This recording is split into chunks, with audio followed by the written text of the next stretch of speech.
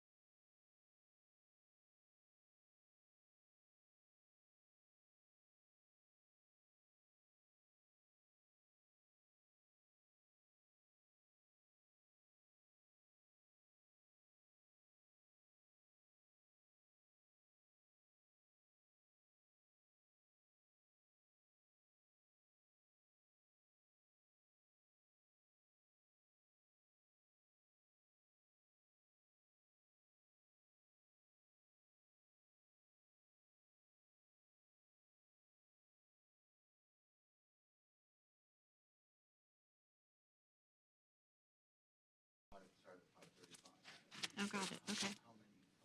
We have a lot. Let's see. We're numbered 9,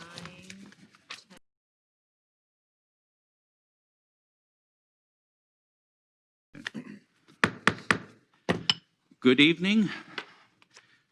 For the benefit of the record, this regular meeting of the Orange County Board of Education is called to order. Nina, we do roll call, please. Trustee Gomez? Present. Trustee Shaw? Here. Vice President Barkey? Present. President Williams? Present. And Trustee Here.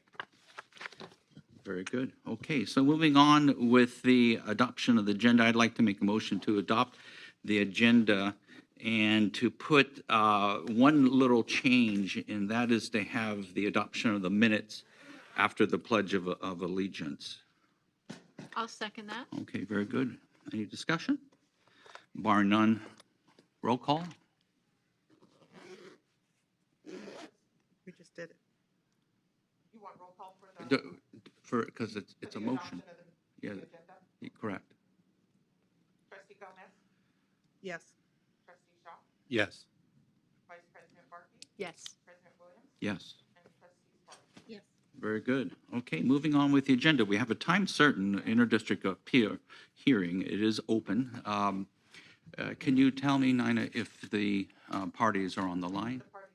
The parties are not on the line. Okay, so when they are, will you just kindly let me know and we'll go back to that. So let's go ahead and move on with our agenda then to adoption of the minutes. So what I'm going to do is make a motion for the adoption of September 1st, 2nd, and the 22nd.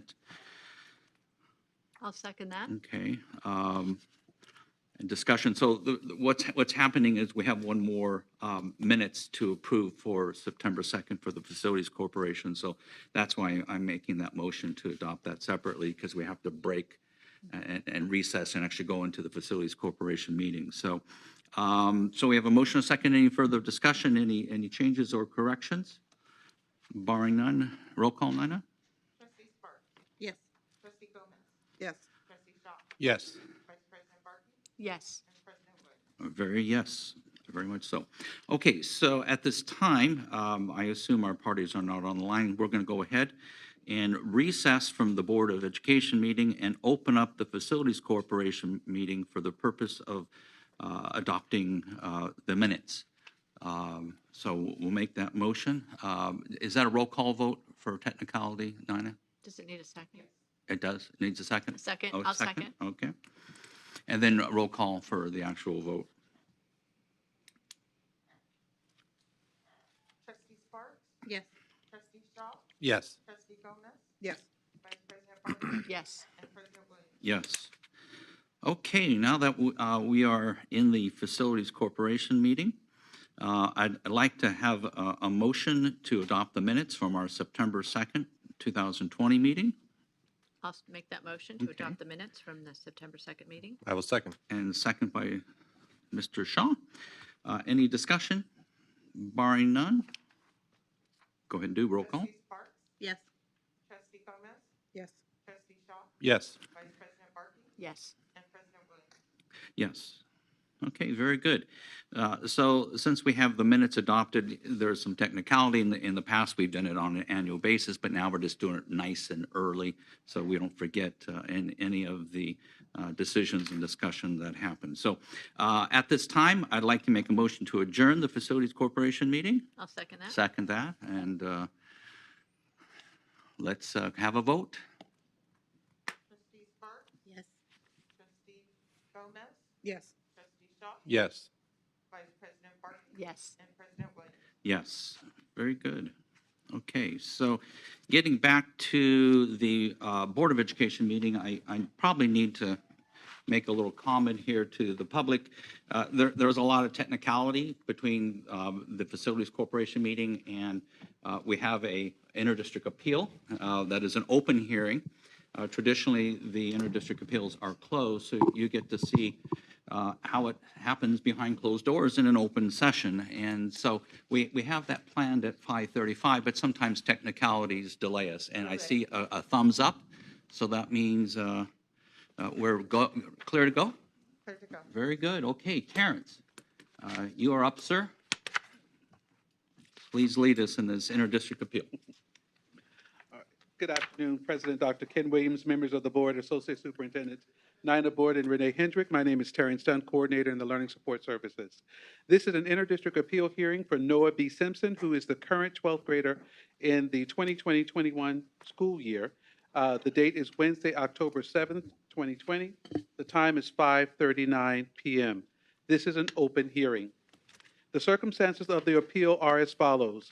On September the 11th, 2020, the Laguna Beach Unified School District upheld the denial of the interdistrict transfer for Noah to attend Laguna Beach High School, a school in the Laguna Beach Unified School District.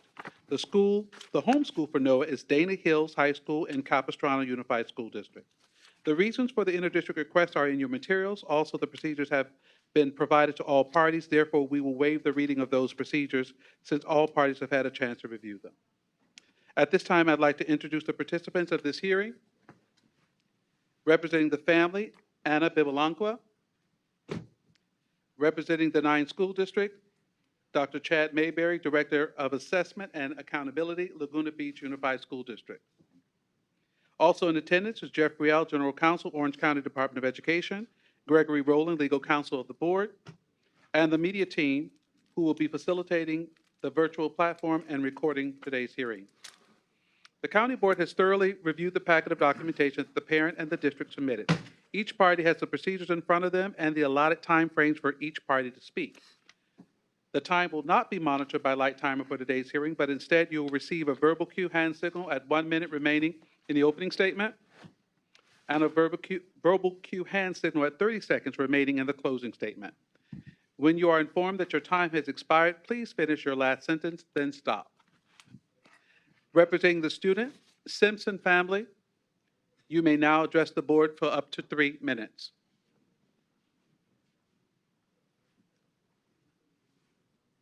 Ms. Bibalanqua, you may now address the board for up to 3 minutes.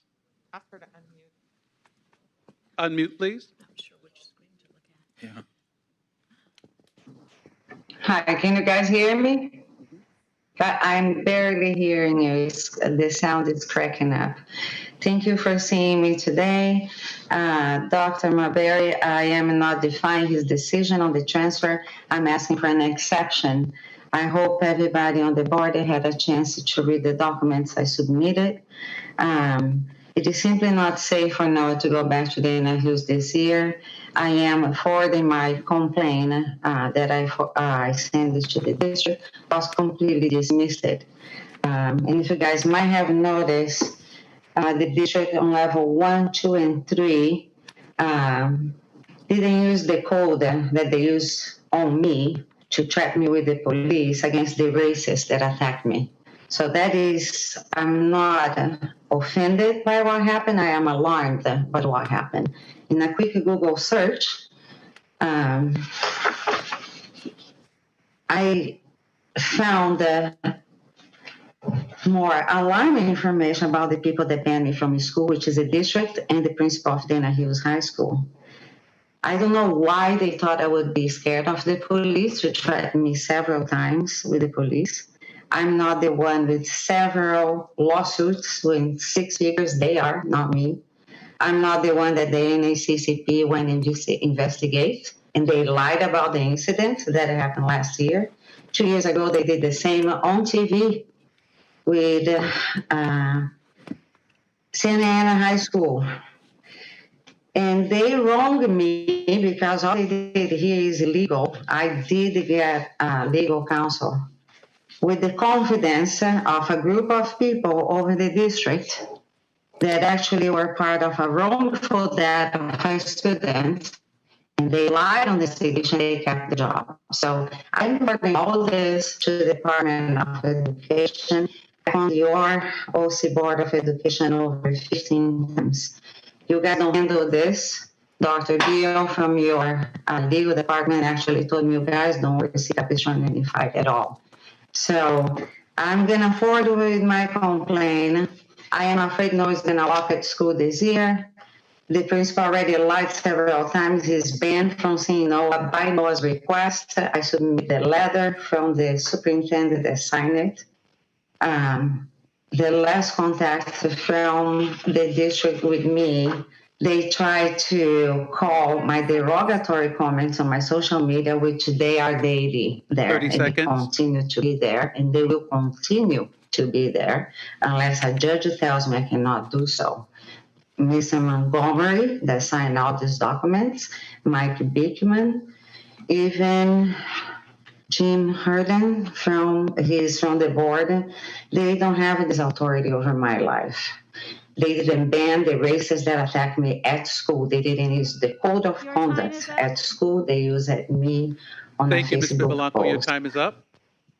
I'm not, it is impossible that you guys gonna allow my son to walk on that school and let Thank this you, man Ms. that Bevilacqua. Your time lied is up. several times about the incident. Mr. Mayberry, can you hear me? Dr. Mayberry, can And you hear he's me? gonna lie again and get my son in troubles. This is impossible. This has gotta stop. Dr. Mayberry cannot hear me. And I can't hear you either. I cannot hear you. Thank you.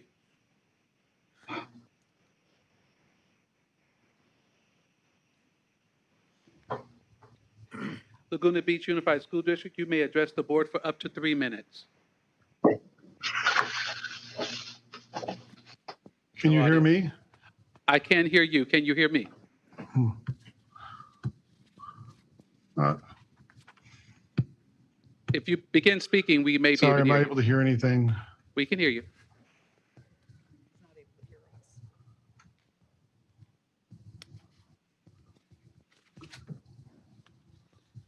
Okay. Okay, you can hear me? Yes, Okay, sir. I just saw a message in the chat. So I haven't heard anything yet, so apologize. But I can, is it okay if I speak now? Yes, Is this the 3-minute opening? Yes, please. You have up to 3 minutes. Okay. Again, I haven't heard what was said, but I'll do my best to speak to it.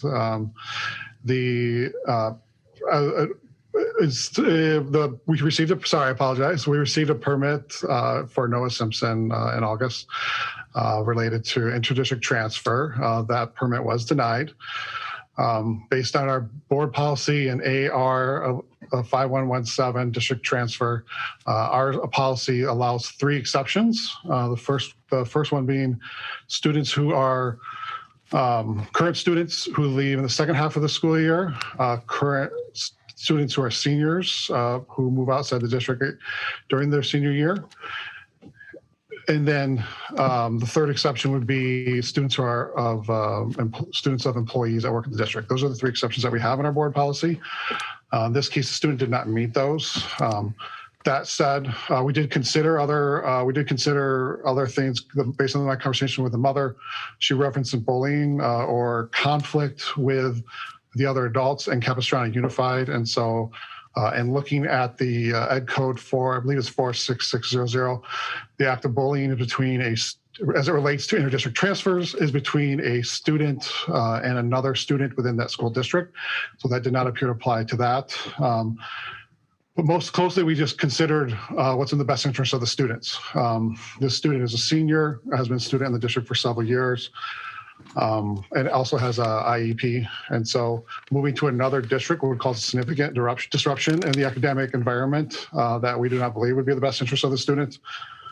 For one, the distance traveling would increase. If you, in the map that's provided in the documentation, there's at least 3 high schools within Capistrano Unified that are closer than Laguna Beach High School.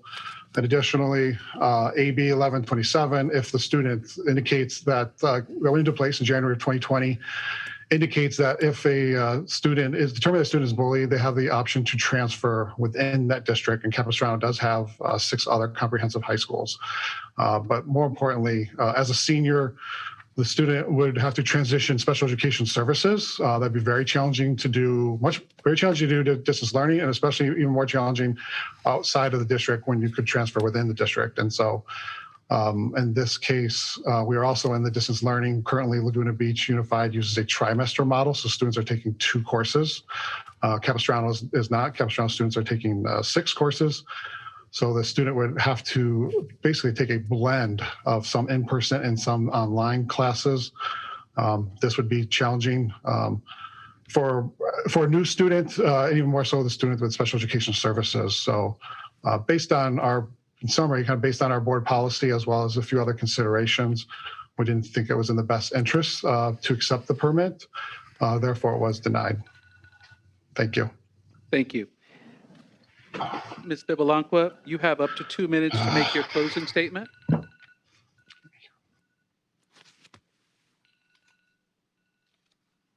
She has no audio. Unmute.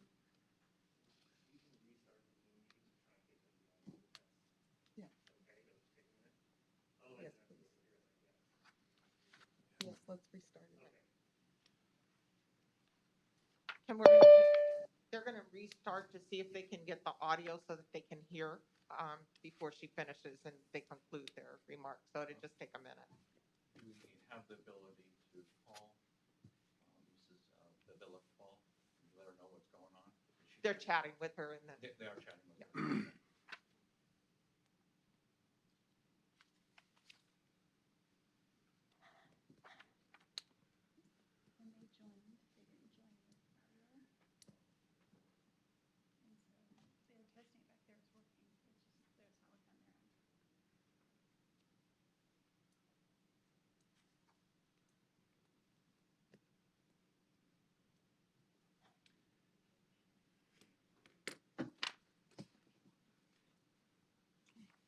Great, thank you.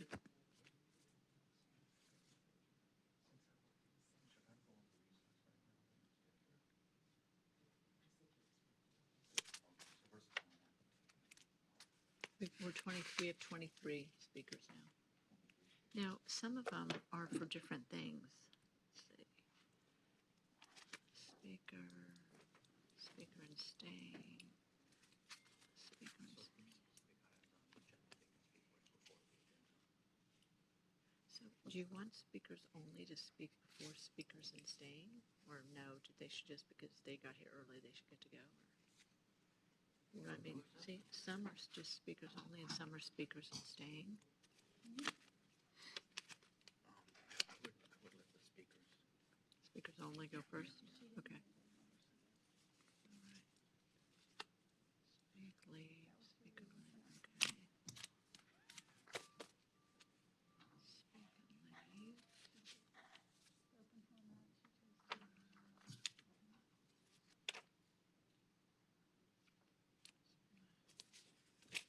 So his name is Bevilacqua. So to our public guests who are here, this is not a surreal fictional moment.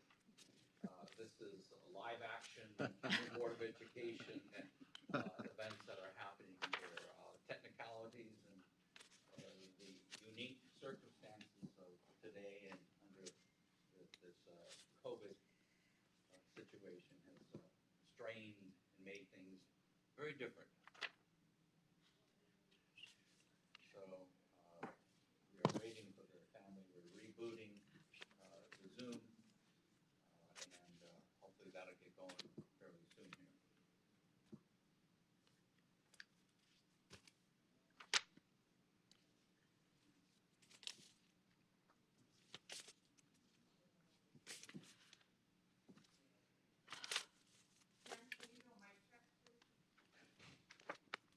Testing, testing. Mic check.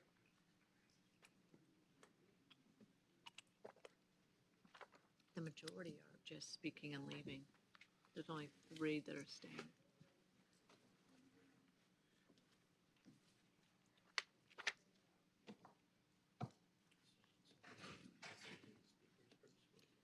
You've got like general comments, in God we trust.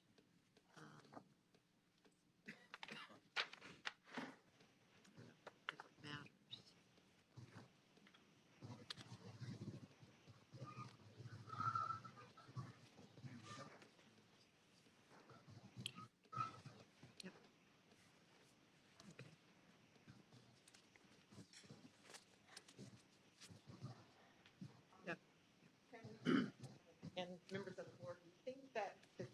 technology issues are on their end.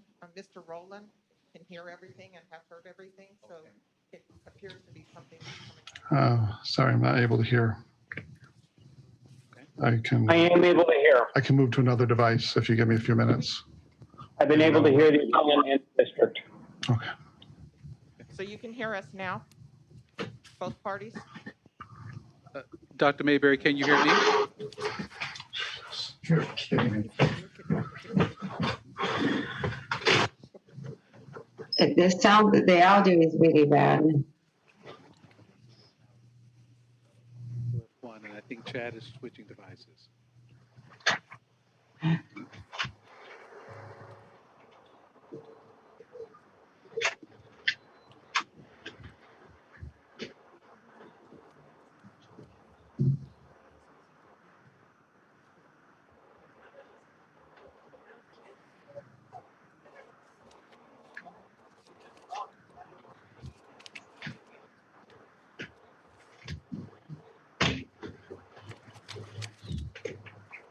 So Trustee Gomez just informed me that earlier today there was a Zoom outage, and so there may be some after effects to wherever they are trying to communicate from. I'm not sure. But Mr. Rowland is in Northern California and has heard the whole meeting, and we have folks in South Orange County that haven't heard each other. But I would remind the board that the information that they're sharing is in your packet of information. So there is nothing new Yep, that yep. has been mentioned that's not written. Can we just speak to them on a cell phone where there's no way to do it that way? Will be recorded. I think just give Mr. Mayberry just a minute to click back in, and then we can proceed because we do have all the information.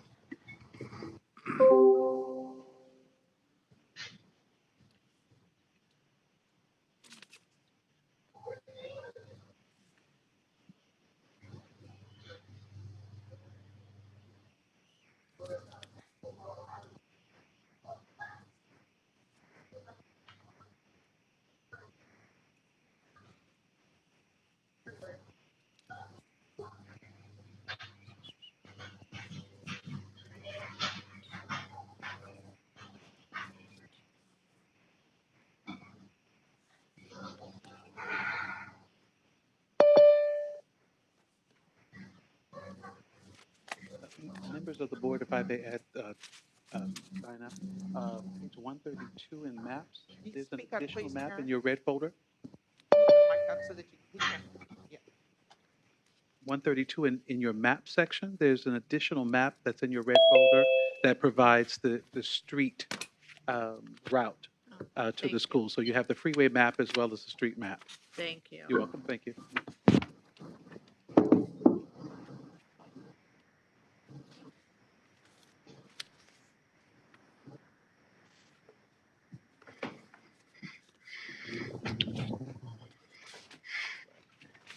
Dr. Mayberry, Hi, can you sorry, hear I me? apologize. I can't say it's ever happened before, so I apologize to everybody. Dr. Mayberry, can you hear me? Yes, I can hear you now. Great, thank you. Ms. Bibalanco, can you hear me? Yes, it's a little better. Okay, thank you. Where are we? Ms. Bibalanco, you may address the board for up to 2 minutes for your closing statement. Okay, the bullying was between the principal and us. No one had to give up football, so they stopped bullying me. And that is wrong, and that is not correct on senior year. Noah has zero assistance on his special education. He gave up one of his classes now because of it, because he likes the English teacher. He want to keep the same class. So he wouldn't be a burden by any means. And he needs to play football. He had to leave the team because of the threats of harassing me, the unlawful threats. So it is absurd that we have to be exposed to those people again one more year. What they taught my son, it is a display of unlawful supremacy. Everything that I submitted to you guys, I am really sorry if a bullying the student is bad. From a principal to a student and his mother is completely unacceptable. Thank you. That concludes the presentation for the student. Laguna Beach Unified School District, you have up to 2 minutes to make your closing statement. Thank you. And again, I just want to apologize to everybody for the technical difficulties. But I would just summarize what we said before. The permit was denied based on our board policy that we've had for quite a while. And we do believe, and even with that, we took in consideration what was thought was in the best interest of the student and denying the permit. I think that's ultimately what we all have to consider. What is the best interest of the student, whether that's staying at that school or going to another school within the district, so that services and continuity of learning can continue in the most smooth, effective way. That would, by our determination and our analysis, we felt like that would be the best for the student and as part of the denial for the permit. So thank you. Appreciate the time. Thank you. That concludes the presentation for both parties and completes this portion of the hearing. President Dr. Williams, you are now in charge of the hearing. Very good, and thank you for both of the parties for being here. At this time, the board gets and has the opportunity to further pursue questions regarding this interdistrict transfer. And I'll start with my right to the good trustee Gomez. Thank you. My question is to the family. Where is the student now? Where's the student attending school? Where is the student attending school now? This is to the parent. Dana Hughes. Okay, so Dana Hughes High School. okay, so he is still in school at this moment.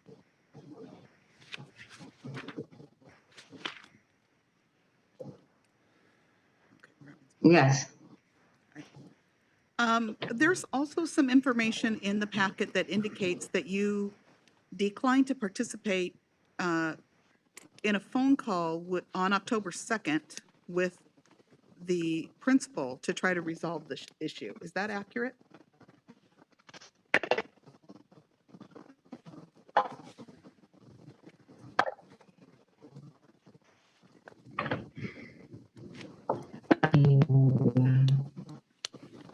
Are you able to hear, ma'am?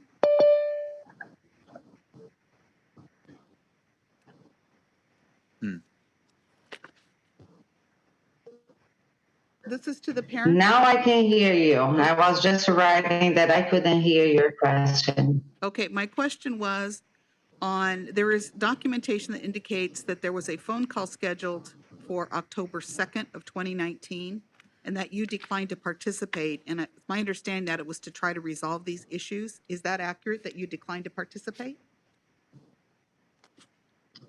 I cannot hear. Can we use the chat?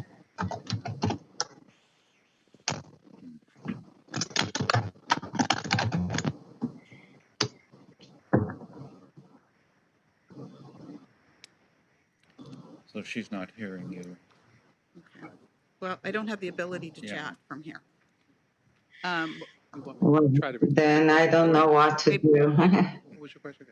Well, she could hear that. Anna, can you hear us? Now I can hear you. Okay, is your red light on or off? It's on. Okay, turn, Which push it is- because it's the exact opposite. Okay, well, See if that works now. okay. Okay, there is documentation that indicates that you declined to participate in a phone call on October 2nd with the principal. Is that accurate? No, it isn't. Okay, can you tell me what happened? No. Yes, where you wanted me to start? Lately or this year? Where do you want me to? I'm asking you specifically about October 2nd This year? of 2019. No, he didn't. He didn't ask. He asked me to go to school. Okay, And I said I wouldn't meet with him at school with the ban in place. It wasn't on my interest. He could say I did something, like he's done, and I wouldn't be there. The ban was lifted after we had a Zoom meeting this year. okay, I want to stay on topic here. Did you decline to meet with the principal on October 2nd? In person at school, yes. Okay. what's going to happen if this transfer is not granted? What are going to be your options? Now Noah is gonna have to go 2 times a week at school. He's not gonna play football, which is up. He shouldn't be penalized by the mistake of the school and the district. And against all odds, Noah is not a burden. He got invited to a college, he got accepted on a college because of football. So it's gonna be absurd that he's not playing this year on his senior year. Okay. We'll move on. That's fine. I'm done with my question. Okay, Tim. Ms. Bevilacqua, I was going to ask what Trustee Gomez asked too about what is the plan for you guys if the transfer is denied? Did I hear you correctly that he would not continue at Dana Hills High School? You're cracking up, sir. If the transfer is The sound denied, cracking up again. if the transfer is denied, would it be your plan to have Noah continue as a student at Dana Hills High School?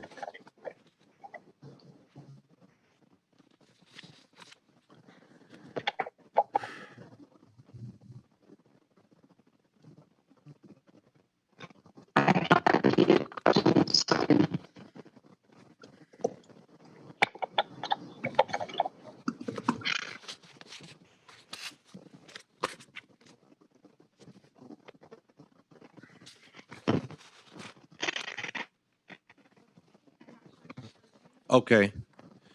Well, the other question I wanted to ask, if you can hear me, why was Laguna Beach High School, maybe I missed it in the packet, but why was that the school you were trying to transfer Noah to?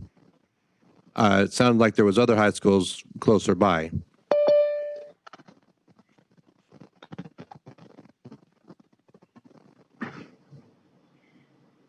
My mic's on, right? Yeah, it is, because you're lit up. Yeah. It's on. Happening at her end. It's on. Okay. I think her internet connection.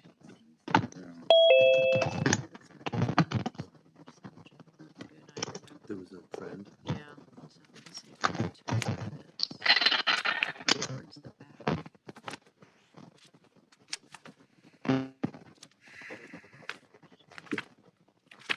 Terribly embarrassing. It is, it's cracking up.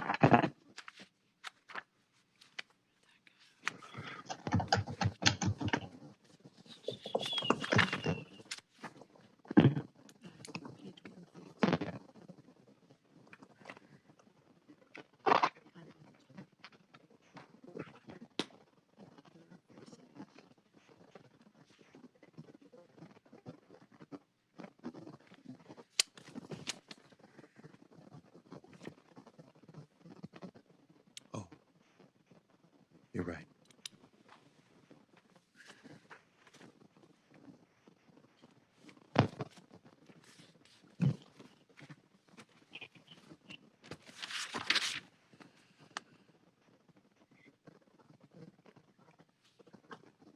Can you hear me, ma'am?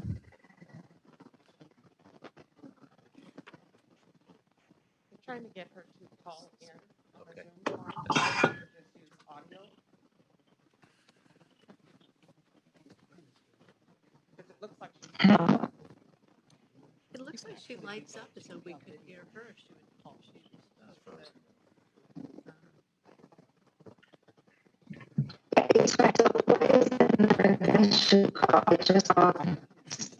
She's frozen.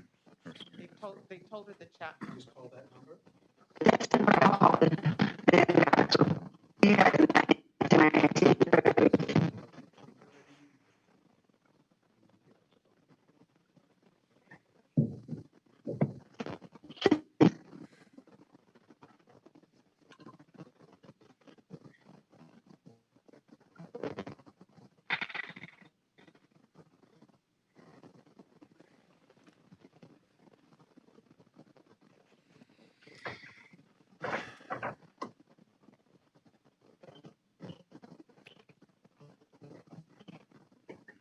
So the goal, Nina, is to get the parent to call in and we'll do it from the Zoom audio portion, is that right?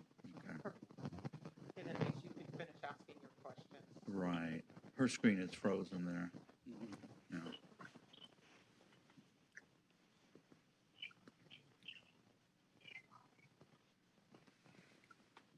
Well, Trustee Barkey answered my question. It was on page 115. Noah has a friend at Laguna, which is why I guess they wanted to send him there. So thank you. My pleasure. There's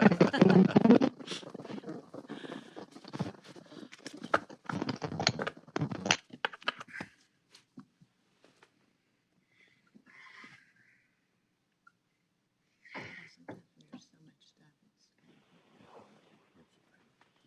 stuff. Hello? She's there. Okay. Ms. Bevilacqua, can you hear us?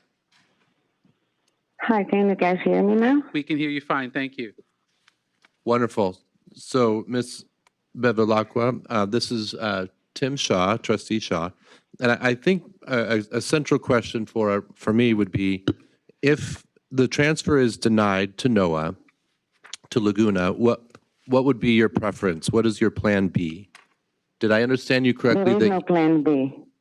He- Unfortunately, I don't have a plan B. He would not continue as a student at Dana Hills High School? That's not an option? He has to continue there. That's the only option we have. And Right. it's absurd that I have to go back to that school. Oh, okay. Thank you. Okay. Trustee Barkey. Hi, thank you for being here today. Are there any other high schools within the Capo district that he could switch to? He's not going to go to Capo District. I'm suing Capo District. Could you make that out? I couldn't hear you. That's why I'm asking the transfer now. Honestly, the danger is going to go back over there. It is in your guys' hands. I did everything I could to make this right. His safety now is in your guys' hands. I'm really sorry. Okay, thank you. I have no further questions at the moment. Trustee Sparks. Yeah, I have a question actually for Greg Rowland, our attorney. Are you there, Greg? I am. Okay, my question is about AB 1127, which is that LEAs must allow intra-district transfer for bullying. And if you could explain that, and then are there other high schools that wouldn't have this issue within the district, which would be the first option? And if there's not an option there, then there is an inter-district attendance permit implication if it's the only high school. But my understanding is there are other high schools in that district. Can you explain that, AB 1127, and give us some advice? Yes, Trustee Sparks. The statute, the AB reads very clearly that if there's a school within the district that he can attend, he should go to that school.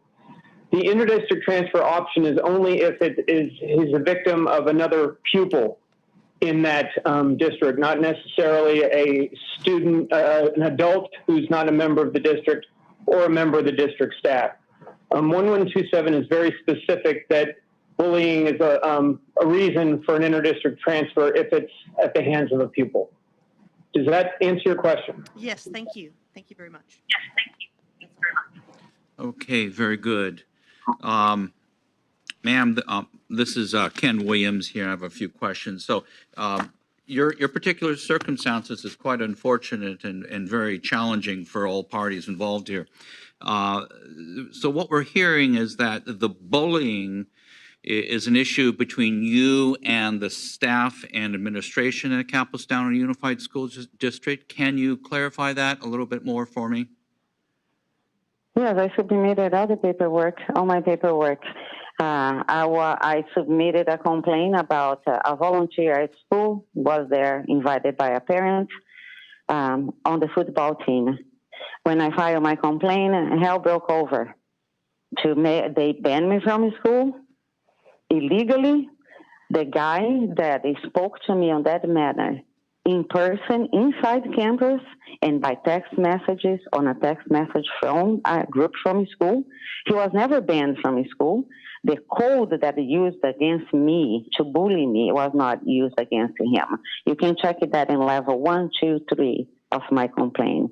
On level 3, the coach for the team is there also in my documentation. He sent me an email telling me to retrieve my statement or remove my son from the team.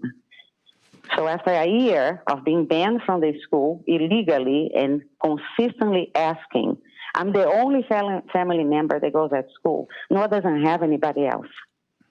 They had zero concern about my son.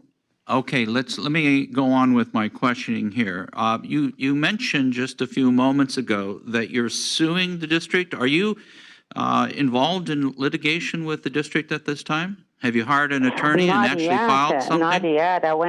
Not yet, sir. I spoke with every single superintendent. I spoke with Jim Herndon, which he is the president for the board of Ma'am, I want you to answer my question directly. Are you involved in litigation or suing the district at this time? No, I just have a counseling with Okay, so not yet. attorney, Okay. the attorney that will represent me. Thank you. So Not yet. the other issue is the bullying issue. That, as you're saying, is not by another student. Is that correct?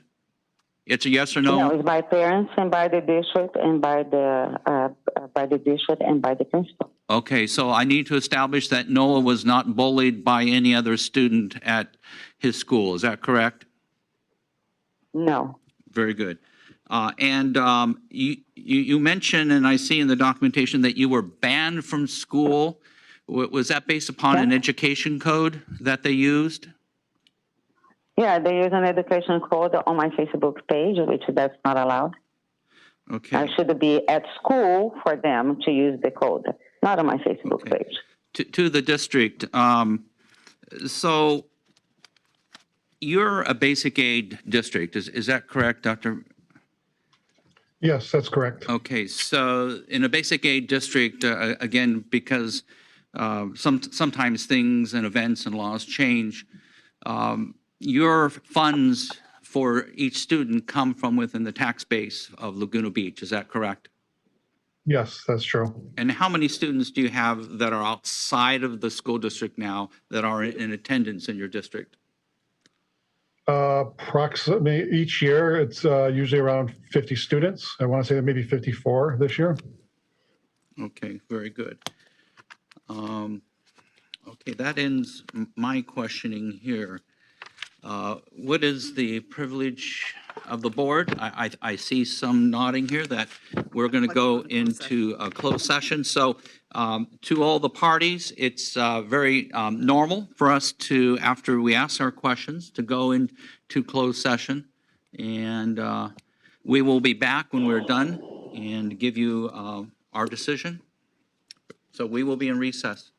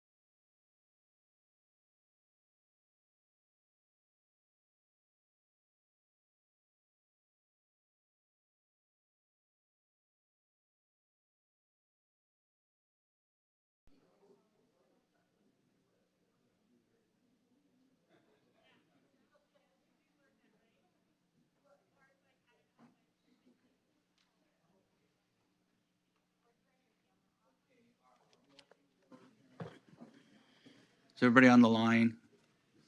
Mr. Belanqua, can you hear me? They have her muted. Present, Mr. President. Dr. Mayberry, can you hear me?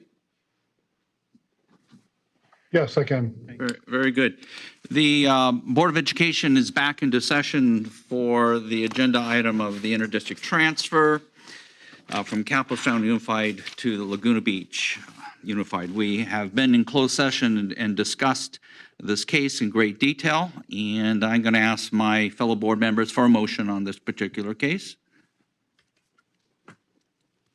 I move that we deny the appeal. We have a motion on the floor to deny the appeal. May I I have will a second? it. I will second. Okay, I think Lisa got there first. So we have a motion and a second. Any further discussion or questions? Barring that there is none, may we have a roll call vote, Nina? Trustee Sparks, Yes. Trustee Gomez, Yes. Trustee Shaw, Yes. Vice President Barkey, Yes. and President Williams. Yes. To repeat, Ms. Belanqua, the decision of the board is to deny your appeal. Thank you. Thank the district and to the County Board of Trustees for your time. This concludes the appeal hearing portion for the Simpson family. Thank you, Mr. Belanqua. Thank you. Very good. Moving on with our meeting, let me give the official welcome to those who are present online and on the internet, as well as to our good guests that are present here. Due to the COVID, we have in Costa Mesa municipality codes, we have limited the individuals who could attend in person. We are social distancing, and welcome. It is part of our tradition here at the County Board of Education to have an invocation and pledge of allegiance to this great flag. And today is a little bit special because we have individuals that are very dear to the community as far as their support and advocation of a special moment of invocation and thoughts and reflection upon what we do here in this board. So I'm going to ask for Brad Dacus and Pastor George and Pastor Jim to come up, and then we will follow with a pledge of allegiance by our good trustee, former trustee, Linda Lindholm, and Mr. Wayne Lindholm. So, Mr. Brad Dacus, you're up. Okay. Thank you very much, members of the Orange County Board of Education. I'm Brad Dacus, president and founder of the Pacific Justice Institute. We're a nonprofit legal organization specializing in the defense of religious freedom and our fundamental civil liberties. I know that it's been brought before you a challenge to the posting of "In God We Trust," our national motto, in this hall, in this place. We at Pacific Justice Institute litigated actually the constitutionality of "In God We Trust," and before the Ninth Circuit Court of Appeals, no less, and we won 3-0. This has been very well established as a matter of case law that our national motto is constitutional, and in fact, subsequent cases and cases that followed, which were very important. Numerous cases, I can't go through all of them for sake of time. Lambath versus Board of Education, or Board of Commissioners in Davidson County held a county board's decision to authorize the inscription of "In God We Trust" on a facade of county government center did not constitute a violation of Establishment Clause. Schmidt versus Klein, Justice O'Connor, there coined her well-termed phrase, ceremonial deism. It's very established. Now, there was a case that went before the Ninth Circuit recently dealing with another school district. It was ruled it had a number of different factors, much more complex than dealing with just the national motto or just dealing with the constitutionality of having, say, a moment of silence or expression. So it's a very difficult case. It did not go to the Supreme Court. However, that said, we are very confident that the Ninth Circuit, as well as the Supreme Court, would affirm "In God We Trust." The Ninth Circuit has had about a third of the justices have been replaced with justices that respect the Constitution and the original intent of the language of the Constitution. In addition to that, the Supreme Court has also had almost soon to have a third new justice just in the last 4 years. All of them respect the Constitution, the original intent of the Constitution, and we are consequently very confident that they will rule properly and accordingly. We at Pacific Justice Institute, in a letter that's been distributed to thousands of school board meetings, school boards, city councils, and county board of supervisors across the United States, has been distributed. Hundreds and hundreds have responded positively and have posted in God We Trust at their meeting centers. There have been threats, not a single lawsuit, because we're there and we pledge to represent every single one of them without charge, all the way to Supreme Court if necessary. So I want you, the board, to know that you can be confident, number one, that it's constitutional, and number two, that if it is challenged, that you will prevail, and that we at Pacific Justice Institute will put our full energy and reputation to making sure that that happens. Thank you very much, and thank you for the fine work that you're doing serving the people here in Orange County. Thank you. Thank you.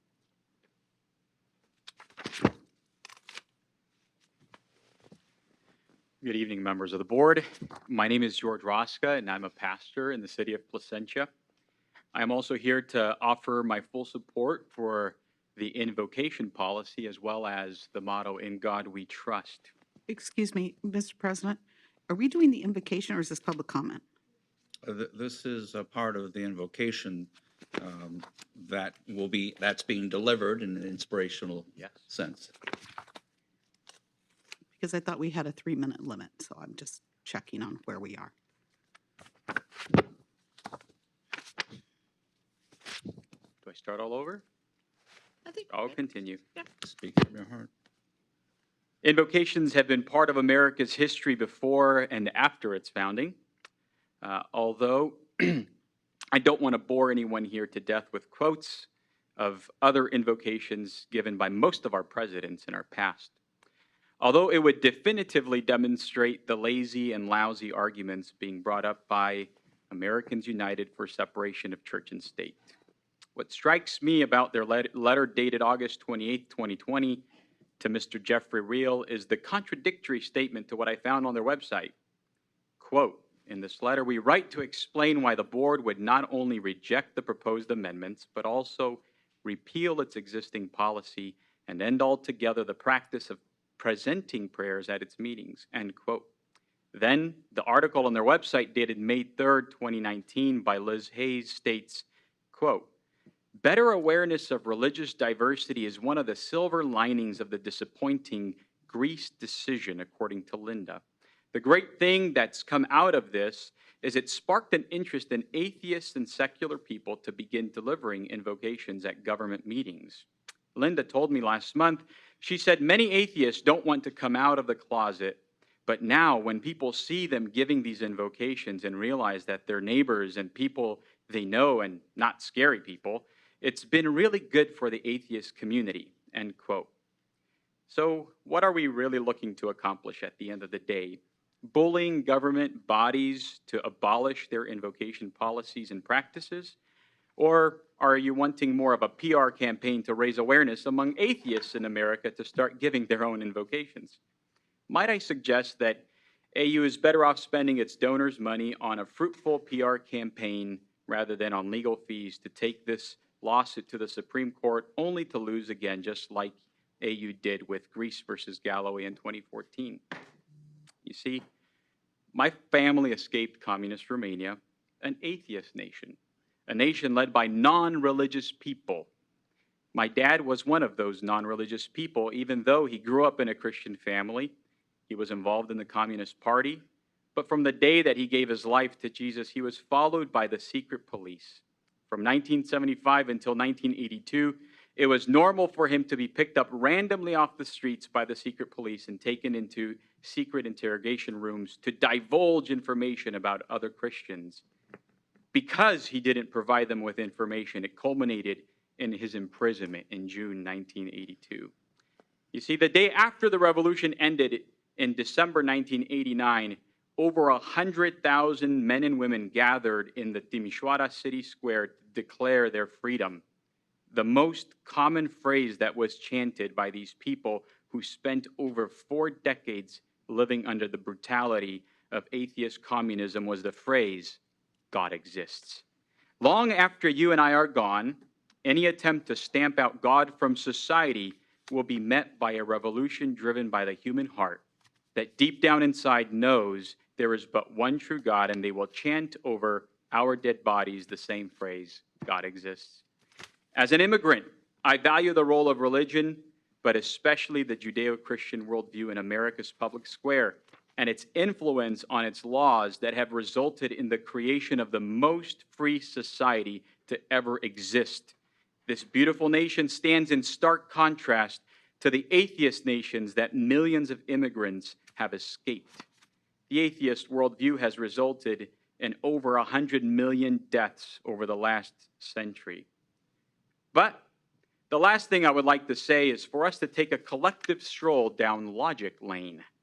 Let's follow AU's argument to its logical end. These three gentlemen that wrote the letter to the board requesting for the separation of church and state, yet they haven't mentioned that in the atheist worldview, they are not in fact non-religious, even though they claim otherwise. They do have a religion. It's called humanism. And in their religion, they are their own God. Therefore, by using the principles outlined in their own letter, this board would have to vehemently reject their request because it was written by three gods, and there would be no greater demonstration of agreeing with the separation of church and state principle than to deny these three gods of the Church of Humanism the request to impose their own religion on this governing body. Thank you.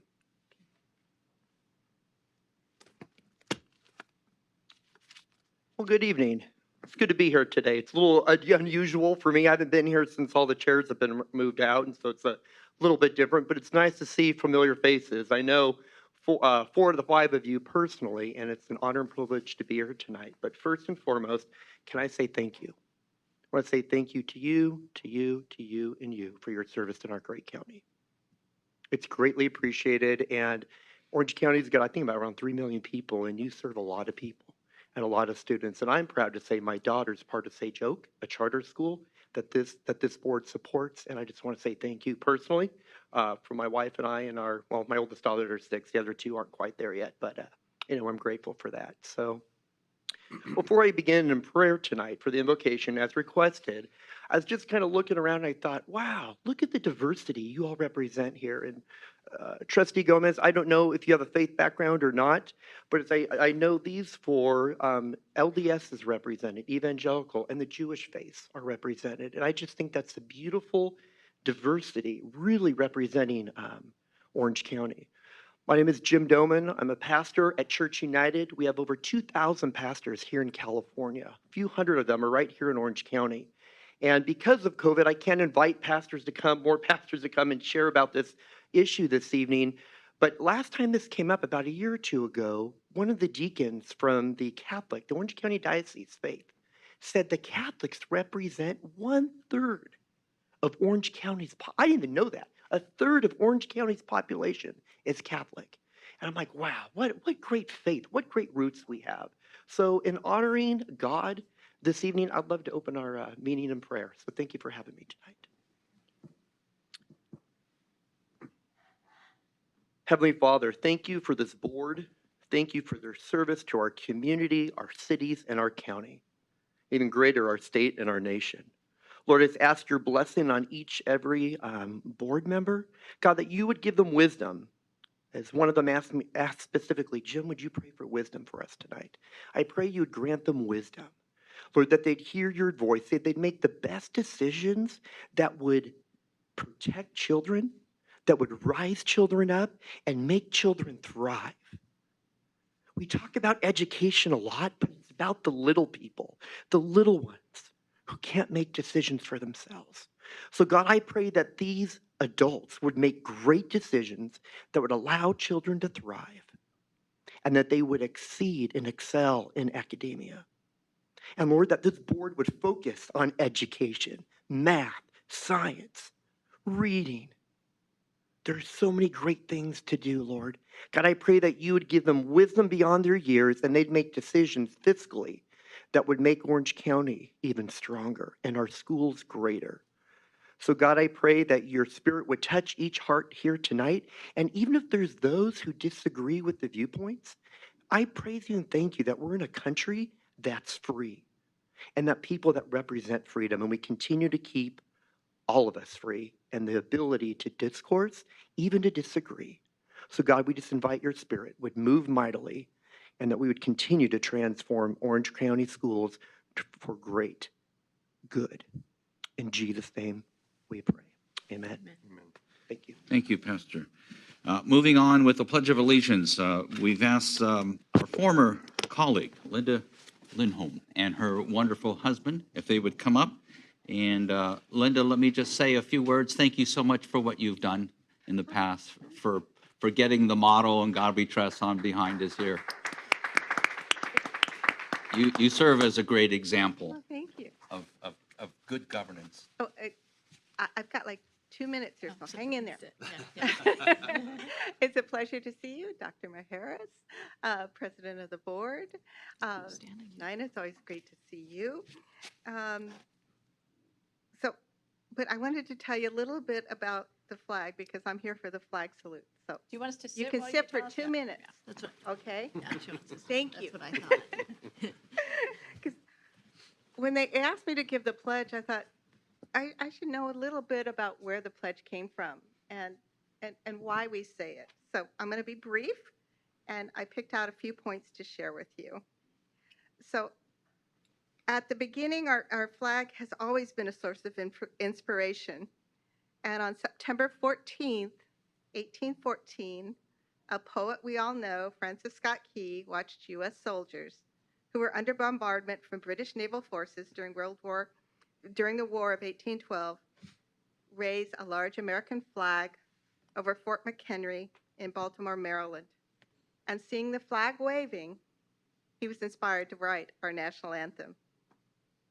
For him and for us, the raising of the flag is a powerful symbol of hope, strength, and resilience at the best of times and in the worst of times.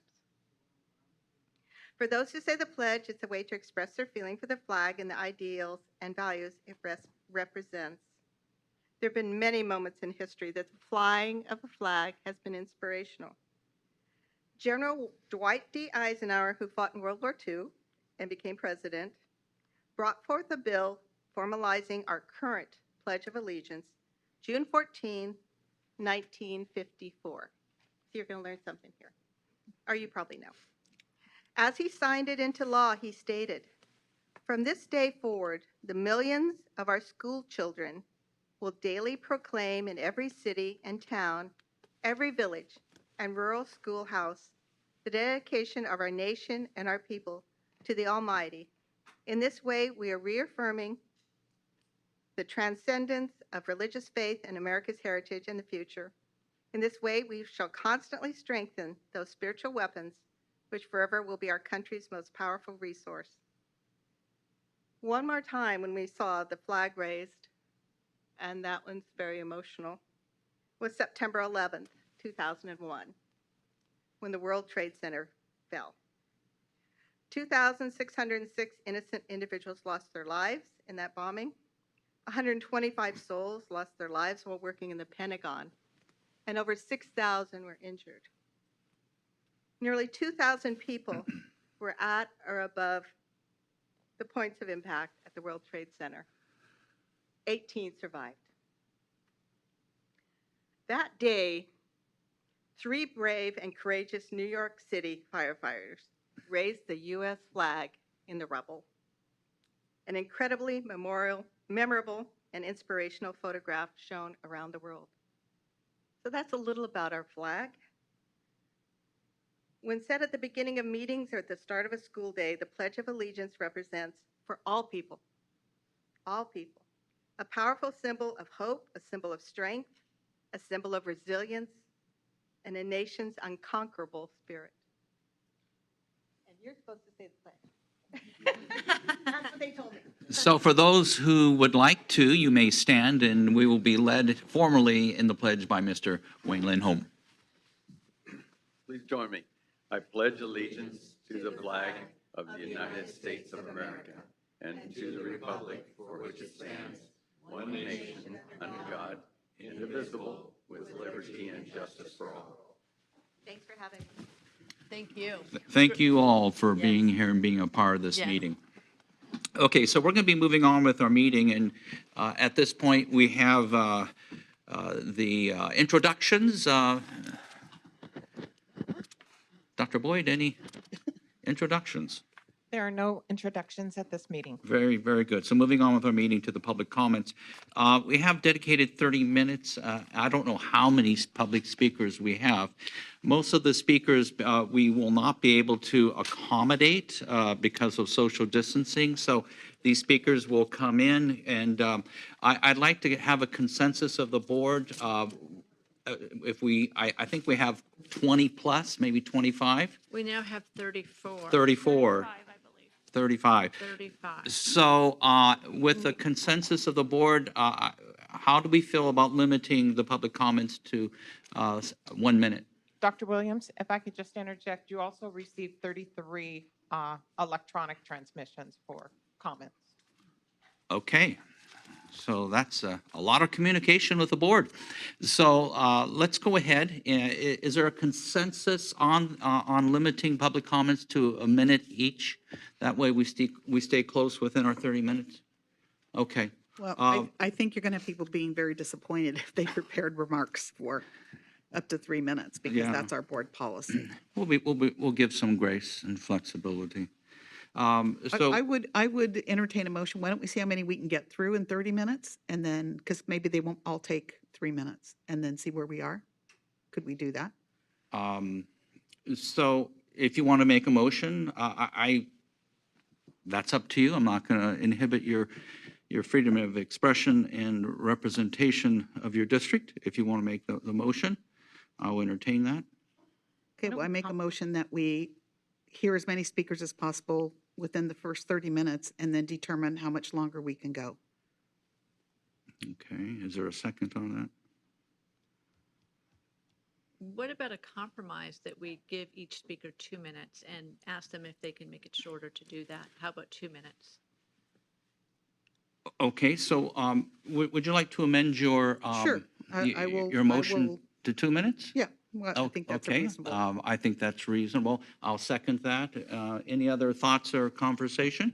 Otherwise, can we just have a raising of our hands? Yeah, that's And I will see it, we'll put it into the record that all 5 of the trustees voted to limit the public comments to 2 minutes each, so. yeah. The sooner we get started, we can get them in Yeah. here. Okay, we will start with, and they're in order of arrivals, other than the 4 who are staying, they'll go at the end since they're actually staying. But those that want to come in and speak and leave to accommodate the most, we're going to start with Cindy. Cindy B. Vice President Barkey, if I could just interject, because of the length of the district appeal, my understanding is people got out of line, and so they're not lined up the way that they provided those. So we can either just have them line up and come to the door and start coming, or if you want to give Renee the card, she can call them out. Sure. Yeah. Or maybe you take the first 10, you can get 5 in, and then get the other people lined up. So you're going to line up everybody and tell them their order of public comments, okay.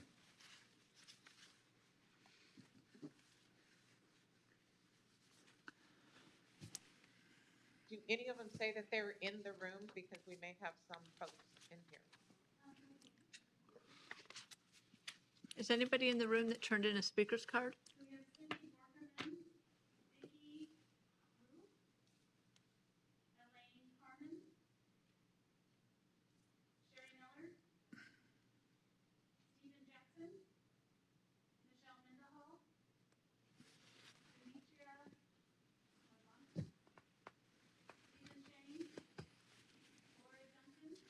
Oh.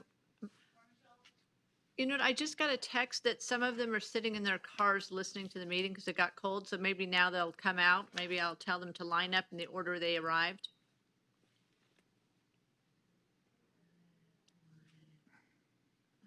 If they're listening to the meeting, then they know we're Yes. at public comment. So. Exactly.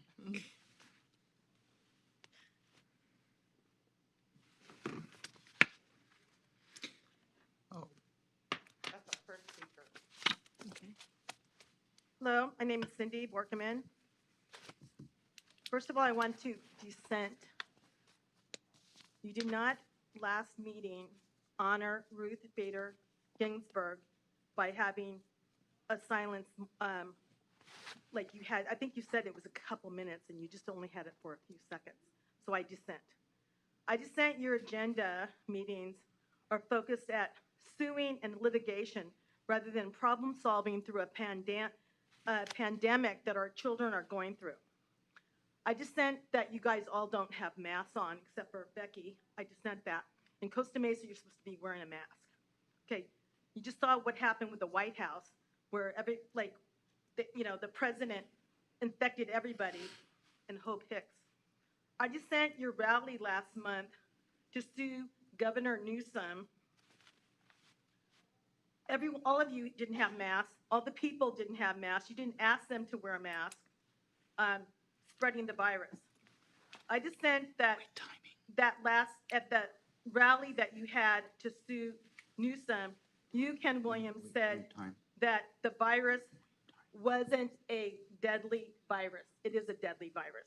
And I said you were a liar, and people at that rally walked over to me and followed me around there, and I could see, I used to work in probation. They had guns in, like 30 seconds. Okay, just like your husband, Jeff Barkey, has a gun in his pocket, whatever. I dissent that this meeting right now, you have people that are elderly waiting outside for an hour and a half. You could schedule your expulsion meeting so people could come in and have public meetings or public comments right away. You make them wait because you're suppressing public comments, and you continually do that. And I definitely dissent on that. I dissent. Okay, thank you. Thank you very much. Vicki, we have next. And then Elaine. Okay. Sure. And you'll just bring them up.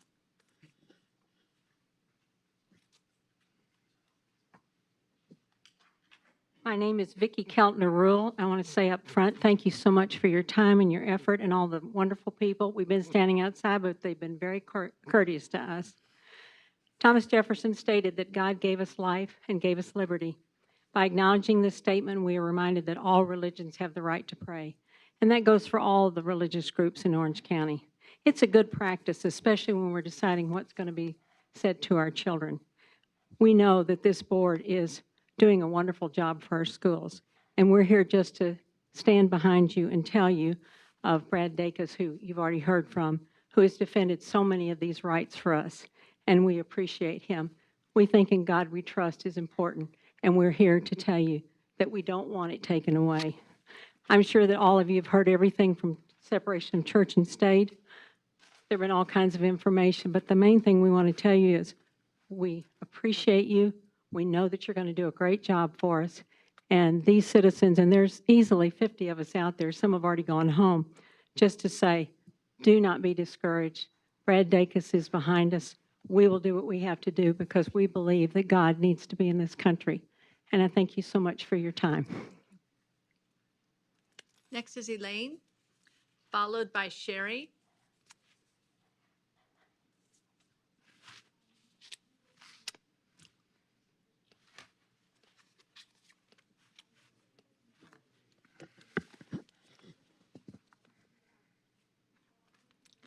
Good evening, Board, and thank you again for having an opportunity. Can you pull the for us mic to down just a little bit so that we can capture? We can.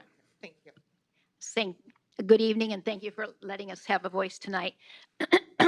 This is I gave each one of you a copy of a letter that I wrote to Dr. Mijares in hearing that the plaque "In God We Trust" was going to be removed.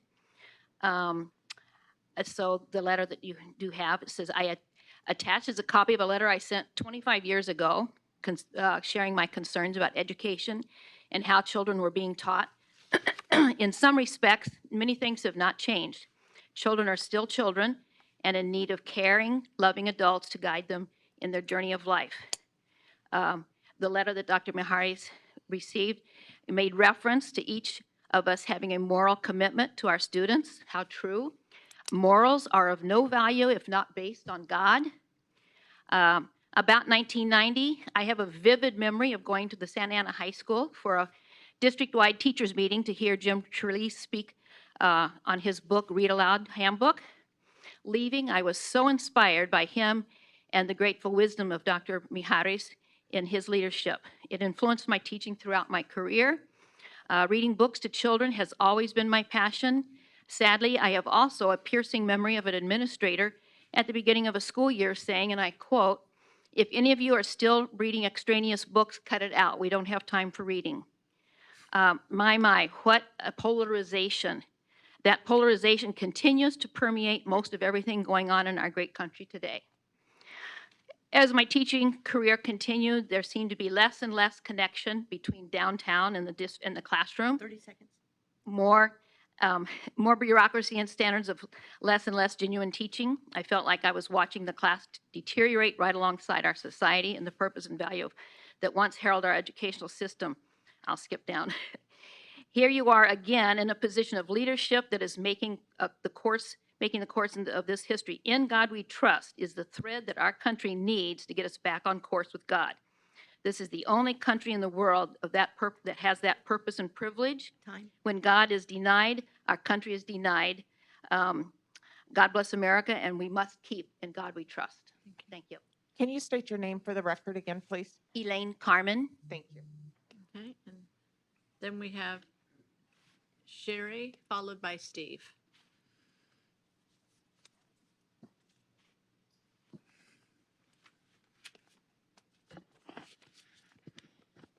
Thank you. Good evening, Superintendent Mijares, President Williams, and honored school board members. My name is Sherry Miller, and I'm speaking on In God We Trust and Invocations. I wanted to start out with a word from Scripture that the Lord is our strength and our shield. As our hearts trust in Him, we are helped. As a Christian wife, mother, grandmother, Orange County resident, as the Irvine Prayer Action Chapter for Concerned Women for America, first of all, I want to thank you for your dedication and your commitment to our students and to our schools. But for this evening, I'm imploring you not to ever let Orange County residents forget that prayer and In God We Trust is a part of who we are as Americans, as we the people, as part of our nation's Judeo-Christian heritage. We are humbled to pray and to trust in God for His help.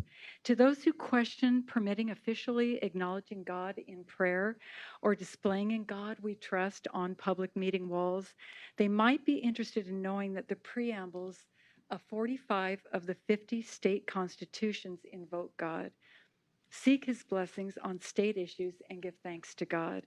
And this is common in both conservative and liberal states.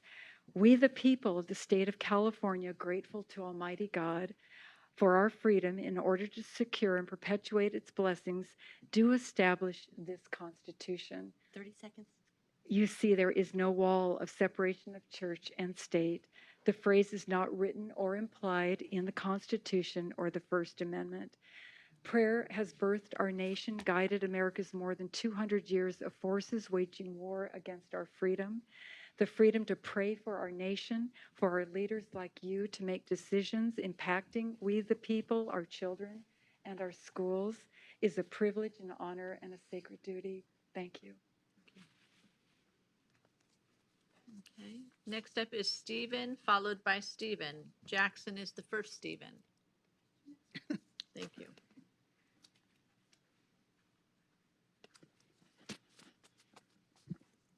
Good evening, Steve Jackson, Fountain Valley.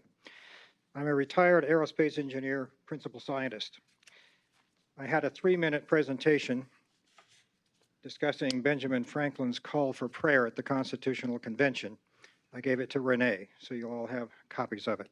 We're a little short of time, and I want to give my cohorts as much time as possible, so I'm just going to give you my closer. I commend you as representatives chosen by the people for beginning your sessions invoking God's guidance and blessings, and you display our national motto on the wall. These demonstrate positive role modeling for children.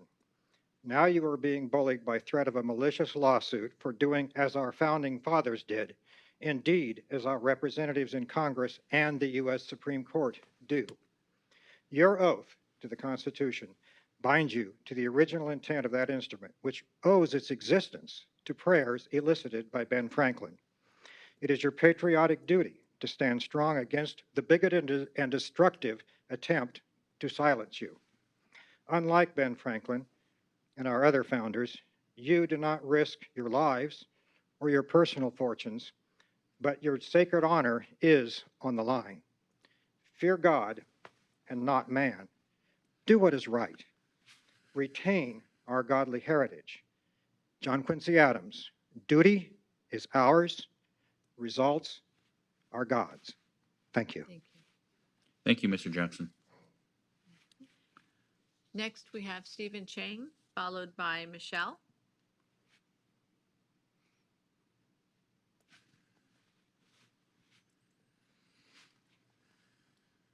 Are we going to do Michelle before Stephen? Are you Michelle? That was Stephen. We have second Stephen. Oh. Sorry.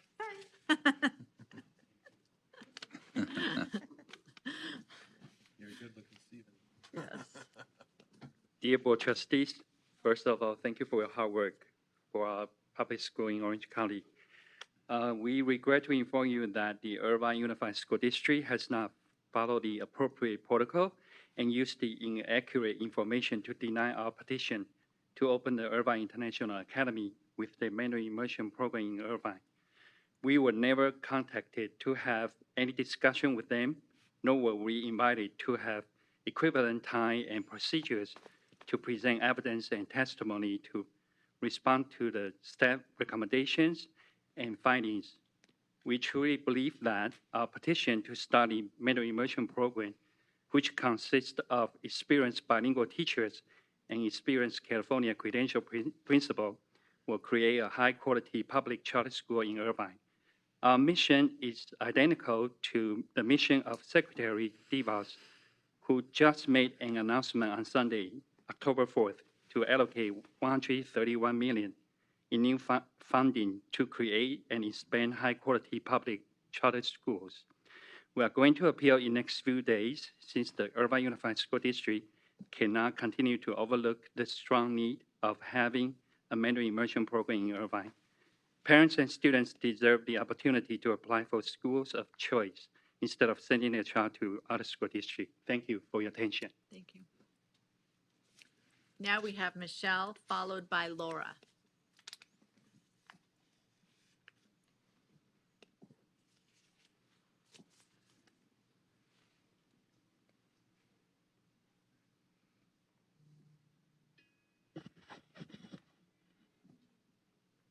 Take two. Good evening, Superintendent Maharis, your honored board members, President Williams. I'm Michelle, I'm from Costa Mesa, and I want to thank you for going through this again, because I was here 4 years ago when we went through this and faced this again and have to spend the time and energy on doing something like this versus taking care of our children in our school districts. Just a little history from the U.S. Department of Treasury. The motto "In God We Trust" was placed on the United States coins largely because of the increased religious sentiment existing during the Civil War time. Secretary of the Treasury, Salmon P. Chase, who happened to be the Treasury to President Lincoln, received many appeals from the devout persons throughout the country. As a result, Secretary Chase instructed James Pollock, the director of the Mint at Philadelphia at the time, to prepare a motto in a letter dated November 20th of 1861. Dear sir, no nation can be strong except in the strength of God, or safe except in his defense.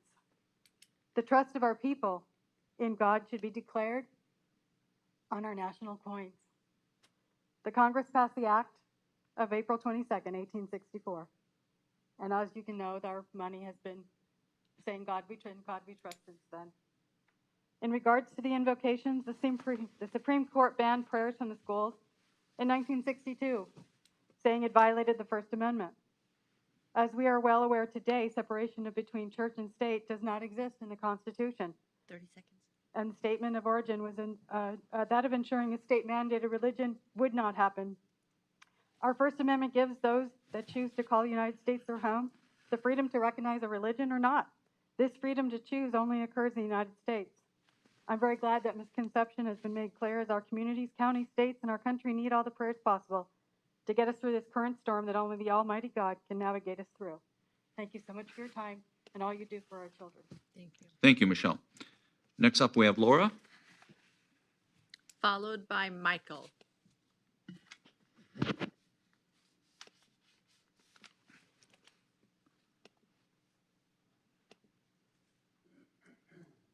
I remove it? Yes, if you would like. Yeah, thank you. My name is Laura Duncan, and I live in the city of Orange. I come thanking my God for every remembrance of you in my prayers, for it is you, the Orange County Board of Education, that are looking out for the welfare of our children. And I especially thank you for your heart, for your desire to protect our children and keep them safe. Our nation was founded on Judeo-Christian values. The Constitution, written by the inspired word of the living Word of God, the Bible. And because of it, this nation has freedoms that no other nation does. Other nations that reject the God of Abraham, Isaac, and Jacob live and rule under tyranny. North Korea, Iran, Kyrgyzstan, Afghanistan, Somalia, Sudan, Pakistan, Libya, Iran, Yemen, and China, there are only a handful where a meeting of this sort would result in imprisonment, life sentence to hard labor, or even death. And not only for yourself, but for your family and anyone else associated with you. In the public school education that I received, I was taught to compare and contrast. And in making your decision to remove the prayer-led invocations and the statement, "In God we trust," it is in the best interest of our children and the future of our nation that the Orange County Board of Education, that you compare and contrast those countries who trust in God to those who don't. And it is also in the best interest of all Orange County residents that prayer invocation and this statement, "In God we trust," remain here in present. Because it is on display in this room. It is a phrase that reveals that the hand of God is protecting our children and our future from being turned over to the enemies of America and being ruled under tyranny. So I encourage you, Christians in the public school system, to strengthen your faith by putting your trust in God. And I'd like to leave you with this simple truth. The fear of man will prove to be a snare, but whoever trusts in God will be kept safe.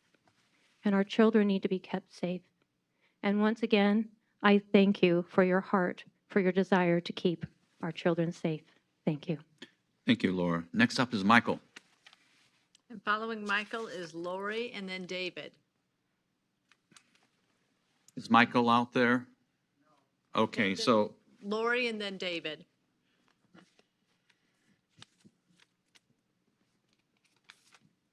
Leave him out in case he comes back. 2 minutes. This is a 3-minute speech, so I'm not going to read it all. Can I turn it into someone? I'm just going to do the beginning and end. Lori Kaler, teacher and citizen of Orange County. I've attended these meetings about 7.5 years. I've read the board's guidelines on the website and believe that the persons who've come and given invocations have been respectful of these guidelines. I have not felt that the invocations have proselytized, denigrated, or disparaged anyone. I believe that the invocations promote unity, the welfare of our students, and are constitutionally sound.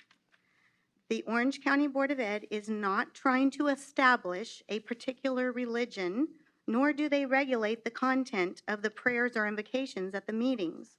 All religions are represented and are free to request to deliver an invocation. The final verse of our Star-Spangled Banner quotes the words, "And this be our motto, in God is our trust." In God we trust, which was added to the United States currency and displayed at the Orange County Board of Ed, shows humility of our board members rather than arrogance. They are not here for money, but to do what they believe is right for our children, for the unity of all individuals, for the welfare of our students, and for the constitutionally sound procedures. I support invocations and the motto to continue to exist at these meetings. Thank you. Thank you. David is next, followed by Gloria.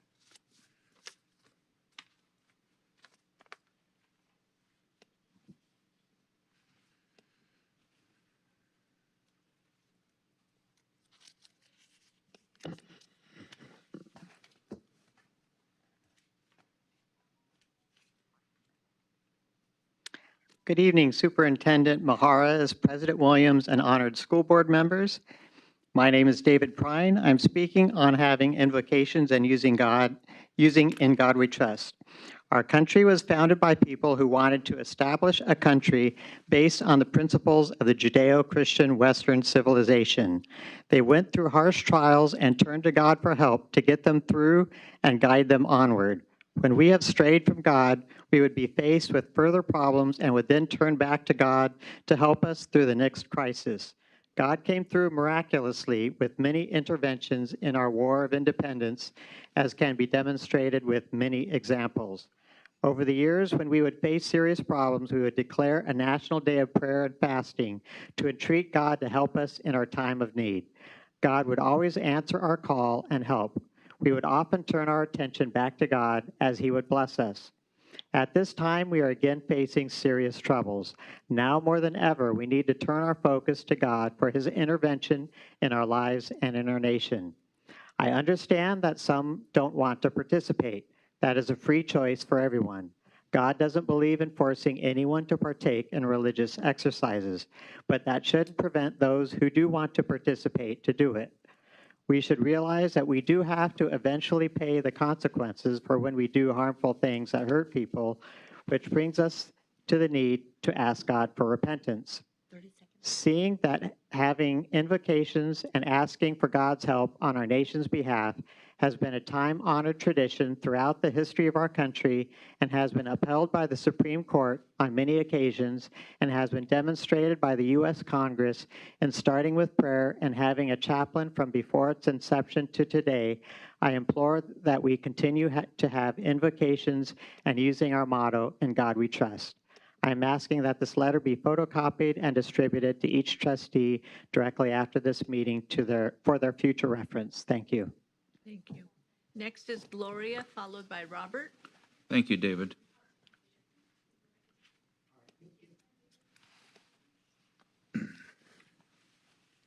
Renee, do you have more? Do you have more of these? Gloria, you can come in.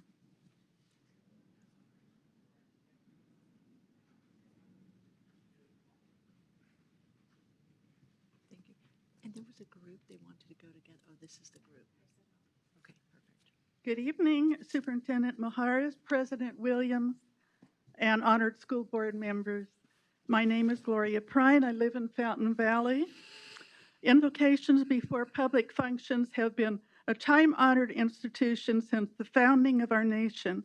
For those who don't believe in God, then it won't do any harm, but it would be good to do out of respect for those who do believe that we could use God's help for things to go well. Christians want invocations because prayer invites God's participation in the school environment and the educational process. The decisions that the board makes affects the lives of many children and can have effects that will have an impact the rest of their lives. It is critical that wise decisions are made for the best interest of the children. This freedom has been and still is offered to people in many government and public settings, from the local level at school boards and city councils up to the highest levels of government in Congress. Invoking God in prayer would elicit God's help for His guidance with all the issues the school board district deals with, from big to small, and show a respect for the community who believes we need this help. I am asking that this document be photocopied and distributed to each trustee directly after this meeting for future reference. Thank you. Thank you, Gloria. Next is Robert, followed by Linda Cohn.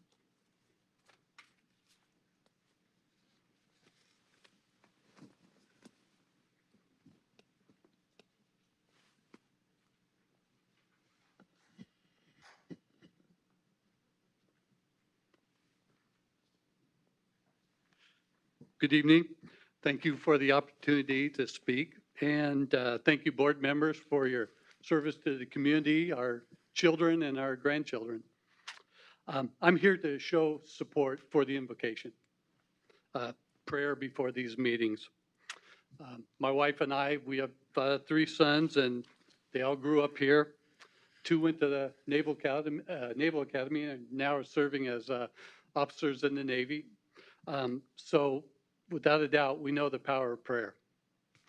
Even occasionally, our sons would come to us for prayer. The invocation is a good thing. It's civil. It's not tearing anybody apart. In fact, it's to build people up.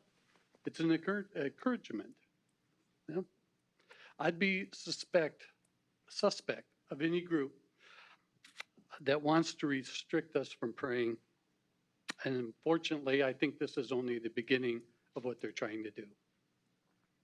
Thank you. Thank you. Thank you, Robert. Next is Linda, followed by Brenda.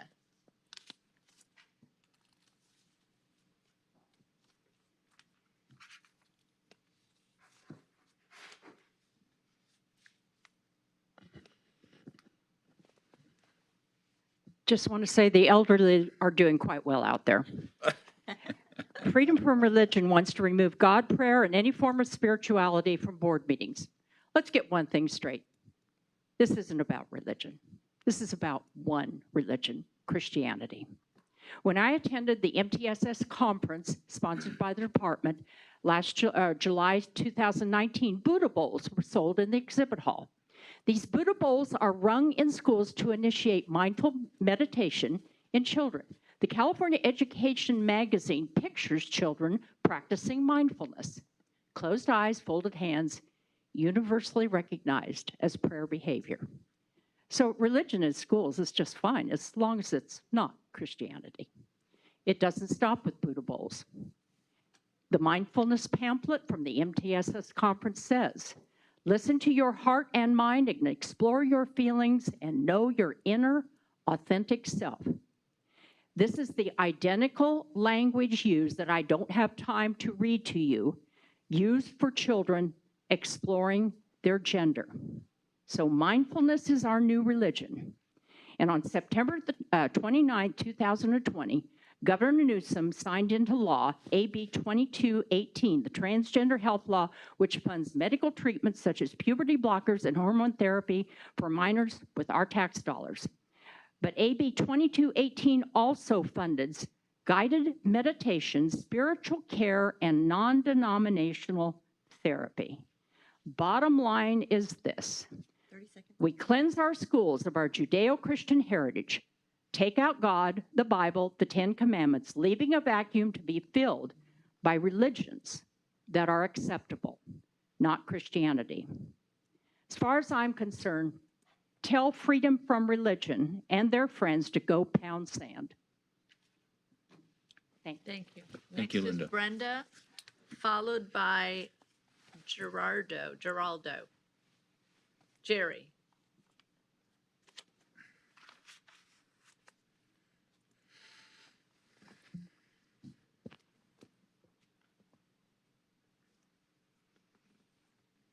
Hi. Tell me on your mark, get set, go. You have 2 minutes. Okay. Within God we trust, offending some, and as a public school teacher, I would like to share some personal experiences. The California Department of Ed promotes unlimited gender choices based on child's feelings and promotes non-monogamous relationships. The State Board of Education tried to approve teachings on sadomasochism, bondage, sexual restraint, and blood play as inclusive readings for grades 9 through 12 in the 2019 health framework. But due to opposition, the State Board of Education reluctantly removed it. I was there. In March 2016, I attended the Equity Human Rights Teachers Union Conference. I asked the presenter, a CTA lobbyist, this question. Sir, during one of my class discussions where marriage and gender came up, one of my Mormon students raised his hand and said, I believe marriage is between a man and a woman and that gender is God ordained. I asked the CTA leader, sir, how should have I handled this situation to respect the diversity of all my students? His answer shocked me. He said, you should treat this student as though he said, Black people should be burned at the stake. I was speechless. In December 2017, I attended a GLBT Teachers Union conference. This time I did not go alone. A retired Catholic superintendent and a Christian teacher attended with me. The workshop we attended was Creating a Safe Place, led by a caucus president of the CTA. During the workshop, I raised my hand in front of 30 educators. I told him what the union lobbyist said to me and asked if he agreed with his answer. Without hesitation, he said, yes, of course. There were no gasps in the room, and his agreement to the statement was left unchallenged. This CTA leader has been honored by the NEA as the champion of inclusive education and serves on many advisory committees for educational laws and policies in the state of California. Do you think people of faith should feel safe with these words of hate and prejudice? Are Orthodox Catholics, Muslims, Christians, and Jewish students safe in our public schools anymore? Or will their religious beliefs label them as the KKK? These union leaders who promote anti-racism, anti-bullying, and anti-hate are the worst offenders. You can finish your sentence. Finish your last thought, quickly. It's too much. Thank you. Thank you, Brenda. I will say, that's why we need In God We Trust, because truly, Dr. Maharis can't save us, the board can't save us, lawyers can't save us. Only God at this point can save us. Okay, so we have Gerardo followed by Sylvia.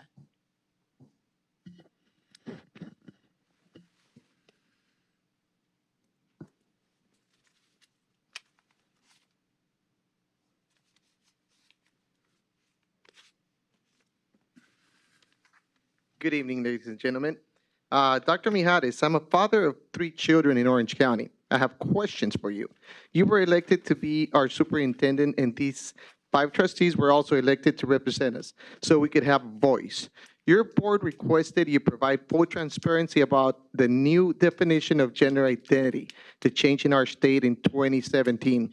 They have asked you on the people's behalf to put on the Orange County Department of Education's website some samples of children's curriculum being recommended by the state about gender identity.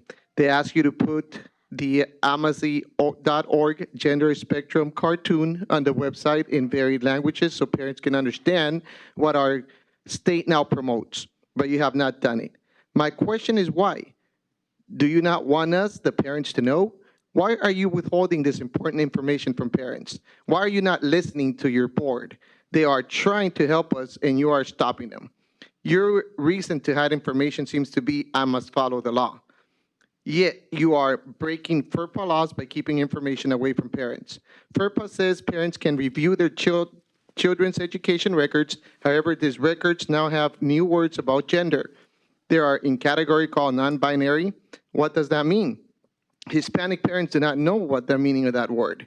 They do not know what a gender spectrum is because no one told them. This is wrong. You, Dr. Mijares, are obligated under FERPA to fully explain to parents this new word, non-binary, that is in our children's education records and in the law. Parents should not be learning these things from their children. This puts parents in a terrible place, and it flips the role of authority. As the county superintendent, please follow democracy of checks and balances. This board was elected to be your checks and balance, but you are ignoring their counsel. They want the OC Department of Education to be fully honest, but you are obstructing justice. They're trying to serve the people, but have a different goal. Thank you very much. Thank you. Next is Sylvia, followed by David.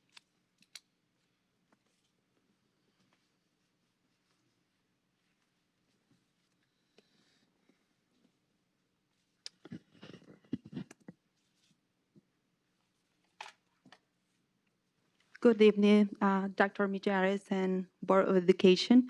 My name is Sylvia Arizona, and I'm an immigrant from Nicaragua. I have lived here for 9 years. I'm a mother and a kindergarten teacher. And as a part of the Hispanic community, I have come to understand that many non-English-speaking parents are being disrespected in our state. How and why? Because not being informed about the curriculum, the gender definition. And I watched the videos that the state of California required, and I was shocked, like a really heartbreaking. This is heartbreaking because I feel that, this is taken away a place of parents. It's taking away, it's breaking the bridge between parents and children. Why? Why we should be overwhelmed kindergarten kids with an adult ideology? If I ask you, any of you right now, can you tell me what color is my dress? Evidently, everyone knows it's red. But were you able to tell me that my dress is blue or green, light blue, light green, or orange? If any one of you right now will be able to tell me that this dress that I'm wearing is another color? No. Why? Because we know what is true. In our conscience, we know what is right. And we know that. And you want to be able to tell me that this dress is green because we know. So why, if we are able to feel like that, why are we trying to put this overwhelming adult ideology in children's? If we are not able to respond right now that my dress is not red and say that it is green. I just pray and ask God to not be afraid to stand up for the right, because Jesus Christ is coming. And we are going to be responsible for what we do to the children. Globally, we know that the main target is children. And it's our responsibility to protect them and speak the truth with that fear. God bless you all. Thank you, Sylvia. Next is David, followed by Terry, and we have two. The first one is Terry Hodgins. Oh, did Terry Hodgins fill it out twice? Looks like. So Terry following David. Good evening, Board, President Williams and Superintendent Maharis. I'm here tonight to comment on the resolutions that have been put forward by the Board to vote on. I want to shorten my comments. I know there's a lot of people still waiting. I believe in public education, charter schools. I believe in private schools, parochial schools. I believe in the idea of merit and competition, which I think improves not only schools, but teachers and the students' education. Way back in 1647, the colonists of Massachusetts passed what was called the Old Deluder-Satan Act, which essentially started the public school system in our country. And the Old Deluder-Satan Act was instituted to promote teaching of the children when villages and towns grew to a certain size, so that the children were educated and able to read and write, so that they could read their Bible and understand the things that were necessary for a good society, to be good and virtuous people, to be kind to each other, and so that they had a nation that had a long life in front of it. Today, our education system has changed dramatically. We've fallen away from that original purpose. And in your resolutions, I see that you are pushing back against some of what's been coming down from the state. 30 seconds. Thank you. I would recommend forward thinking and seeing other things that are coming towards us in the public school system. One in particular is a thing called critical race theory, which ultimately turns hatred on our public school children by focusing on them as being inherently evil because of the color of their skin. We've moved in this country away from that towards equality and justice, and some of what's coming down the pike in our public school system is actually reversing that. So thank you so much. Thank you. So next we have Terry, and then do you have more? This is the same person, it appears. I have to staple it.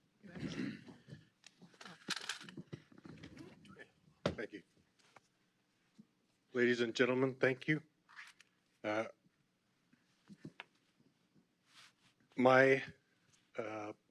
going to shorten this up some. And the long and the short of it, I believe, is one thing that may have been overlooked. In America, religious values influence government policy every day. And we're coming up at a time here in our nation where the vote of the people is actually an expression of their beliefs. And just as America is one nation under God, indivisible, with liberty and justice for all, as recorded in our pledge, and the adoption of In God We Trust is the official motto of the United States, and obviously in the forefront of this discussion and a real presence in this room, we want to recognize that it is ingrained in our society and our people, and we vote our morals and our conscious efforts with every election and the very process that has made us great as America. In faith and trust in God, the Pilgrims left England. By faith and trust in God, our citizen militia took on the British fighting machine and won. By faith and trust, our founding fathers turned to God once again with their Bibles and beliefs to establish a new nation under God. By faith and trust in God, America has become the greatest nation the world has ever known. By faith and trust in God, our nation and government will continue to be shaped and molded by biblical values, 30 seconds. and a blessed people will be a result. With every election, there is a choice, and I have made mine. Thank you. Thank you. Thank you, Terry. Next, we have Chelsea, followed by Annabella.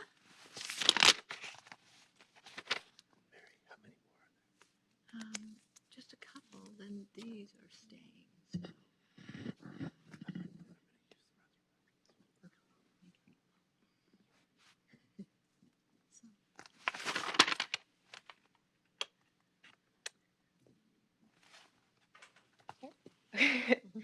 First, I'd like to say thank you for allowing us the opportunity to be here today. On July 30th, 1956, Dwight D. Eisenhower signed a law declaring "In God We Trust" to be the nation's official motto.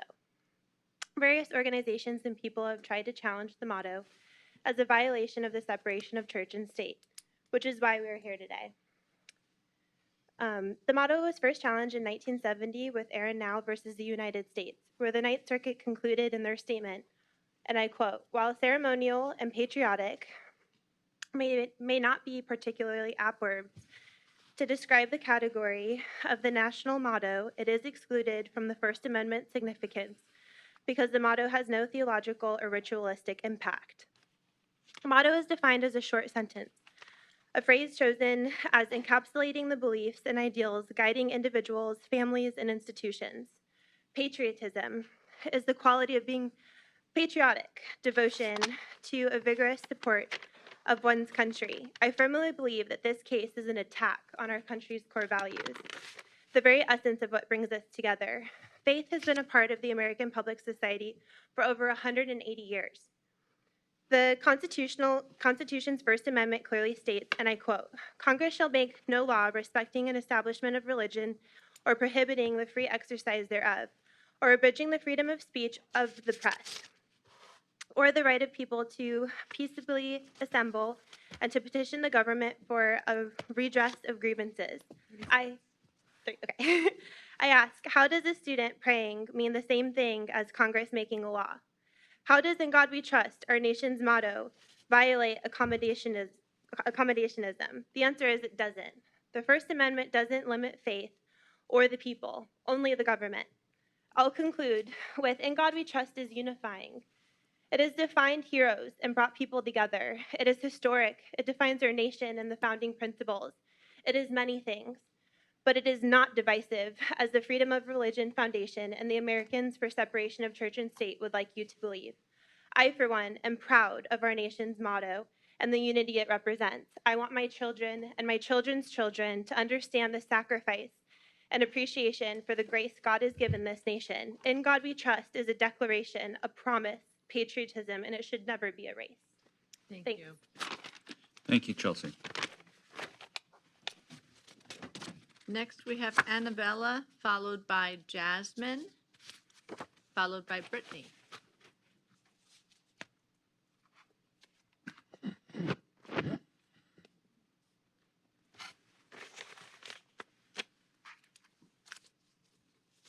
Good evening, Board. I'm here to support those beautiful words, "In God we trust." Because if we do not trust in God, who do we trust in? And I'd just like to read this historical fact. It is no exaggeration to say that on Sunday in Washington, during the administration of Thomas Jefferson, 1801, 1809, and of James Madison, 1809, 1817, the state became the church. Within a year of his inauguration, Jefferson began attending church services in the House of Representatives. Madison followed Jefferson's example, although unlike Jefferson, who rode on horseback to church in the Capitol, Madison came on a coach and four. Worship services in the House, a practice that continued until after the Civil War, were acceptable to Jefferson because they were non-discriminatory and voluntary. Preachers of every Protestant denomination appeared. Catholic priests began officiating in 1826.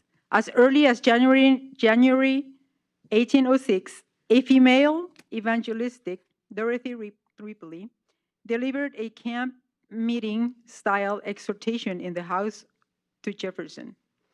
Vice President Aaron Burr and a crowded audience throughout his administration, Jefferson permitted church services in executive branch buildings. The gospel was also preached in the Supreme Court chambers. And I'll just turn in the rest. Thank you very much. God bless you. Thank you, Annabella. Next, we have Jasmine, followed by Brittany.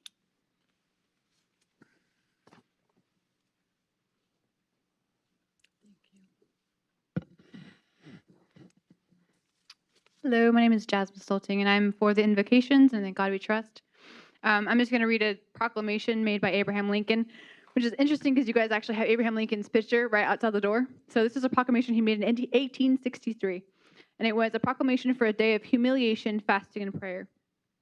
These were his words. Whereas the Senate of the United States, devoutly recognizing the supreme authority and just government of Almighty God in all the affairs of men and nations, has by a resolution requested the President to designate and set apart a day for national prayer and humiliation. And whereas it is the duty of nations as well as men to own their dependence upon the overruling power of God, to confess their sins and transgressions in humble sorrow, yet with assured hope that genuine repentance will lead to mercy and pardon, to recognize the sublime truth announced in the Holy Scriptures and proven by all history that those nations are only blessed whose God is the Lord. And inasmuch as we know that by his divine law, nations like individuals are subjected to punishments and chastisements in this world, may we not justly fear that the awful calamity of civil war, which now desolates the land, may be but a punishment inflicted upon us for our presumptuous sins to the needful ends of our national reformation as a whole people.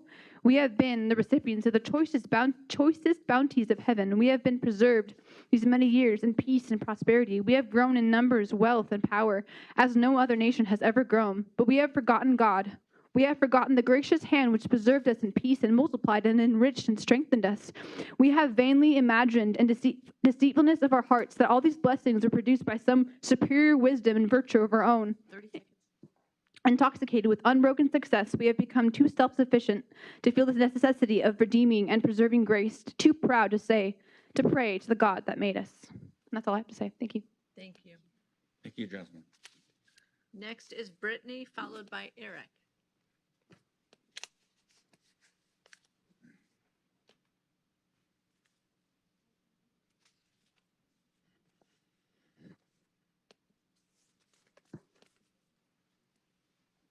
Hello, good evening, distinguished board members. My name is Brittany Stolting. I am what's considered a millennial, and I'm here to say that I am in favor of the invocation and of the In God We Trust.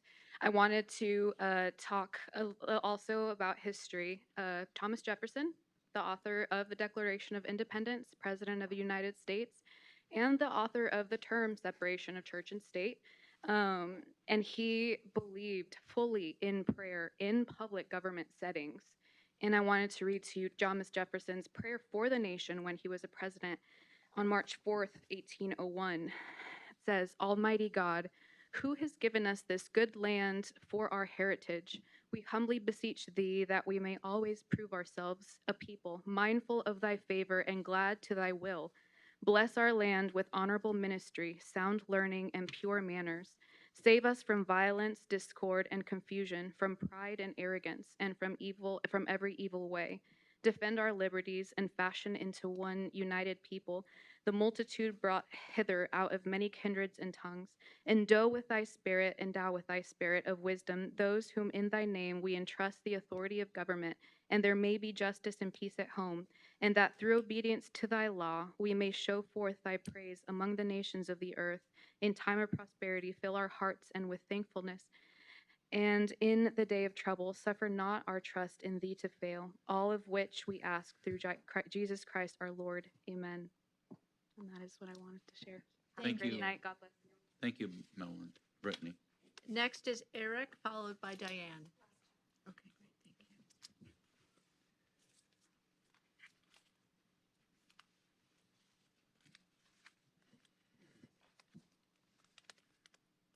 Thank you, distinguished board members. I'm very happy to be here, and I thank you for your allowing me to speak.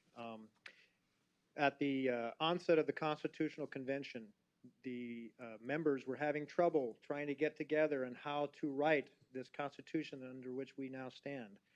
And Benjamin Franklin stood up during the midst when things were not going well and said such as this: "In this situation of the assembly, groping as it were in the dark to find political truth and scarce able to distinguish it when presented to us, how has it happened, sir, that we have not hitherto once thought of humbly applying to the Father of lights to illuminate our understandings? In the beginning of the contest with Great Britain, when we were sensible of danger, we had daily prayer in this room for the divine protection. Our prayers, sir, were heard, and they were graciously answered. All of us who were engaged in this struggle must have observed frequent instances of a superintending providence in our favor. To that kind of providence we owe this happy opportunity of consulting in peace on the means of establishing our future national felicity. Have we now forgotten that powerful friend? I have lived, sir, a long time. And the longer I live, the more convincing proofs I see of this, that God governs in the affairs of men. And if a sparrow cannot fall to the ground without his notice, is it probable that an empire can rise without his aid? We have been assured, sir, in the sacred writings that except the Lord build the house, they labor in vain that build it. I firmly believe this, and I also believe that without this concurring aid, we shall succeed in this political building no better than the builders of Babel. We shall be divided by our little partial local interests. Our projects shall be confounded, and we ourselves shall become a reproach and a byword down to future ages. And what is worse, mankind hereafter, from this unfortunate instance, despair of establishing governments. I therefore beg leave to move that henceforth prayers imploring the assistance of heaven and blessings on our deliberations be held in this assembly every morning." Now, they did not go for that, but because of that, although they did not bring in chaplains, the first Congress instituted a chaplaincy program that exists to this day. If it was good enough for the founding fathers who wrote our Constitution, it is good enough for here. And I implore all of you to stand strong in this time and to maintain this beautiful thing that we have going right now. The invocation and In God We Trust are the foundations of our nation. And I implore you to continue doing so and stand strong in this time. Thank you very much. Thank you. Thank you, Eric. Next, we have Diane, followed by Michael.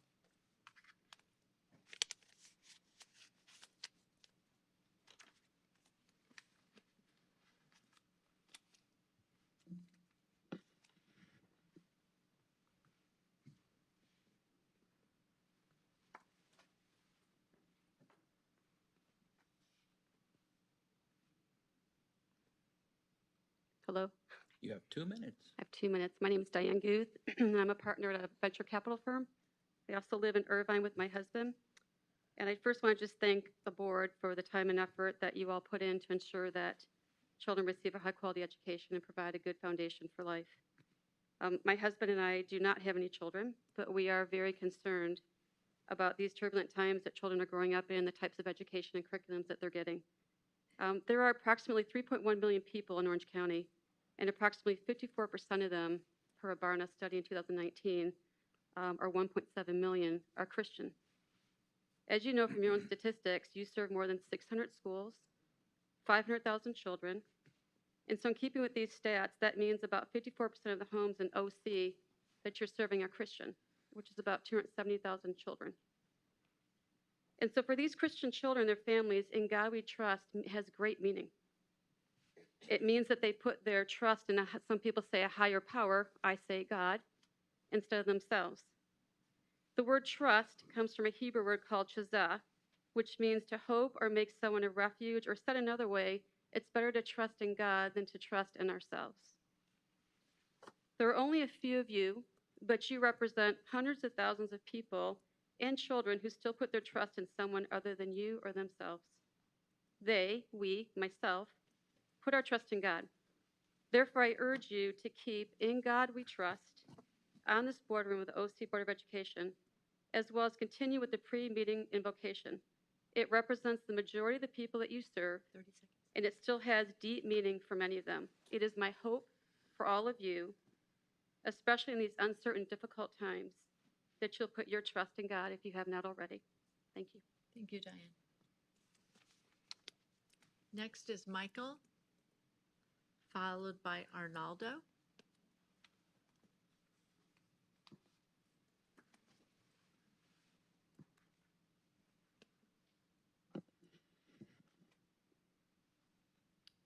Good evening. Thank you for holding this meeting tonight and going over in time, because there's still a few people out that still want to speak. I grew up in Orange County. I've been a lifelong resident here, attended public schools here. I'm here tonight to express my opinion that I would object to removal of In God We Trust and to the prevention of any opening prayers or invocations before meetings. It's been stated by other speakers, and I'll just repeat it again, that in most other countries of the world ruled by tyrants, you can't have a meeting such as this. Public is not allowed to speak freely, and those are values that were given to us by God, and those were enshrined in our Constitution based off of Judeo-Christian values. And that's my I guess the essence of my statement here is that I would object to that.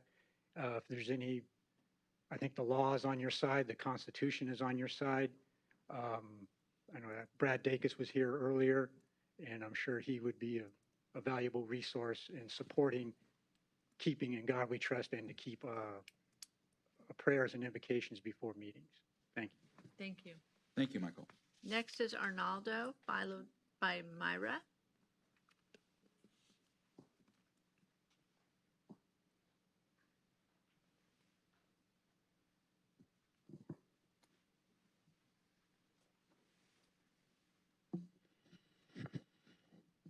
Good evening, Dr. Mijares, members of the board. My name is Arnoldo Hinojosa. I fathered 4 children, and now I have 6 grandchildren that are in school. I'm here to just request that you would not remove that invocation and the words "In God We Trust." Those words and what they mean are so important. They were so important to me. I was one of 15 children that grew up in a Hispanic household.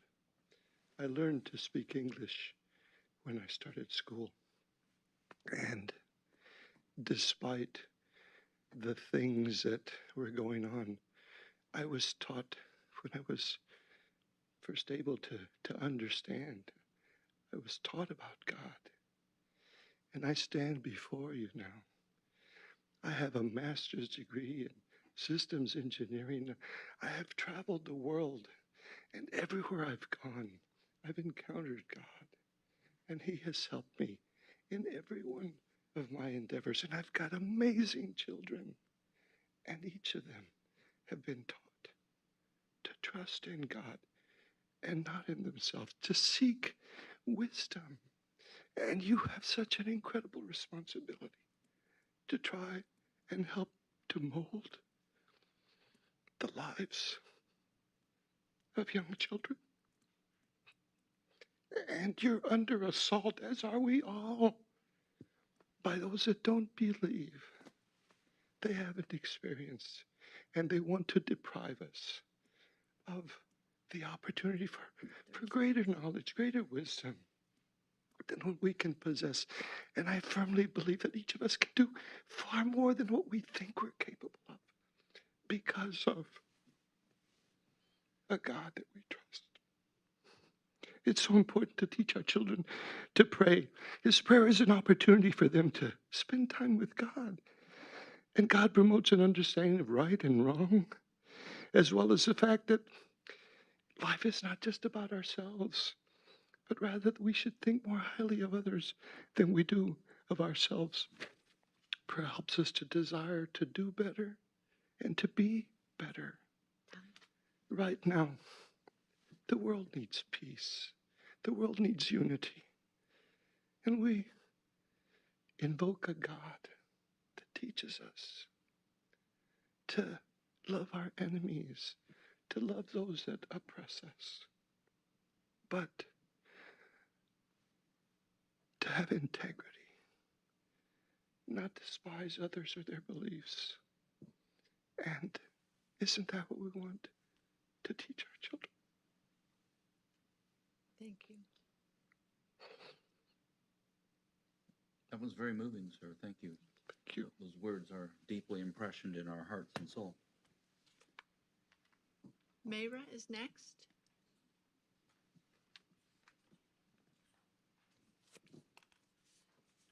Following Mayra, we just have the 4 remaining that are staying for the meeting, and then we're finished with public comment. Good evening. Never been here before. I'm not sure what to call, except thank you very much for allowing me to take some of your time. My name is Mara Kopczynski, and I want to share with you that I was a former atheist. So the reason I decided to come today was to stand for those words right behind you, "In God we trust." As a former atheist, I understand where they're coming from. They want to remove any semblance of faith. However, what I would encourage you to remember is what our forefathers taught us and encourage us to remember. I don't know if you're familiar with National Monument. It's the largest granite monument that stands in the United States. It's called the National Monument to the Forefathers. It's, I'll just read this little bit to you. The National Monument to the Forefathers, formerly known as a Pilgrim Monument, commemorates the Mayflower Pilgrims. It honors their ideals of liberty, education, law, morality, all under faith, as later generally embraced by the United States. The finished monument stands 81 feet tall, was dedicated on August 1st, 1889. It stood in its present location in Plymouth, Massachusetts for more than 100 years. It actually still stands there. It's 81 feet, but what it's meant to do is to remind us of what this country was built on, is built on. And those words that stand right behind you are the cornerstone of who we are. As a former atheist, I just want to share with you that I believe that we will be held accountable for what is happening in our schools. And I know that you're conservative. Each one of you, I've been told that are conservative and that wants to keep those words behind you. And thank you. So I hope that you'll stand strong. Remember, first of all, who put you in office. But what I believe you believe is true is that we must put our faith in God. I was very, very ill, and I'm not going to go into that story. But I fell onto God's feet and remembered what He gave us in food, what He put in the ground for us. That began my healing process. And although I may not ever heal completely, there is power in those words. And if we put our trust in them, please do not remove them from our school. I'm here to stand with you. Thank you for your time. Thank you very much. Next, we have Patty, followed by Lynn.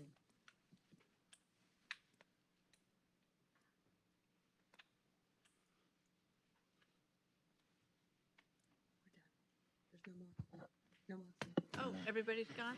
Oh, no, Lynn's here. Okay. Okay, so Patty's not here, Bill or another Arnaldo? They're all gone? Okay. Thank you for your patience. And Michael never came back? Michael Pfeffer? No? Okay. and the ones that you have online? What's the board's pleasure? So we do have a place at the end of our meeting. I believe we should move on with our meeting. It's now 8 o'clock. Is there any other differing opinion on that? Otherwise, I'll move on and go to consent calendar. Barring that there's none, I'll have a motion for the consent calendar, agenda item number 2. So moved? And a second by Dr. Sparks. Okay. Barring that there's no further comment or questions, Nina, we take a roll call. Trustee Gomez? Yes. Trustee Shaw? Yes.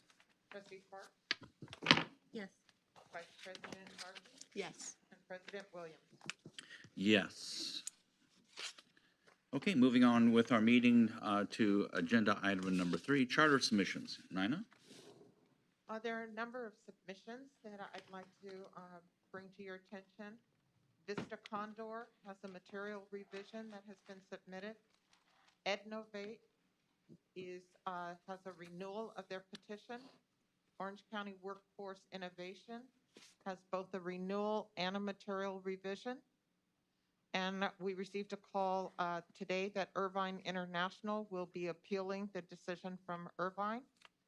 And in your red folder, last month Citrus Springs talked to you about their renewal.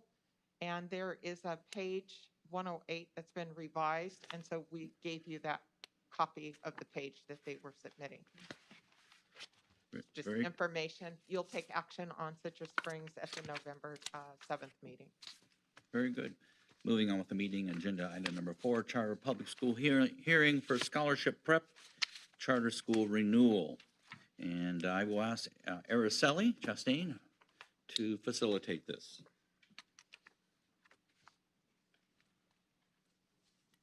Araceli, we can't hear you. Can you unmute? Thank you. I think I'm unmuted now. Today, the board will hold a hearing to consider public input regarding the renewal for Scholarship Prep Charter School. Scholarship Prep was approved for a 5-year term from July 16th through June 2021. The school is eligible for a 7-year charter renewal. On September 2nd, Scholarship Prep submitted a renewal charter petition. The petitioner has agreed to a 1-day extension beyond the 90 days allotted in Education Code for review and decision of a charter petition in order to accommodate the board's regularly scheduled meeting in December. Prior to public comments, representatives from Scholarship Prep are allotted 15 minutes to address the board. Santa Ana Unified School District has declined the option to speak, but requested and has been provided with a copy of the submitted charter petition. Scholarship Prep submitted a video presentation that they have asked to be viewed during their allotted time. Please play the video now.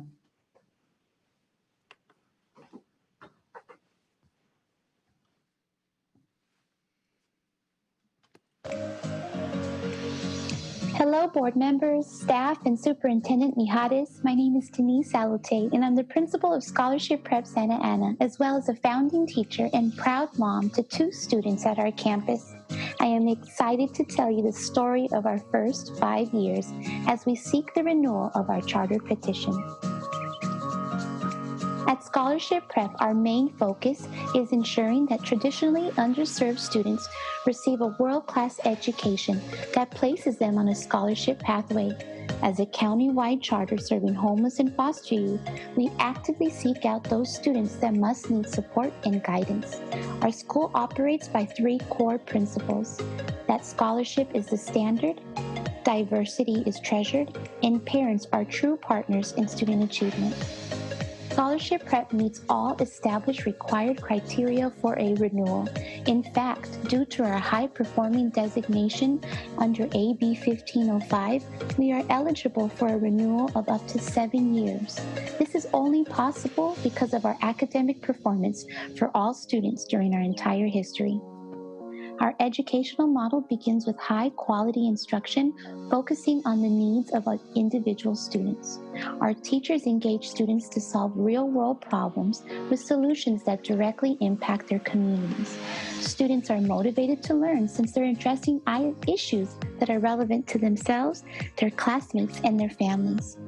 We know that student engagement is a main factor in increasing achievement, satisfaction, and happiness. So in addition to award-winning academics, students at Scholarship Prep receive arts, athletics, and language instruction during the school day. Students choose between dance, visual art, choir, soccer, and basketball courses, which are taught by highly qualified instructors. Our staff and parents understand that grade schooling also includes character education. With so much uncertainty in the world, it's never been more important for schools to prioritize social, emotional learning and supports. Each teacher begins their school day with a morning meeting to build community, and we hold weekly school-wide pep rallies to celebrate the success of all students. Our students leave us not just better prepared academically, but with an increased confidence, determination, and self-control. At Scholarship Prep, we are committed to serving the underserved. We have a robust student services team that provides support to all students, but especially those from subgroups with the most needs. Our inclusion model provides services to our students with disabilities in the least restrictive environment. Our robust, integrated, and designated English language development model ensures our English learners made adequate progress towards English proficiency.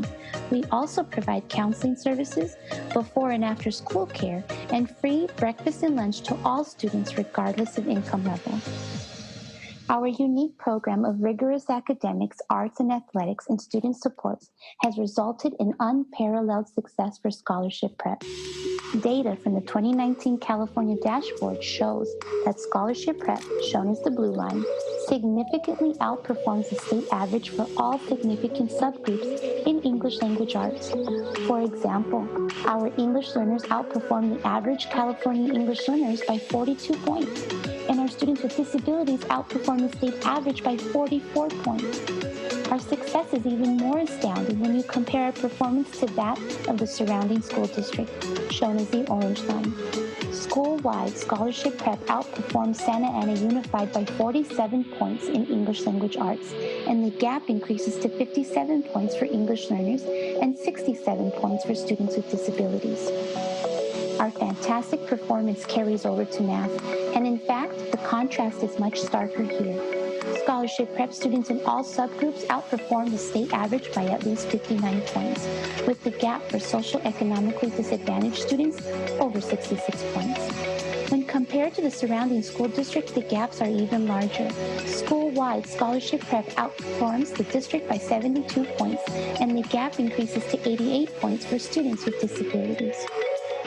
It is clear that Scholarship Prep has created an unparalleled program serving traditionally underserved youth. Our academic rigor, high-quality teachers, engaged students, and supportive families resulted in us being the top growing school in the state of California for math and in the top 1% in English language arts. We were proud to represent the Orange County Board of Education and Orange County Department of Ed when we received this acknowledgement.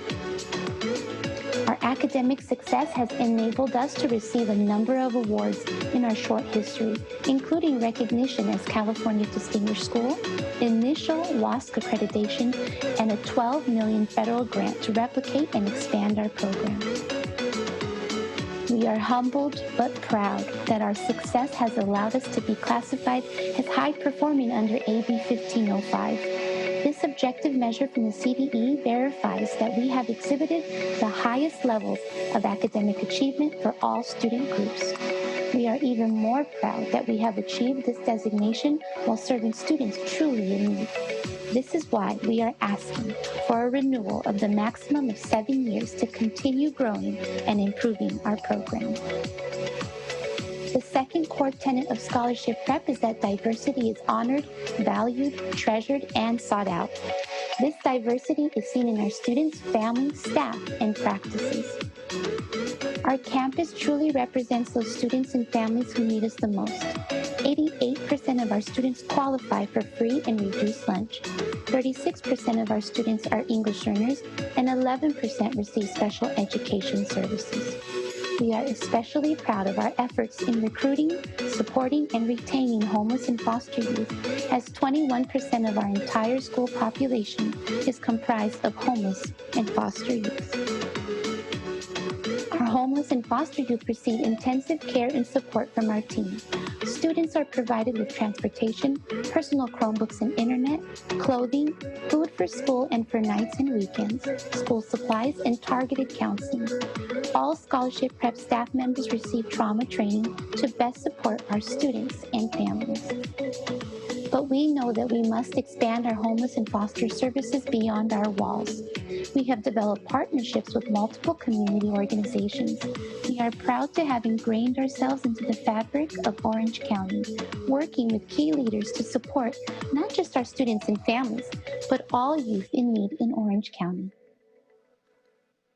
We are serving a diverse and underserved community while promoting staffing and leadership diversity. It's an honor to have started the journey as a first grade teacher to now principal of Scholarship Prep. Both myself and our assistant principal are proud Latinos, and our leadership council reflects our commitment to diversity, equity, and inclusion. We are 86% minority and 86% female. Representation matters.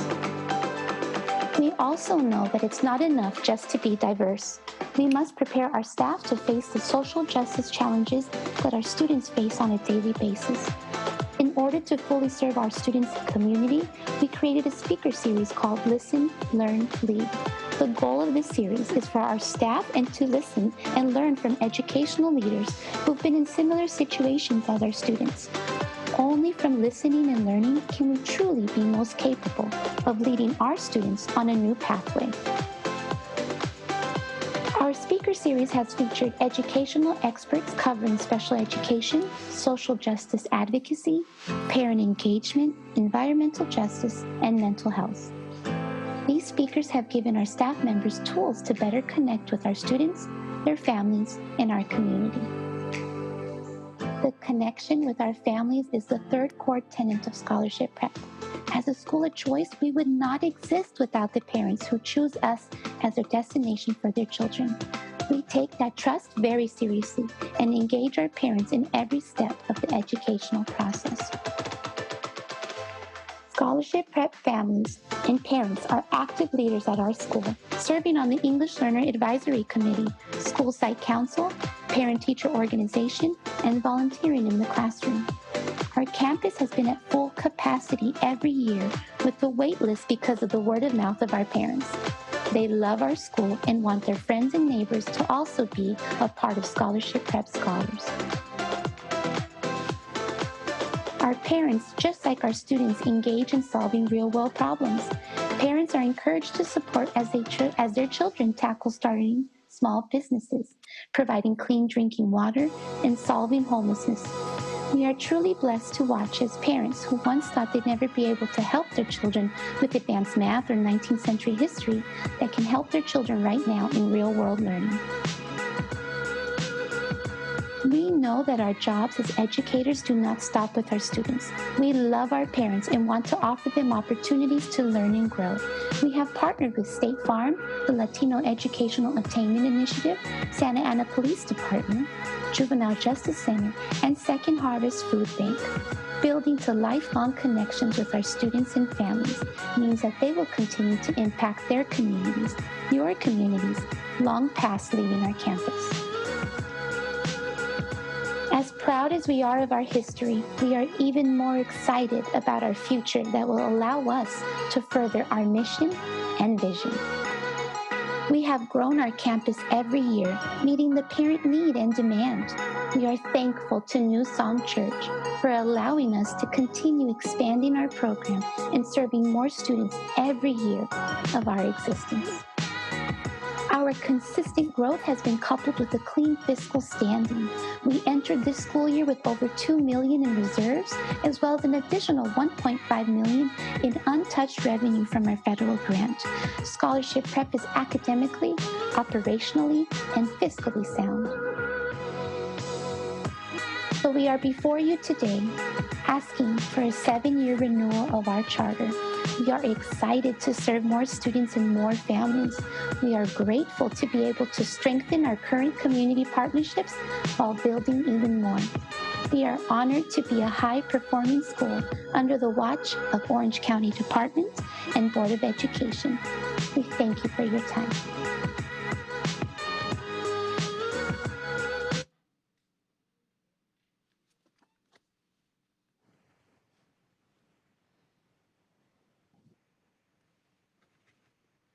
The hearing is now open for public comments. Comments will be read into the record from individuals who have submitted a comment card. Associate Superintendent Boyd, please read the public comments. I've received 30 public comments in support of Oxford Scholarship Prep. We have made copies for the board. I'm happy to read as many as you would like read.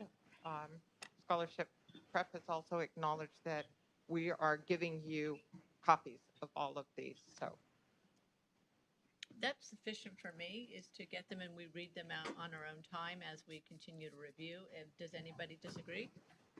I think that's good. As long as they're part of the record. Yep. Yep. You said Oxford, right? Did she? I'm sorry. Scholarship, Prep. I said okay. Oxford. I thought that's what we meant, We but. knew what you meant. And I'll walk those up to you right now so that you'll have them. Very good. And Santa Ana Unified is not going to be presenting anything. So we're going to move on to public comments, which we're now receiving. And after we get these, I will begin with my left or board questions. Thank you. So just one moment, let me go ahead and close the hearing for you. This concludes the public hearing. Representatives from Scholarship Prep are available to answer questions. The Orange County Department of Education staff report will be published on November 17th, and the board will take action at the December 2nd meeting. President Williams, I now close the public hearing and turn the meeting back over to you. Thank you, Araceli. Dr. Sparks, any questions? Let's have our people from representing the school come up. Okay. Yeah, I just have one question. On the budget, I noticed that in year 2022-23, looks like net income is going down quite a bit. Would you mind explaining that? Yeah, so that would be the first year we would plan to have our private facility. So as we look to expand the high school, we currently are leasing space from New Song Church in Santa Ana. And 22-23 would be the year that we would acquire our second site. And therefore, the cost of our facility is roughly about $1.1 million. So we would see that dip in that net income for that year. But then you'll see as it goes on the rest of the years, it increases back up. It's just that year one of the new facility. Okay. All right, thank you. Yeah. That's all I have. That's what you have. Okay, I'll go ahead and go next. So we have fiscal reserves of 2 million. Is that what I saw there? Okay, and just for the record, I was in the very beginning of this with you and our good Gloria Romero 6-7 years ago. We talked about this idea and this concept, and you guys sparked it and you made it go. One thing that's missing though is where's Gloria? She was unable to attend. Okay, so she wasn't able to. Can you all need to come up to the mic so that we can, and I'm sorry, and also Dr. Williams, if you could make sure that you're speaking towards the mic as opposed to sideways. Thank you. She's unable to be here tonight. I apologize. Is the school involved in? Your mic. Is it on? Yeah, Yeah, it's on. Okay. Is the school, do you have any outstanding litigation or potential litigation that we should know about? Actual litigation, no. Okay. Very good. No more questions for me. Oh, yes, I do. I saw up here that you were going to be teaching concepts of critical race theory. Can you give me a few examples of institutional racism? How are you going to teach that? Well, I don't believe anything was mentioned about critical race theory, but we do have a social justice speaker series. And that might be what you're referring to. So in that, we do invite speakers who are leaders in social justice efforts, community activism, and being able to better prepare our students to meet with our families. Because as we have noted in our presentation, we are 88% free reduced lunch, we are 96% Hispanic, and we have a teaching staff that is roughly 50% non-minority. So for us, in terms of what our social justice speaker series is intended to, is to be able to hear from students who don't represent our teachers' backgrounds, but are more in line with our students' backgrounds, to be able to tell them what helped them to get through school. But in terms of critical race theory, instructional racism, that is not something that we are addressing in our speaker series, and I'm not sure where the critical race theory came from. Very good. Okay. Dr. Burke or Mary Barkey. I want to start by thanking you again for your hospitality a couple weeks ago. You guys were amazing. exceeded my expectations. Your results have always been phenomenal. I can see why you're asking for 7 years. I think that is absolutely due. So very impressive. What's in here is impressive. What we saw, the presentation, what is going on. And like Ken, my only question was, last visit was the first time I didn't see Gloria, and I don't see her anywhere in the book unless I missed it. And so that would just be my question as well, does Gloria still have a role there? What is her role? What's going on? So yes, she's still in the petition as the executive director. So at the very beginning, we do have our team, would be myself, Mr. Watts, Senator Romero, and the rest of our chiefs. So yes, she's the executive director of Scholarship Prep. Oh, okay. Did I miss that in here? Yeah, it's in the very, very beginning of it when we Okay. just talk about our backgrounds. But yeah, she's the first person listed there with her bio. Okay. Yeah. Okay. And Dr. Williams asked about no existing or potential litigation. No existing. Is there potential litigation that we should be aware of? So this is a more difficult question for me to specifically answer. And the reason is that I am not, or I have not been privy to closed session discussions with our board. So I couldn't tell you what took place in closed session. We have had an item on our agenda standing for however many consecutive agendas about anticipated litigation. But again, because I'm not in closed session, I have no information I can provide you on that. We can talk maybe outside this meeting and I can see what I can provide to you, but it would not probably come from me. So. Because I think that's something we might want to know just going forward. And that's all. You guys are doing a great job. Thank you for coming. The presentation was a wonderful presentation. So thank you. Jim? Well, thank you. Yeah, I mean, I was really impressed when I had the opportunity to visit, and your presentation and the information is all just wonderful, and you guys are doing a terrific job. And I just think those numbers are just so impressive when I look at them. So I don't have any questions. Just want to commend you for the great job you're doing. Becky? Yes, I was pleasantly surprised to look at your foster and homeless youth. Can you tell me a little bit more about that and how you're recruiting those kinds of students? I'll start off, and then I will pass it over to our wonderful principal, Denise Alate, whose voice you heard. So just a background, I know Board Member Gomez, you're on, Dr. Williams, you're on as well. We started off with a foster youth preference, and then we added the homeless youth preference, because as we were working with community partners, we were seeing a great overlap between homeless and foster youth. And so for us, we were thankful to the Orange County Board for allowing us to add the homeless designation. And really, it's been the work of Mrs. Alate and her team doing outreach to with Jeannie Arai here at OCDE, the community partnerships, Orangewood Foundation, Bracken's Kitchen. We partner with Second Harvest Food Bank, and we do twice a month. We do a community food bank, not just to our families, but to other families. And that's where we really started the outreach of families coming to us and understand, hey, we do give out additional services. So we made it a priority, and then we are able to, on Facebook, we do some ads around, hey, we have homeless and foster youth. But really and truly, it's been word of mouth, where we have our students and families who are afraid to check a McKinney-Vento form to say that they are homeless because of what that means. And so our great team, and then we'll say, no, there's no, I'm not, putting you on the website. I'm not putting you on Facebook. I am just giving you these services. And really and truly, it's been word of mouth through other families has been the biggest thing. And our community partners that you saw up there, they do a great job, the Juvenile Justice Commission, of really highlighting us because we are doing great work. And I will pass over to Ms. Alate so she can introduce herself and talk a little bit more about how she on the ground really kind of keeps those families in the campus. Good evening, Board. Thank you for allowing us the opportunity to present the good work that we've been doing at our school and in the city of Santa Ana. So in times that we do receive families have foster youth background or experience, and we'll ask them, where have you heard about us? And it's just, I learned from you from a social worker, and they're passing the word. We also provide classes to families that are interested in becoming foster families. And I truly believe it's the good work that we've done, and just the opportunity for families to trust us, to let us know that they can let us know what they're currently going through, so that we can provide the wraparound services to do so. So I really believe it's the word of mouth and the good work that our teachers have done. and just that, we embrace our families and we embrace all of our students, especially those who are underserved.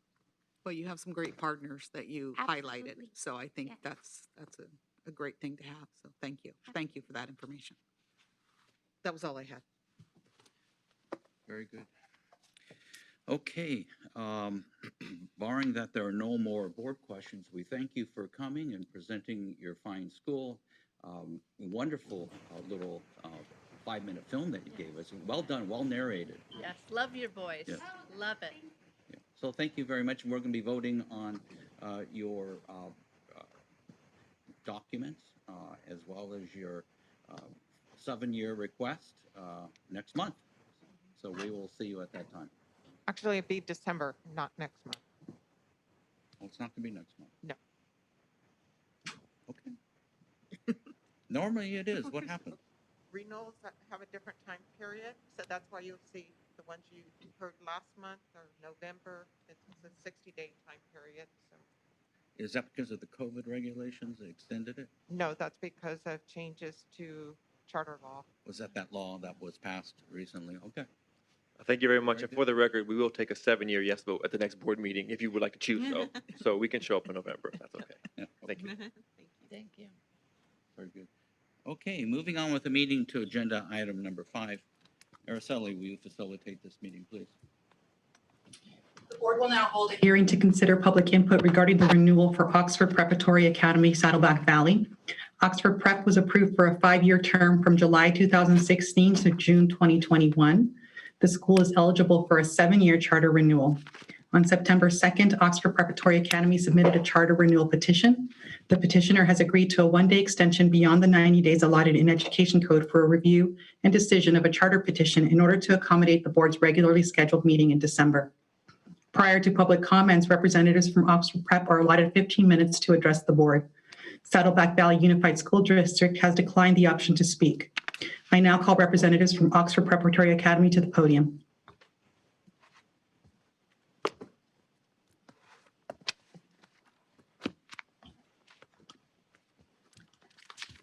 Good evening, President Williams, members of the board, and Dr. Mijares. My name is Jill Marks. I am the Executive Director of Oxford Preparatory Academy Schools, also known and referred to as OPA.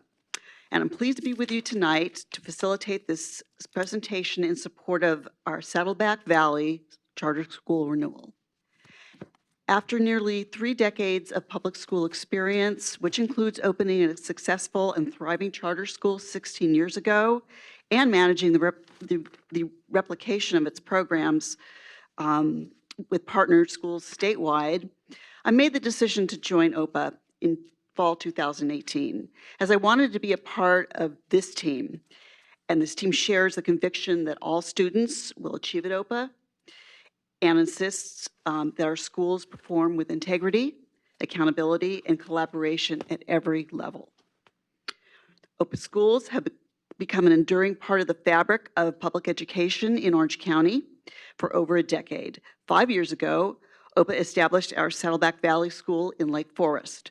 At present, 679 students are attending OPA. In spring 2020, OPA Saddleback Valley received over 900 enrollment applications, demonstrating persistent community interest and long-term sustainability. OPA Saddleback Valley provides a program that draws from a wide geographic area of students and therefore does not significantly impact any individual school or school district. Additionally, OPA does not duplicate programs offered in surrounding schools to the extent that it would limit the capacity of those schools to operate. Our core belief that all students are unique and gifted individuals is woven into the school's philosophy and program, producing a phenomenal history of student success. Our students work collaboratively to become lifelong learners in a challenging scholarly environment that is safe and caring. OPA students do not just meet, but exceed grade level expectations, preparing them to achieve and thrive in local high schools and post-secondary pathways. In a few minutes, Dr. Kernan, OPA's Chief Academic Officer, will highlight the school's distinctions and summarize school data and program information, evidence that demonstrates why and how OPA earned the designation of a high-performing school and aspires to receive a 7-year term of renewal. Most importantly, we are proud that our students, whom we call champions, demonstrate your vision for Orange County students to lead the nation in college and career readiness and success. Instead of comment cards, in a moment you will hear and see why OPA is the school of choice for families and educators. Their words and images tell the story how we accomplished the school's purpose with a highly talented team of leaders, teachers, and staff who encourage students to learn in multiple ways, with enrichment and with joy. Thank you, and we're ready to begin the video.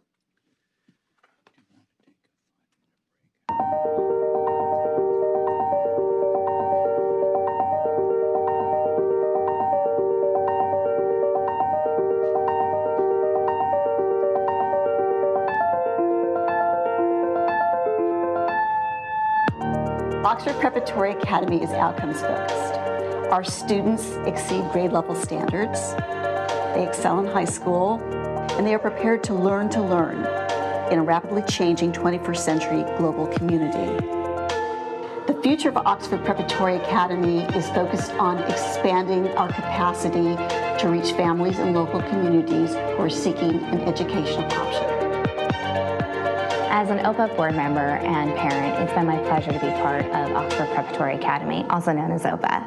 It's a public charter school, a school of choice, and we were so excited to be a part of it when they founded Saddleback Valley location. My children are in 5th, 3rd, and 1st, and it's incredible to see the experience that they've had and what we've done in the classroom for our kids. At Oxford Preparatory Academy, it takes an entire community to make the school a success. From the board of directors, who focuses on governance, fiscal responsibility, and transparency, to the administrative team with deep experience in charter school management, and nonprofit management, to all stakeholders, students, parents, families, and teachers and staff. Everyone works in concert to ensure that the school succeeds and grows into the future.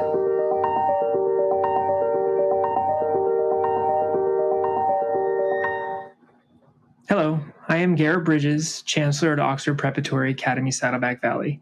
It is my great privilege to introduce to you our current ASB President, Maddie Wong, and one of our fantastic parents, Mrs. Tricia Sullivan. Hi, my name is Maddie Wong, and I'm the president of ASB at OPA SV. I started attending OPA when I was in 4th grade, and right away I met so many incredible people who helped me as I started at the new school. I really connected to the teachers at OPA. I always knew that they wanted me to succeed, and they were always there for me. If I needed to be retaught a lesson if I didn't understand it, or they were just there to listen to me if I needed someone to talk to. I also met so many lifelong friends at OPA. I mean, if I didn't start attending this school, I wouldn't have met my best friend. OPA has also given me so many amazing opportunities that I wouldn't have gotten at another school. One example of this is ASB. I started ASB when I was in 6th grade, and right away I found a new passion for leadership. I used to be so excited because on Wednesdays I knew that I got to end the day with ASB. And then at the end of 6th grade, I decided to run for ASB Vice President, and I won the election. I was so happy, and that entire next year, my passion continued to grow. Then at the end of 7th grade, I decided to run for ASB President, and here I am. I never expected that I would become ASB President, and if I didn't start attending OPA, I don't think I would have joined ASB in the first place. OPA has left me with so many amazing memories and so many amazing opportunities that I will never forget. I'm so grateful that I got to attend this amazing school. Thank you. My name is Tricia Sullivan, and I'm a mother of 3 current Oxford Preparatory Academy students and 1 recent graduate. We've been a part of OPA from the very beginning, and it has been a gift to our family. We were drawn to OPA because of its unique multi-intelligence approach and differentiated academics for each of my children. The first time I realized that the OPA methods really work was when I walked into my girls' room and they were studying for a test that they had the next day. I immediately started to panic because it normally takes us 2 to 3 days to really study for a test. So I sat down, started to quiz them, and I realized that they knew all the information. They had these catchy little songs that helped them remember all the facts. Right then is when I realized that we made the right choice to switch to OPA. My older son had the same experience. His teachers would give him some really good real world projects that helped him tap into his higher level of thinking and gave him some invaluable critical thinking skills. These are the skills that he is carrying on with him in his honors classes today in high school. OPA also provides a lot of public speaking opportunities and performances, and these opportunities really help with my kids' self-confidence and self-esteem. These are just a few of the many examples that OPA has to offer, and I truly believe that they provide a good quality education for each and every child, and it has been a true gift to our family. At Oxford Preparatory Academy, we're working to create leaders for a diverse, globally connected world. All of our students are provided learning opportunities that draw on their unique interests, backgrounds, and learning styles. Each day, our teachers create lessons that enhance students' critical thinking, collaboration, communication, and creativity while incorporating activities that promote compassion and citizenship. Here at OPA, we encourage students to be who they are, to chase curiosity, and to always be themselves. Let us show you how. Here at OPA, the school offers a wide range of clubs for all kids TK through 8th grade. These take place before, during, and after school. I use my musical intelligence to make music with my friends in jazz band, which is my favorite club.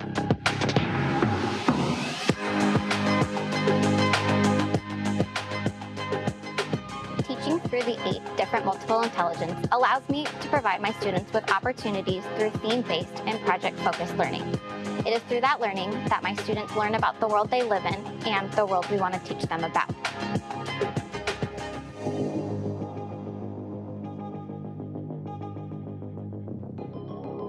As a second grade teacher at OPA, we want to make sure that we're meeting the needs of all students. So we use tools such as the multiple intelligences, we use technology as well as collaboration, teachers collaborating with all grade levels, students also collaborating with students in the neighboring classroom as well as TK through 8th grade. One of the ways OPA is preparing me for high school is block scheduling. Block scheduling gets me used to switching classes and seeing many different teachers throughout the day.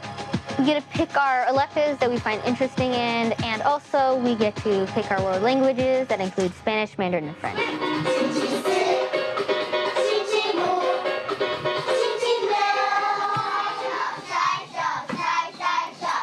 I love being able to choose between different clubs and electives at this school. It gives me a chance to do what I love. Like I chose the elective yearbook because I love taking photos.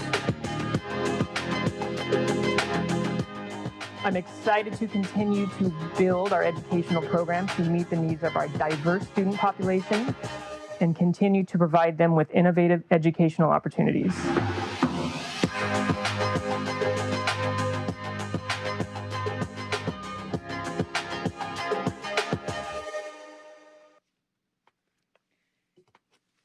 Thank you, President Williams, Dr. Maharas, and members of the board. My name is Amy Kernan, and I'm the Chief Academic Officer at Oxford Preparatory Academy. And I'm very excited to be standing here tonight talking to you about the amazing school that I've had the opportunity to be a part of for the past 2.5 years. When I first started at OPA, I was amazed with all of the educational experiences that were afforded to each student. It was apparent that this school was where students were truly placed first. I was also surprised by the variety of learning experiences that each student participated in daily, as you could see from the video, from foreign languages at all grade levels to music and even Taekwondo, and the implicit focus on implementing the multiple intelligences throughout all lessons so that students could really show in unique ways what they learned. I was also truly excited to see that each teacher at OPA strives to make learning engaging and academically challenging while constantly exhibiting an endless dedication for all of their students. I've spent over 20 years in public education in 5 different school districts, and I'm truly amazed every day by our OPA staff, students, and families. OPA started in 2015, and over the past 5 years, the demographics of the schools have changed. But the academic performance and educational opportunities have remained exceptional. Since its first year, OPA has significantly increased its diversity, including increasing our percentage of socioeconomically disadvantaged students by over 4% and decreasing our percentage of white students by 9%. During this time, we've also maintained exemplary test scores, ranking as one of the top elementary and middle schools in Orange County each year. In 2019, 77% of our students met or exceeded standards in ELA, and 73% met or exceeded standards in math, making us, again, one of the highest performing schools in Orange County. We also achieved Blue, which is the highest indicator on the state dashboard for both math and ELA. OPA strives to ensure that our students and teachers have all of the necessary resources to be successful, including technology, cutting-edge professional development, extensive enrichment opportunities, and robust parent involvement. In addition to our academic achievement, we're excelling when it comes to the progress of our English learners. It's something we're very proud of. In 2019, our English learners were in the green tier on the dashboard for both ELA and math. And we reclassified an amazing 65% of our English learners that year, with 74% of our ELs achieving a 4 on the LPAC, or the highest level on the LPAC. This has been an area of great focus and success at OPA. We have a wonderful ELD TOSA who works with all of our English learner students and families to make sure that they have everything that they need to be successful on a daily basis. Our record of achievement is evident throughout our program. This is why we're hopeful that the Orange County Board of Education, you will grant us the honor of being one of the first schools in California to receive a 7-year renewal. We know that we are an exceptional company here in Orange County, as seen by who went before us as well. And we hope to be able to continue our partnership with Orange County Department of Education and our surrounding school districts. We will continue to provide a positive choice for families who want the option of a high-performing charter school with a variety of enrichment opportunities and very strong parent involvement. Thank you for all of your continued support of school choice and for your advocacy for providing quality education to Orange County students. Ms. Marks and I are available anytime if you have any questions. And thank you and have a wonderful evening. Very good. Superintendent Boyd, are there any additional comment cards submitted for this agenda item? There are not. Okay. This concludes the public hearing. Representatives from Oxford Prep are available to answer questions. The Orange County Department of Education staff report will be published on November 17th, and the board will take action at the December 2nd board meeting. President Williams, I now close the public hearing and turn the meeting back over to you. Very good. Thank you, Araceli. Becky, start from my right, go to the left. Just a clarification, you were talking about your test scores, but I am looking at your assessments from 2017 to 2018. And most of the categories are going down as opposed to up, or at least staying stable. So can you address that for me? So we did go down a bit over the 16 to 18 school year. However, in 2019, we did bring our test scores up, and then again, we're able to be in the blue category on the dashboard. So we were, we have put a lot of different things in place over the past few years to make sure that we have rigorous standards-based curriculum in all of our classes, that we have highly qualified teachers, that we have exceptional professional development for our teachers, making sure that our students do continue to exceed standards. And we are well above the state average as well as the Orange County average in all areas. Well, it concerns me a little bit because if you look at your English learners, in 2017, there were 78%, and it dipped down to 45% in 2018. And then in math, it was 86% and dropped to 27%. That's quite a drop. So maybe when you come back, you can share a little bit more about what you did since 2018. Okay? Yeah, definitely. Okay, that's all I had. Thank you. Thank you, Becky. Tim? No questions for me. Very good. Mary? I don't have any questions either. I'm looking forward to our visit next month because I have not been on campus in person, so looking forward Mary, to that. we can't hear you. Oh, sorry. Thank you for coming tonight. Thank you for your presentation. I look forward to my visit next month, and so thank you. Thank you. Make sure you invite me too. Definitely. Okay. I'd like to go again on campus. Are you in class right now? Or are you doing distance learning? How are you doing it? We are currently virtual, but we are going back on October 21st. So just in about a week and a half. Okay, so everybody's going to be in the classroom then. Yeah, we have, we gave our families a choice between virtual learning or hybrid learning. And we have about 50% of our families who are coming back on campus and about 50% who chose to remain in virtual learning. Tell me about the challenges in that. Well, we've been working very hard to make sure that we've kind of looked at what other districts have been doing, what different districts around the country have been doing. One thing that we were very fortunate to be able to do is to be able to have separate cohorts for our virtual and hybrid learners. So our teachers aren't having to kind of try to handle hybrid kids at the same time that they have kids online. So for the most part, most of our on-campus students will be there every day in the mornings, and then in the afternoons, after those on-campus students leave, then the teachers can focus on the virtual learners, and that way every student can have really strong instruction without having teachers have to go back and forth.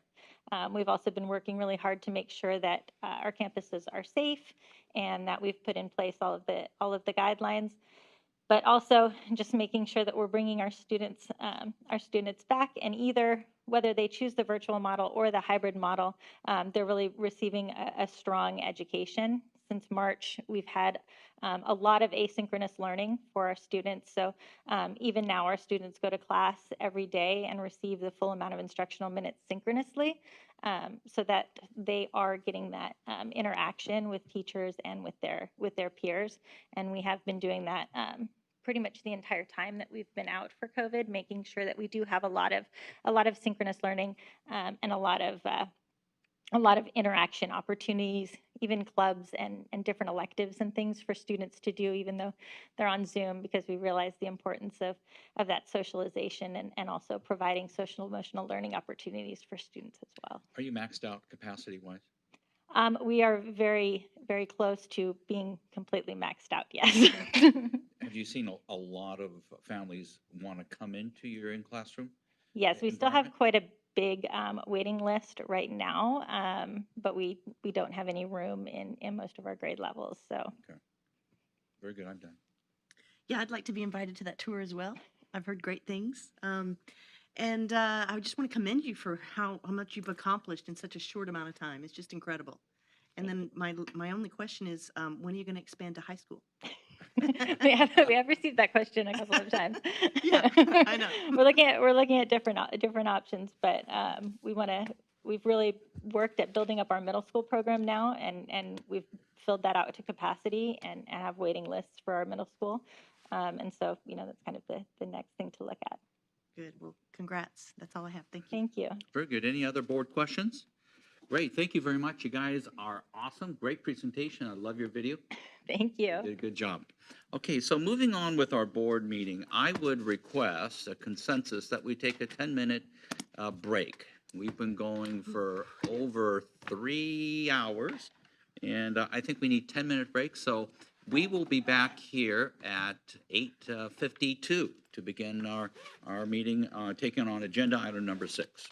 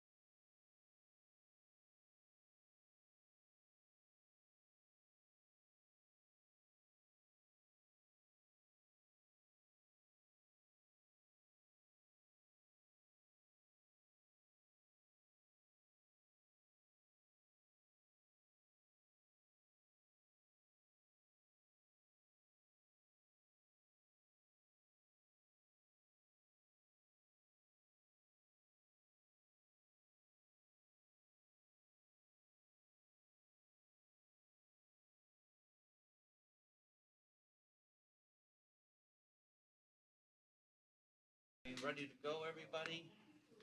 Every time I took that bandage off, it irritated me. He just screamed in my ear. I mean, oh. And then as soon as you bandaged it up, he stopped crying. So you know it didn't hurt. It was just a matter. They're scared. Yeah. We have thumbs up? We can go? Okay. Okay, the Board of Education is back in session here. Moving on with our agenda. Agenda item number 6, may I have a motion for it? So moved? So moved. I need a second. Second. Okay, we have a motion and a second. Discussion. Who would like to lead off discussion? Well, I suppose I can. Since you are the Yeah. author, yes, that would be good. So what we intended to do was, as far as some of the written comments, again, not exceed 400 words, because that was about approximately what we estimated that 3 minutes would be. Obviously, we're going to redact any inappropriate language. And then they would be submitted, just like we suggested today. Any additional written comments that couldn't be read would be attached. And so on page 25 of the agenda, this is a sample of the speaker card, only it would be electronic as opposed to the paper one that you saw. So it just basically mirrored that information and then gave a little bit of information at the bottom of the speaker card or the electronic speaker card as to how the public comments might work. So that's pretty much it. Tim, I don't know if you want to add anything Sure. to I that? gave a little stab at it. We heard from the rest of the board at the last meeting, and I did my best to try to type up a policy that what I thought I heard the rest of my colleagues say. And I think that, the spirit of how do we deal with, when we have very large numbers of public comments, and what's the policy to deal with that? And I mean, tonight was sort of a test run. I mean, it wasn't hundreds of people, but we had 35 or something, Yeah, 40 people. Yep. So here's what I typed up, and I am not in any way offended if you guys don't like this or want to modify it. I'm not married to this. It's definitely I'm happy to take comment, but I said that as maybe a policy, the time for public comments will be 30 minutes, with each speaker afforded 3 minutes to speak. The 3-minute limit is subject to reduction with the concurrence of a majority of the board, should large numbers of individuals wish to address the board. Public comments will typically be heard from individuals who are present at board meetings.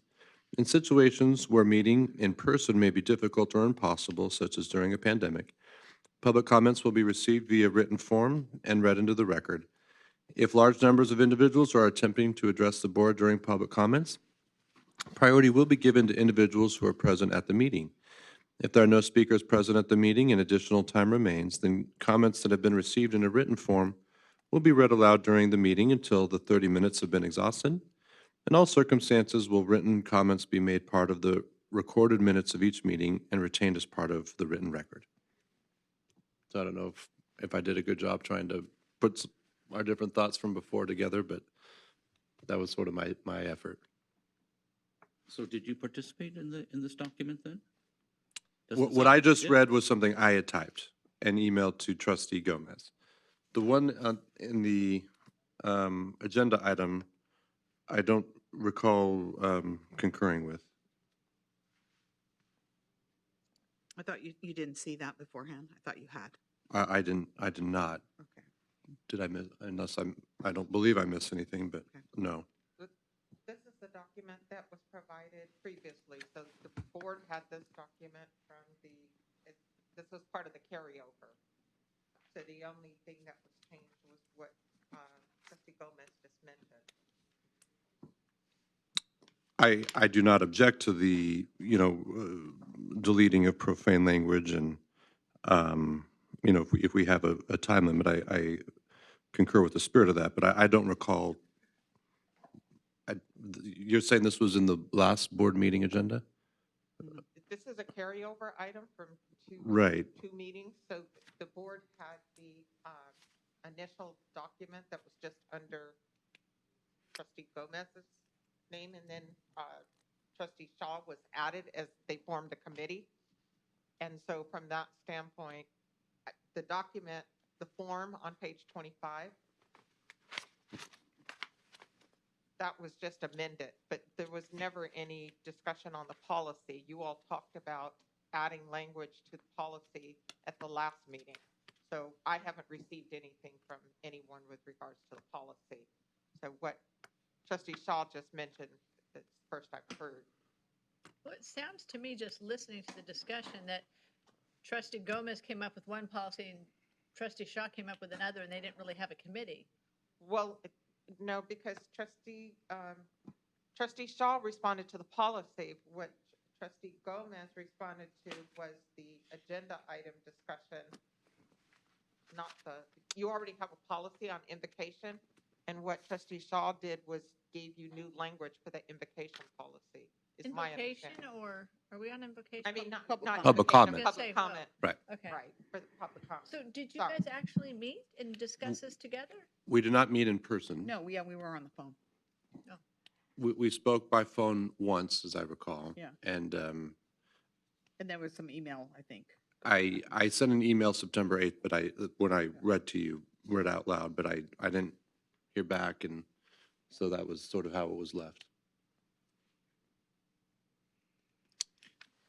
I mean, I guess I'm still going back to the last meeting, questioning why we're making big changes in a policy that we've had for a long time, because the public at any time can reach out to us via email or via snail mail. So I guess I'm questioning the need for a new policy. Well, I think the issue came up because of the number of people, the number of comments that we got. And so I think the intent was to clarify how we would handle, just like we did tonight, right? We had a discussion, and by consensus, we agreed to hear more. So What are best Right, practices? But, just once, but I think with other boards, unless I'm not in the know here, is they do it the way we have been doing it. If you come in person, it's public comment. If you don't choose to come in person, it's a letter to the trustees, either one separately, yours, or all together. And it sounds like we're kind of reinventing the whole process. Not really. I don't think so. Actually, I think our board policy limits more public comment than the other. Tim and I think part of the conversation that we had is on, since we both served on city council, there's no limit. We could be there till midnight if we're listening to all the public comment. And This coming board, in this via board, email? this or- board has chosen to put a limit on it. And that was what we found, or that's what I found and that's what Tim saw, was some of my information from some of the school boards. Many of the school boards do something similar to what we do. But from our experience, it's completely different, is that we listen to all the public comments, no matter how long it takes. So in person, or the ones that come in via email? In person. Like I said, we'll be there for a very long time if there's a contentious issue. Right. And I'm saying that's, I think, the way we've always done it. If people come in person, we take 30 or 60 or 90, and then if there's still some, then we take them after the meeting. So I don't think we turn away anyone that comes in person. I think that a few months ago there was, and I think part of that started when we said we were having a town hall. That was part of it, and people were not allowed to ask questions or make comments. It was the panel. And then I think the subsequent meeting, there were a lot more people that wanted to speak, and we're not given that opportunity. And again, we're trying to address, hopefully, a situation that will never come again with this public health crisis. But for now, we needed to at least give some latitude to the board to hear more comments in another fashion, whether it be written or verbal. I serve on another county-wide board, the Orange County Transportation Authority Board, and what is done there might be instructive. When someone does want to, comment on an item or comment at the meeting, but they're saying, I don't want to be present because of the pandemic, they might email the clerk, who then will immediately email the board members, and it is included in part of the record, but at no point does it get read out loud during the meeting. That is the way that's handled at OCTA. That's how I thought most were handled, that you had to be in person for them to be read out loud. Or I've seen people who couldn't make a meeting because they were out of town, or it conflicted with something else, so they would actually send their comment with somebody. You know, I've seen it read over a phone from somebody. I've seen somebody actually say, I'm here for so-and-so. I just think that. Nina read several comments that were written a few months ago. Mhm. So that's what I'm saying, is that we've kind of done things all sorts of different ways. And I think we've erred on the side of trying to make as many comments available to us. And I think that would be a better mechanism, to hear more information than less. We don't want to limit it.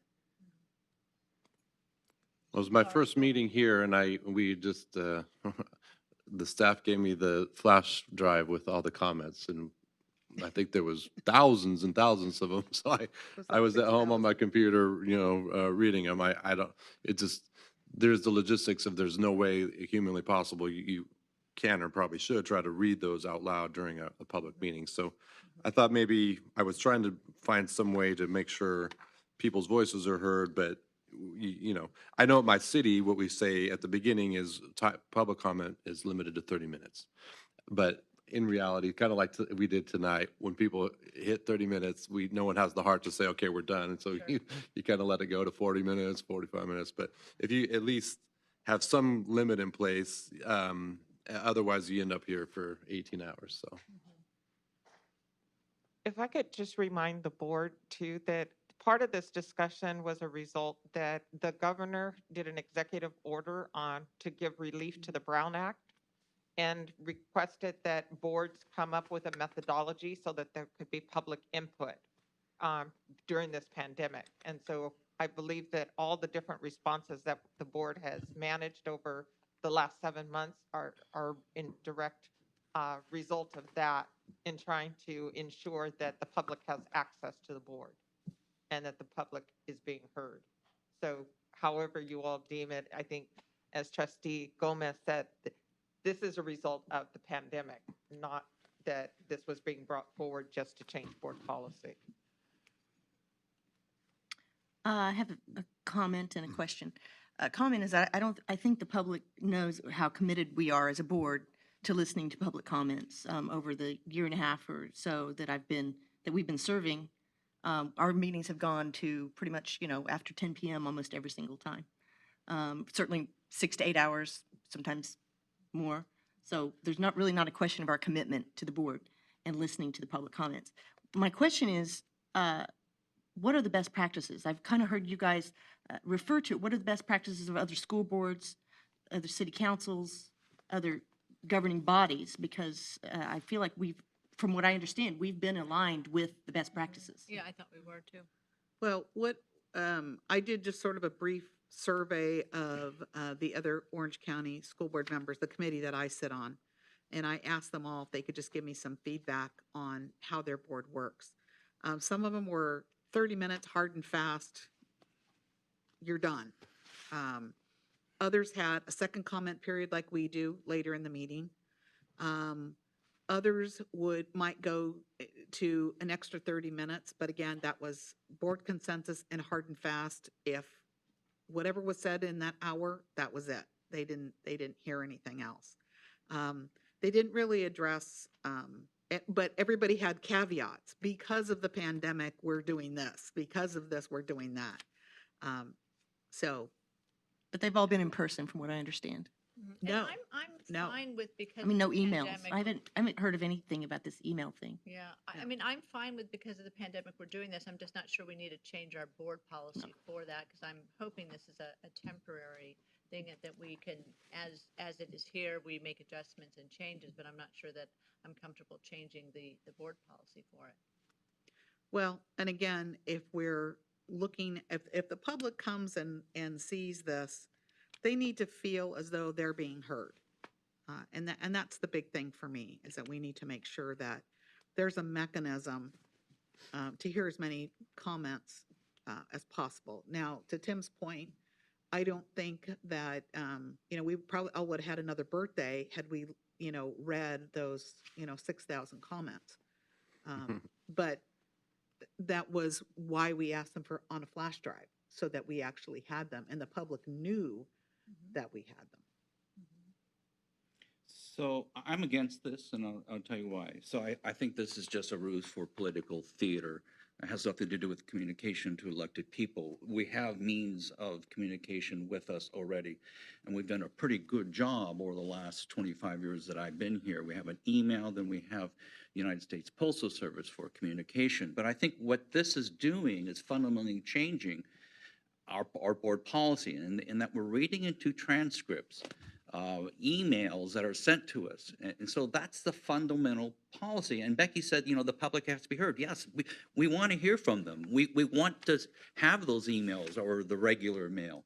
I did a cursory search of all the surrounding school districts, and I didn't see anyone with any of the language about reading transcripts into the record.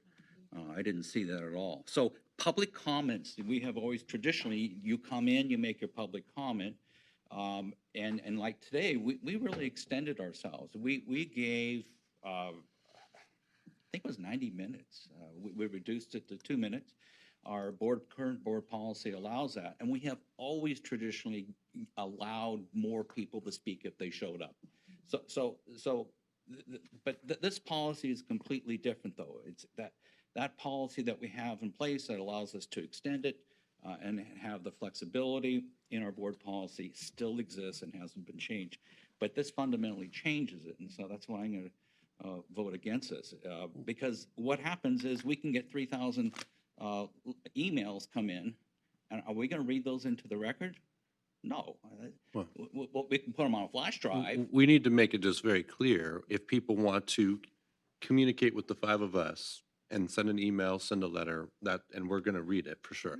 But that can be different than a public comment during the meeting where the staff is reading it out loud during the meeting, and that's kind of a different thing, right? Is that what we're saying, Ken? Yeah, because we've even made accommodations like tonight, having the line for people who just want to speak and leave, and that allowed us to have 40, 35, 40 speakers versus the 20 that would fit in the room. So I think we are making accommodations. So if people come and want to be heard, we're hearing them. Nobody got turned away tonight unless they got cold or tired and they left. A few did. But I think we've been very accommodating in accepting speakers and whatever. And I thought tonight worked great with the two lines, people who wanted to stay and people who just wanted to speak. We have done more to be sensitive to and listen to the public and those constituents more than ever. I think we have bent over and done everything we can to accommodate that.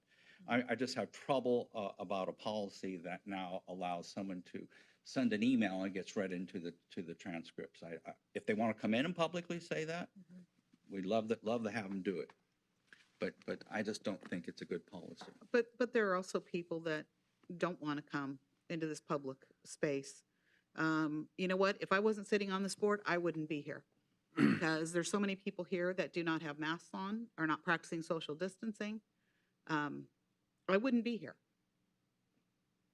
So to, brush away the concerns of someone because they don't feel comfortable, I think is not a good policy. So we do have to have a mechanism for them to communicate to us. They do. We have email and we have the United States Postal Service. Okay. But that's again, a part of the public record and the public admonition that we put on and voted for last meeting.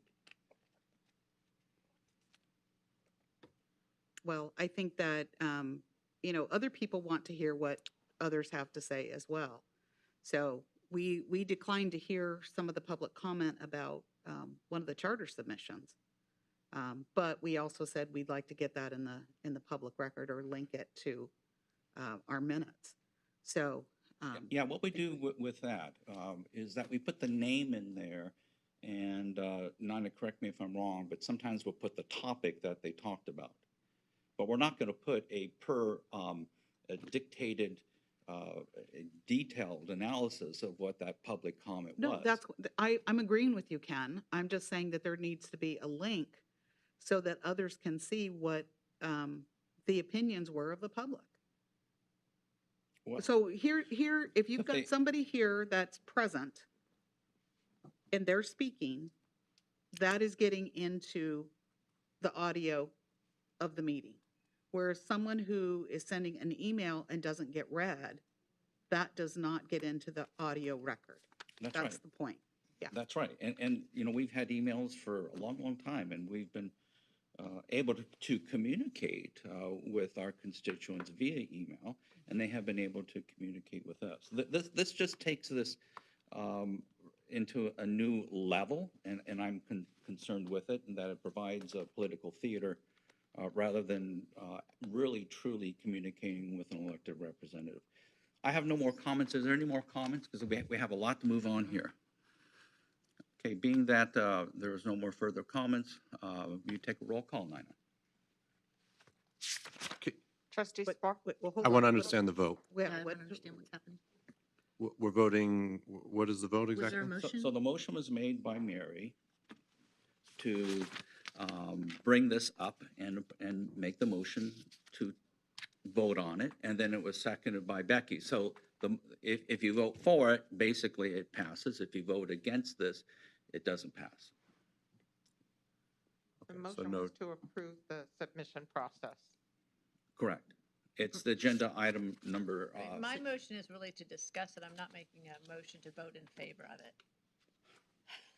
You Just can't to be tell me clear. that now. Sorry, just to be Yeah, clear. yeah, I you didn't hear a can move motion. That's what I'm something, you saying. can move something in order to discuss it. Doesn't mean you're Yeah. necessarily supporting it. Right. Right, but I didn't hear a motion. Yeah, no, I just wanted to discuss it. I said I need a motion to get it on Oh, the so floor. sorry. Oh, he's right. I did You move did to make the discuss it. motion. Sorry. Okay. Now, I do you did- want to take your motion? Well, if it was a away? motion to vote in favor of it, I will take it back. 'Cause I was really motioning to discuss it. And I You can apologize. vote however you choose to. You just All make right. the motion. Fine, I made the motion. I'll stick with my motion. Somebody needs to second it. To clarify, are we going to be, as a matter of practice, at least during the time of the pandemic, are we allowing individuals to comment remotely? Yes. Okay. That's on So the, we don't- that's on the admonition. Okay, very good. I'm sorry, Kim, what did you say? So the admonition that's online says that if we have time during public comments, we would read them into the record. That's what we voted on last meeting. Says that you may. Then we may, We may, yeah. yeah. Okay. So to be clear, there's a motion, Mhm. and the motion is to approve public comment submission process as proposed. I guess. Is that's there the a motion I second? made. I seconded Becky it. seconded. Okay. Any other further comments or discussion? Barring none, Nana, will you take a roll call? Trustee Shaw? No. Trustee Sparks? No. Trustee Gomez? Yes. Vice President Barkey? No. And President Williams? No. Okay, motion does not pass by a vote of 1-4. Moving on with item number 7, since I am the author of this, I'll make a motion to adopt agenda item number 7 to retain auditor for this department. I will knowingly second your motion. Okay, you know I seconded. Okay. Comments? And can I ask, is Greg on the line? Greg is on the line. Do we have Mr. Grisham on the line? Yes. Yep, is that? You do? Yep, okay. Are you in Hawaii now, David? That's the island of Nevis in the Caribbean. Wow. Wow, that is pretty cool. Dreamy, right? Yeah, it is, isn't it? Yes. He's showing off.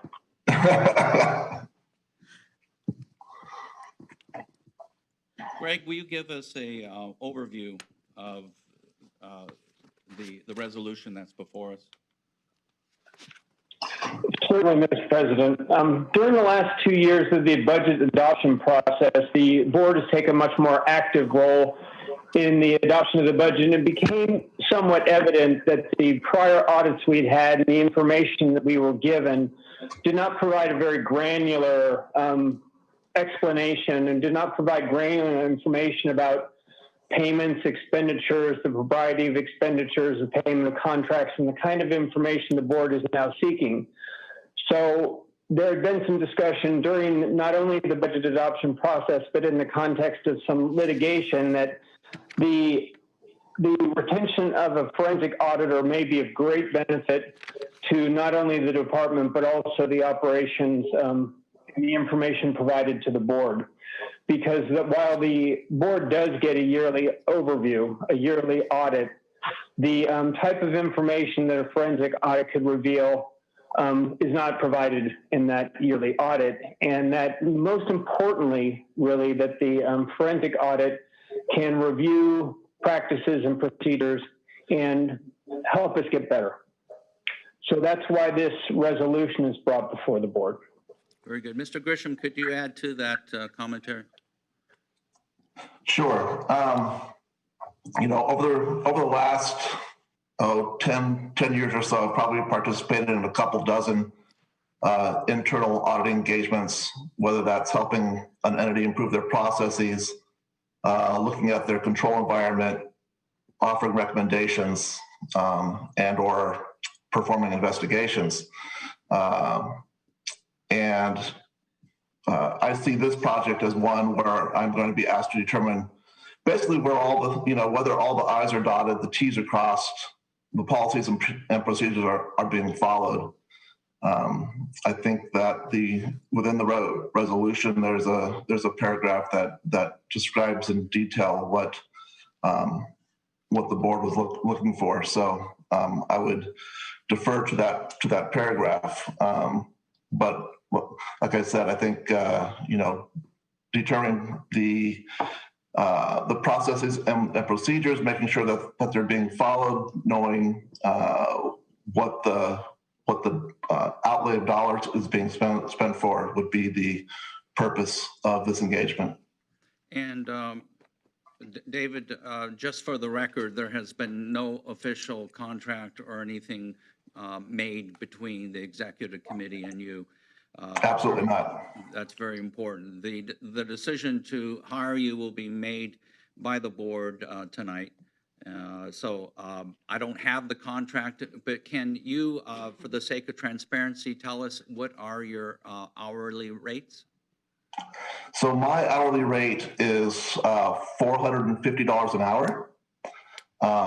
The staff that I would be using to perform much of the work would be somewhere between probably $220 and $340 an hour. Okay. Very good. Any other questions? Okay. Are you ready for board questions? Yep, board questions for Mr. Grisham or Greg, or comments. Well, I don't have any comments for him at this point, but I do once we get into our discussion. That's what we're in now. We have a motion, a second. All right, so, okay. I'm going to ask you, you mentioned your hourly rates. What are we looking at? What's the cost to the taxpayers if we were to do this audit? When I was approached, I believe I gave Mr. Rowland an estimate of about $70,000 to $75,000. That's my recollection as well. Okay, and then did we go through an RFP process for this? No, Anybody? we did not. Okay, why not? Because this is a very specialized field and you want the best. Okay, so speaking of specialty, do we have experience with school audits, education budgets? I do. You know, as I said, over the last 10 years, I've done a couple dozen of these. Of those, probably 6 to 8 have been with either private schools or public schools.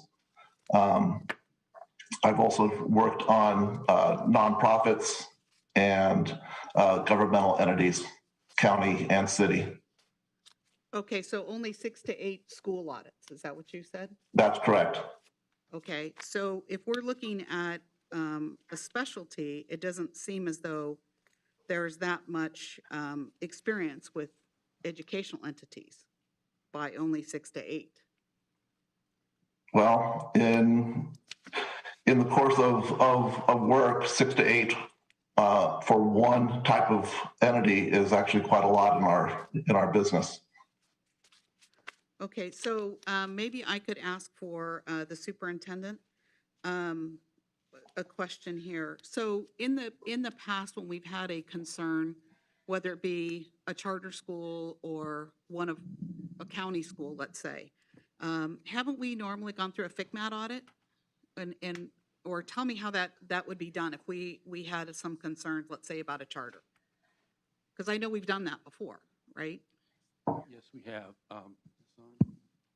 Just have to scoot it up close to you. So to answer your specific question, first of all,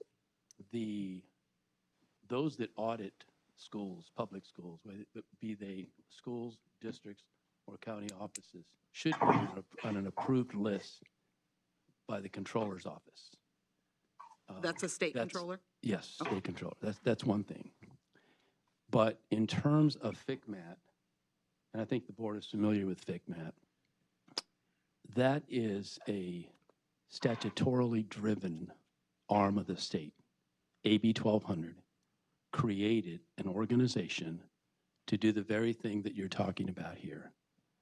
This is their wheelhouse. 3/4 of their employees are experts in fraud, for example. And we've used FCMAT a number of times. We've used them for districts. We've used them for even discussions in terms of our own practice. And I think that the board should really consider that, because frankly, this thing took me a little off guard because I hadn't heard anything about this. And I think that there's some issues with this, and I'd just like to call out a couple, if I may, and that is that there are factual, legal, and jurisdictional assertions in the resolution that are not accurate and could have been cleared up had we talked about it. For example, it's interesting to note that just 12 weeks ago, you did approve our budget, and thankfully we got a clean slate. We have an auditor that audits our books. We pay him $70,000 a year, and it's an audit firm that is like one of the top 10 firms in California. And Dr. Williams and others, I think, have talked to him, as a matter of fact. Royce Townsend, he's been at this board. And any question that you may have in terms of our practices, what we do to prepare the budget, what we are required to do under law. In fact, the driving force of a county office of education, the superintendent, is to assure that all of the school districts in that county are solvent, that they always stay within their budget and have reserves for economic uncertainties. And that's one of the big things that we do, in addition to the approval of the instructional plans, the LCAPs. And FCMAT has been around for years. It is the agency, if this is what you want, a deep dive, a review, and I'm not opposed to that, by the way. I think it's a good idea. The thing that's problematic is some of the assertions that were made in the resolution. And for example, well, even in 2019-20, where we disagreed on the budget and went through a process of how that budget would be approved by the state sent down here a budget review committee that spent time with the board and with us and looked at our processes and looked at how did we arrive at the budget that we did. And the state superintendent approved the budget, as you know. But in terms of the resolution talks about a request that was made by Dr. Sparks, for example. And Dr. Sparks talked a little bit about some of the money that we had given to a not-for-profit organization in this county. And it was money that was done through our career technical education funding. And we hired the organization to provide special tutoring and internships for about 150, no, more than that, several hundred students. And we paid them some money. And the question was asked, I have it written down here. You asked, Dr. Sparks did not request a legal opinion from my office regarding a conflict of interest. In reviewing the transcripts from May 13th to June 3 board meetings, Dr. Sparks requested that I provide a legal opinion regarding whether a specific expenditure was a gift of public funds. So if you review the transcript, that was what was asked of me. And at the time, there had been other legal opinions given to us. I think Dr. Williams even commented on one of the tapes that we've already seen those legal opinions, and that was going back to our former general counsel and the Code of Cole conversations that we've had here. But what my feeling was, because I did acquiesce to that, as you know, but that never went to the executive committee. My thought was it was going to go to the executive committee and then come back for a board vote, because we don't usually, in fact, I've never done this, gone out for an opinion because a board member asks us to. Very few things are done in that spirit, as you know. It has to go back to the board for a full board vote.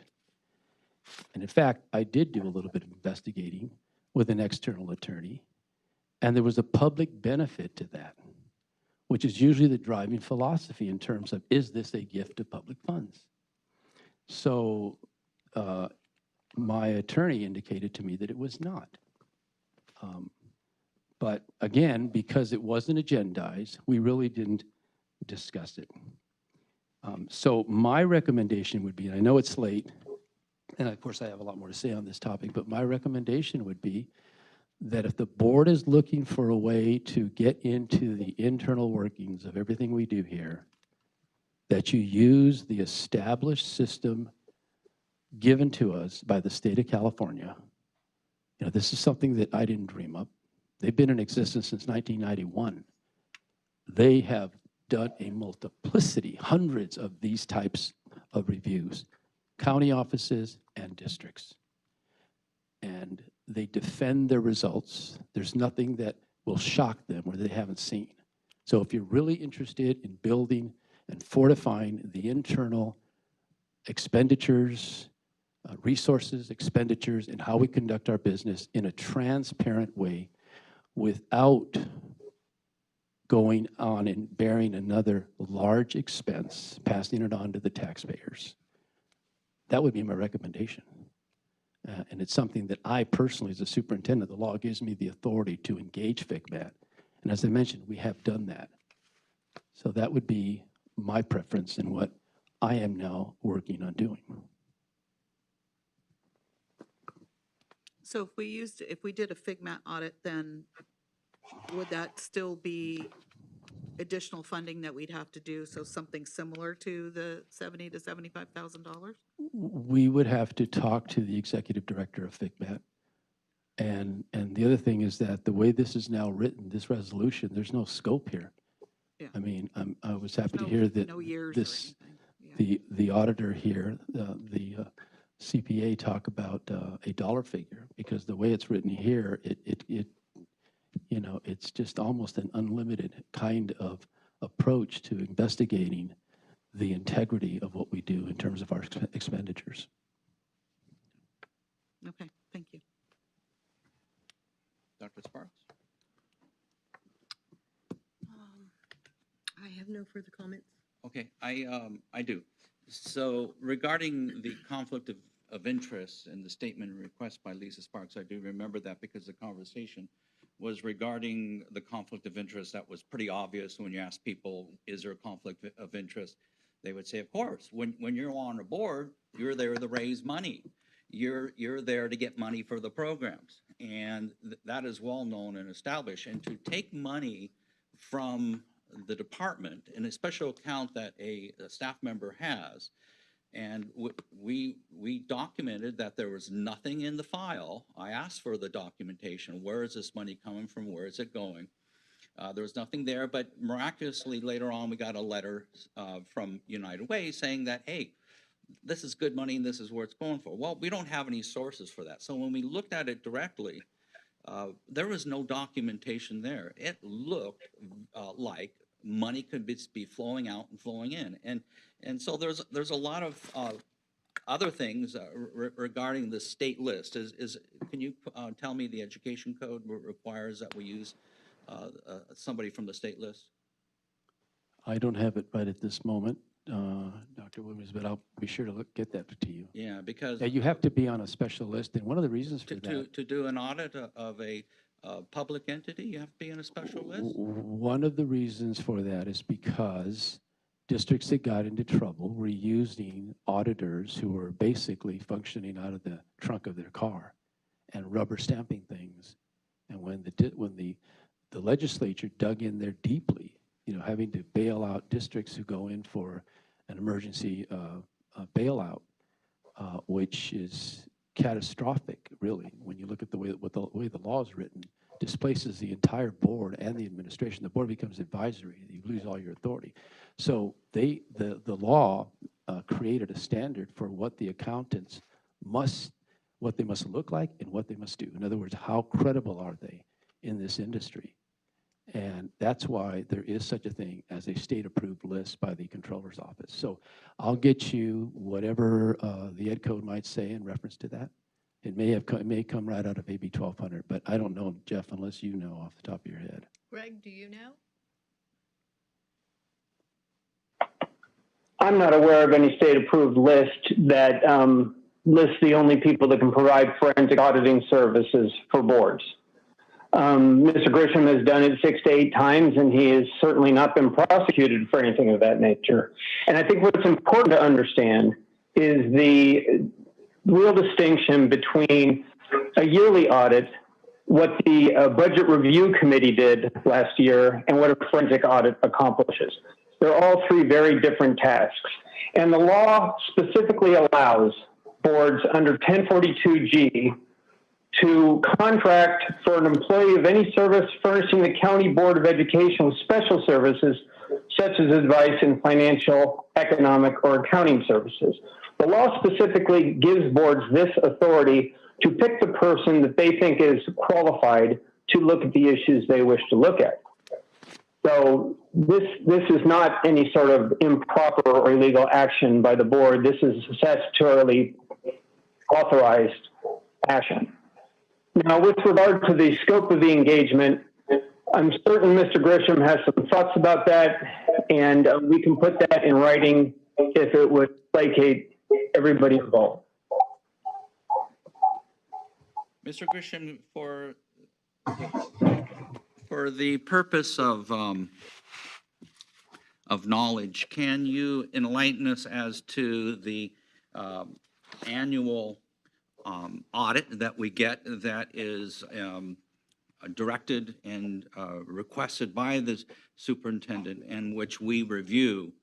Can you tell us the difference between that audit and what you do as a profession? And does auditing a public educational institution differ than auditing any other government entity or accounting? Is there anything different different rules, different things that you look for? I'll answer the second part first, which is there's not that much difference between governmental entities in how they get money and how they spend money. So, if we were to look at the outlays, we would still be looking at similar types of financial documentation, contracts, invoices, things like that.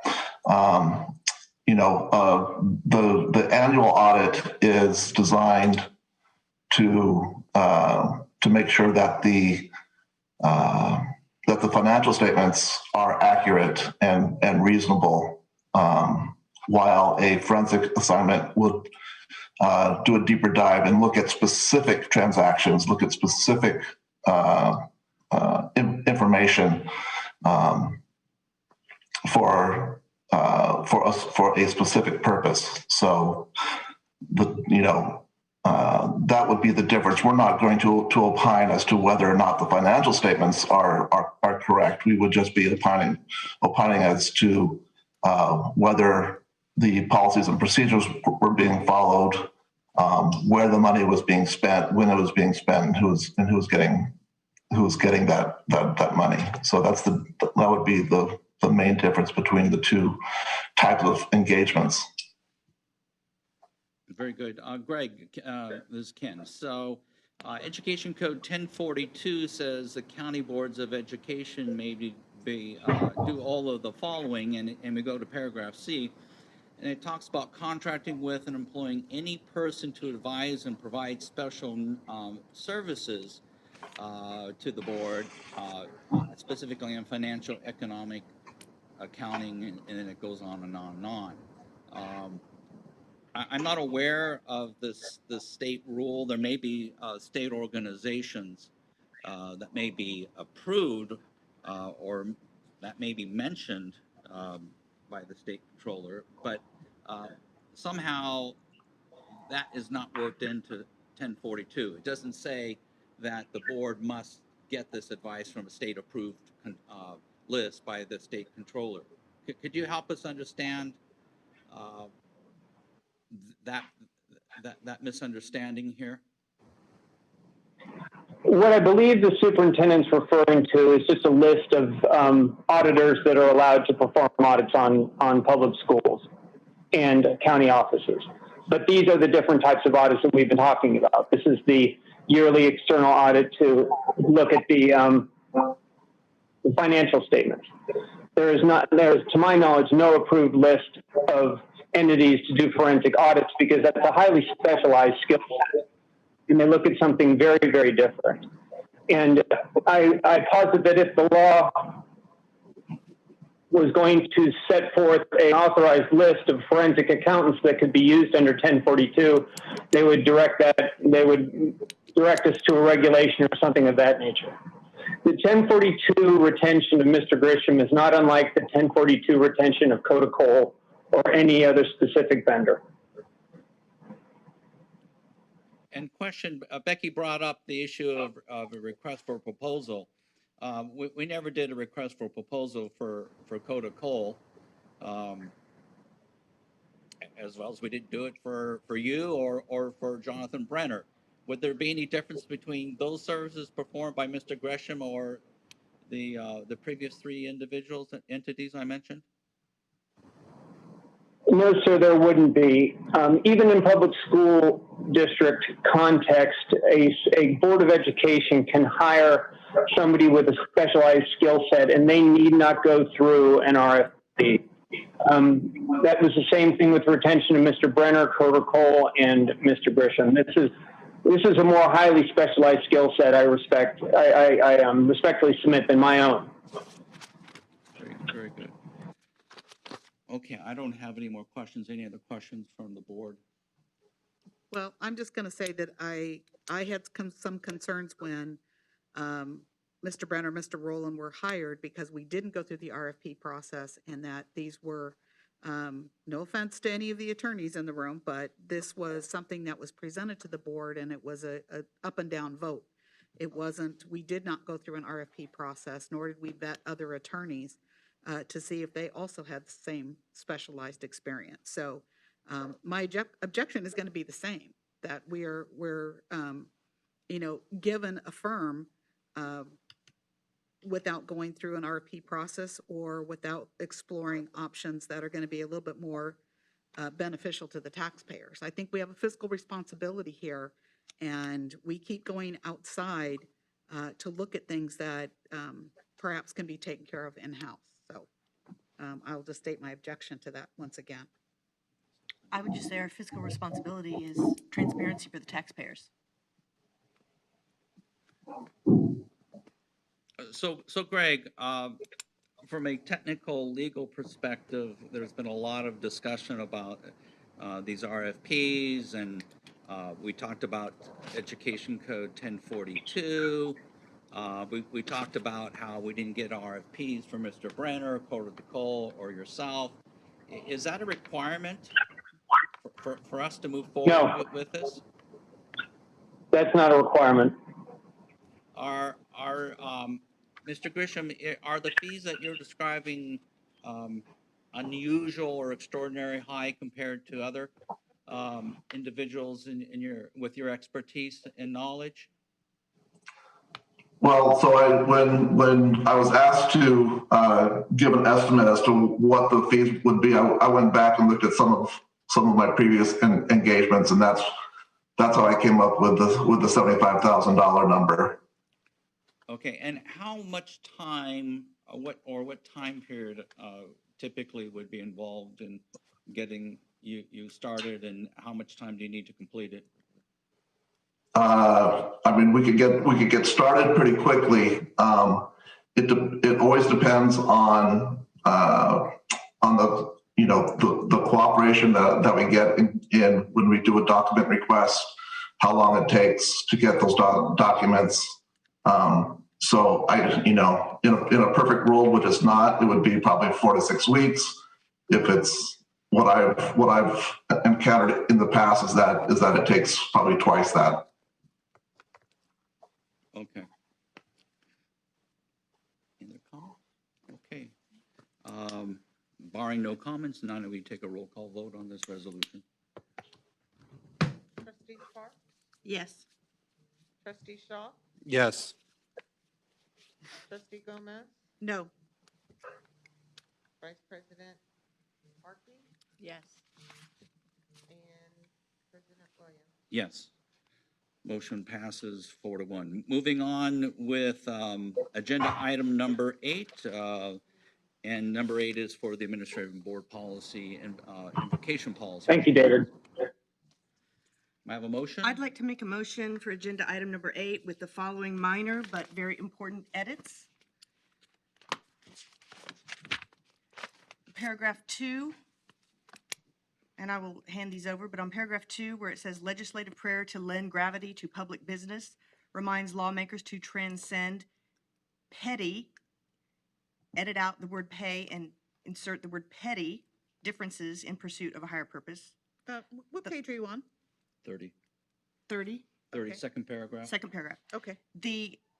And then the last sentence, regarding invocations, the Supreme Court explained that opening invocations are intended to, quote, lend gravity to the occasion and reflect that values long part of the nation's heritage, end quote, and should not denigrate non-believers or religious minorities, comma, threaten damnation or preach conversion, end quote. So you need to insert not after should. Okay. Good, Then 'cause I moving think on that's to, That is a big difference. that's a big important difference. Okay, moving under the next page, under public students, top paragraph, BP/AR 100-12 are not intended to require any person, comma, particularly students, comma, to observe, comma, witness, comma, or participate in any legislative prayer, comma, invocation, comma, inspirational words, comma, moment of silence, and any such presentation by a presenter shall not impact any person's, PERSON apostrophe S, instead of their ability. So take out their, replacing with any person's. Then under 1, we need to omit the word to, where it says, before the invocation or inspirational words, comma, the board shall announce that the invocation or inspirational words are forthcoming and suspend. So eliminate the word to right there. And then the last edit is under number 3, the board shall not state, comma, comment, comma, communicate or respond in any manner to express either approval or disapproval of the content of a presenter's, you need the possessive there, apostrophe possessive, on presenters. And that's the last edit. And I will turn these over to the person who's going to fix them. That's all I have. Very good. Okay, those are simple wordsmithing. The big thing was Not. that was omitted. Okay, and I seconded that. Now we're going to the floor for discussion on our invocation policy, and I'm going to ask for. Oh, you know what? I have one more minor, just a comma needs to be removed on the next page under invocations or inspirational words at board meetings. On the second paragraph, third line, there's a comma at the end of where it says invocation shall not, and you need to take away that little.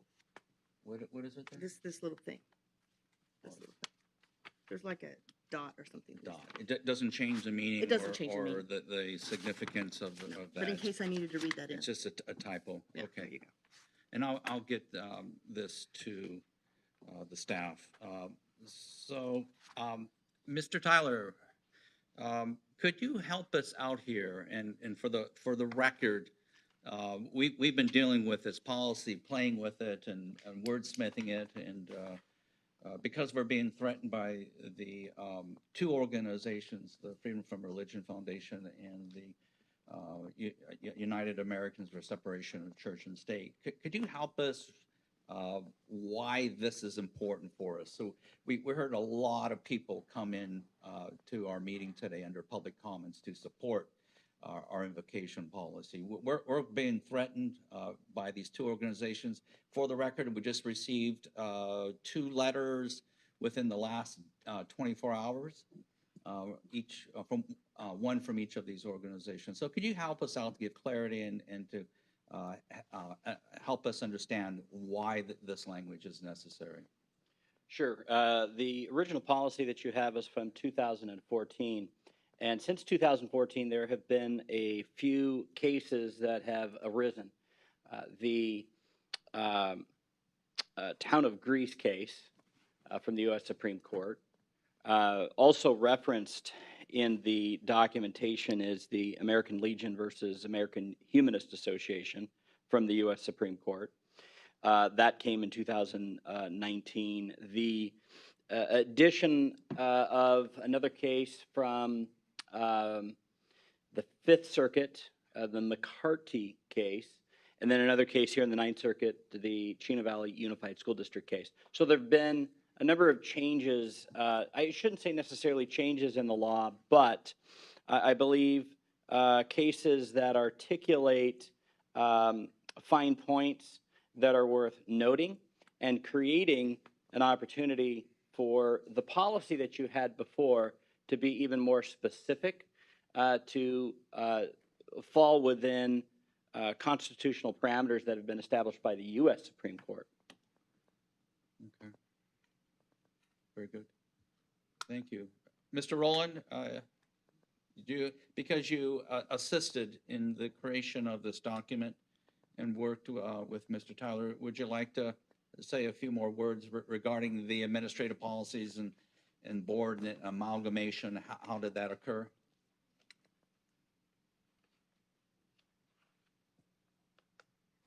Flashback to AP English. So I'm sorry for those minor editorial problems. Again, like Mr. Tyler said, what the policy update was trying to do is to make bring our policy up to date and make it more consistent with not only some legal decisions, but also the changing legal landscape. And the reason we use an administrative regulation format is, as you well know, a board policy is a overreaching statement of the board's policy intent. An administrative regulation is a mechanism used by several school districts, county boards, public entities that implement and executes the board's intent. And as we're reading the cases, quite often, I don't know if this is an apropos analogy here, but the devil is in the details. And the execution of this policy is critical to how we would be viewed in a litigation context and how we would be viewed by our public in general. So we were trying to make it as clear as possible that we were seeking to invite a representative cross-section of speakers, and no speaker would get any preference over another, or no speaker would be held to any different standard than another. And that's why we went into such meticulous detail as to how the invitations would go out, how the speakers would be scheduled, and how the invocations would be delivered. Because we know this board appreciates all the good words that is sent their way, and we do need all the help we can get. I'd like to add, if I could, as well, that the policy that is now in front of you is also different from what you had before, in that it includes not only invocations, but inspirational words, or even a moment of silence that might be presented. And as you know, the Chino Valley Unified School District case was from the Ninth Circuit, and addressed the facts in that case that were not so favorable. There were issues in that case that are not at issue in this instance that I'm aware of with regard to the board. The letters argue that the invocation, that this new invocation policy would be in violation of the Ninth Circuit's ruling. And the Ninth Circuit, we don't know how they're going to rule. Certainly the judges are changing in the Ninth Circuit, even at the U.S. Supreme Court. We can say that our attempt here is to help allow you to be able to continue this long-standing practice of allowing the invocations, moments of silence, inspirational words that have been presented to this board, as I understand it, for decades. And our goal is to have a policy that we believe should be able to pass muster, not only in the Ninth Circuit, but at the U.S. Supreme Court. Very good. It's 10 o'clock, so I'd like to move on with the meeting. Any other questions for either our attorney or any comments by my board members? Otherwise, Well, I just have a couple quick questions. speak up. You know, the Town of Greece case was decided in a way because there were mostly Christian congregations in that town. And the court ruled, from what I can remember about the case, is that the town didn't have to go outside of its boundaries in order to get a diverse population of speakers. So I think in Orange County, we'd be challenged to find all the different congregations in order to represent, as this board policy says, about diverse viewpoints. I would also, you know, our current board policy says the invocation shall not last more than 3 minutes. And tonight we violated that policy like nobody's business. And that's why I was asking the question about whether or not it was public comment or an invocation.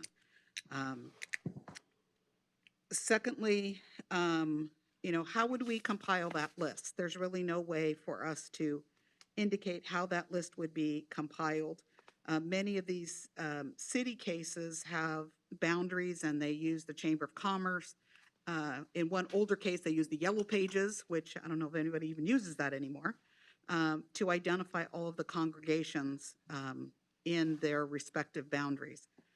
So trying to identify all of those congregations within the county limits would be challenging, and in order to kind of protect ourselves about these diverse viewpoints and getting all these different folks represented, I think we'd be very challenged by that. So that's all I have to say about it.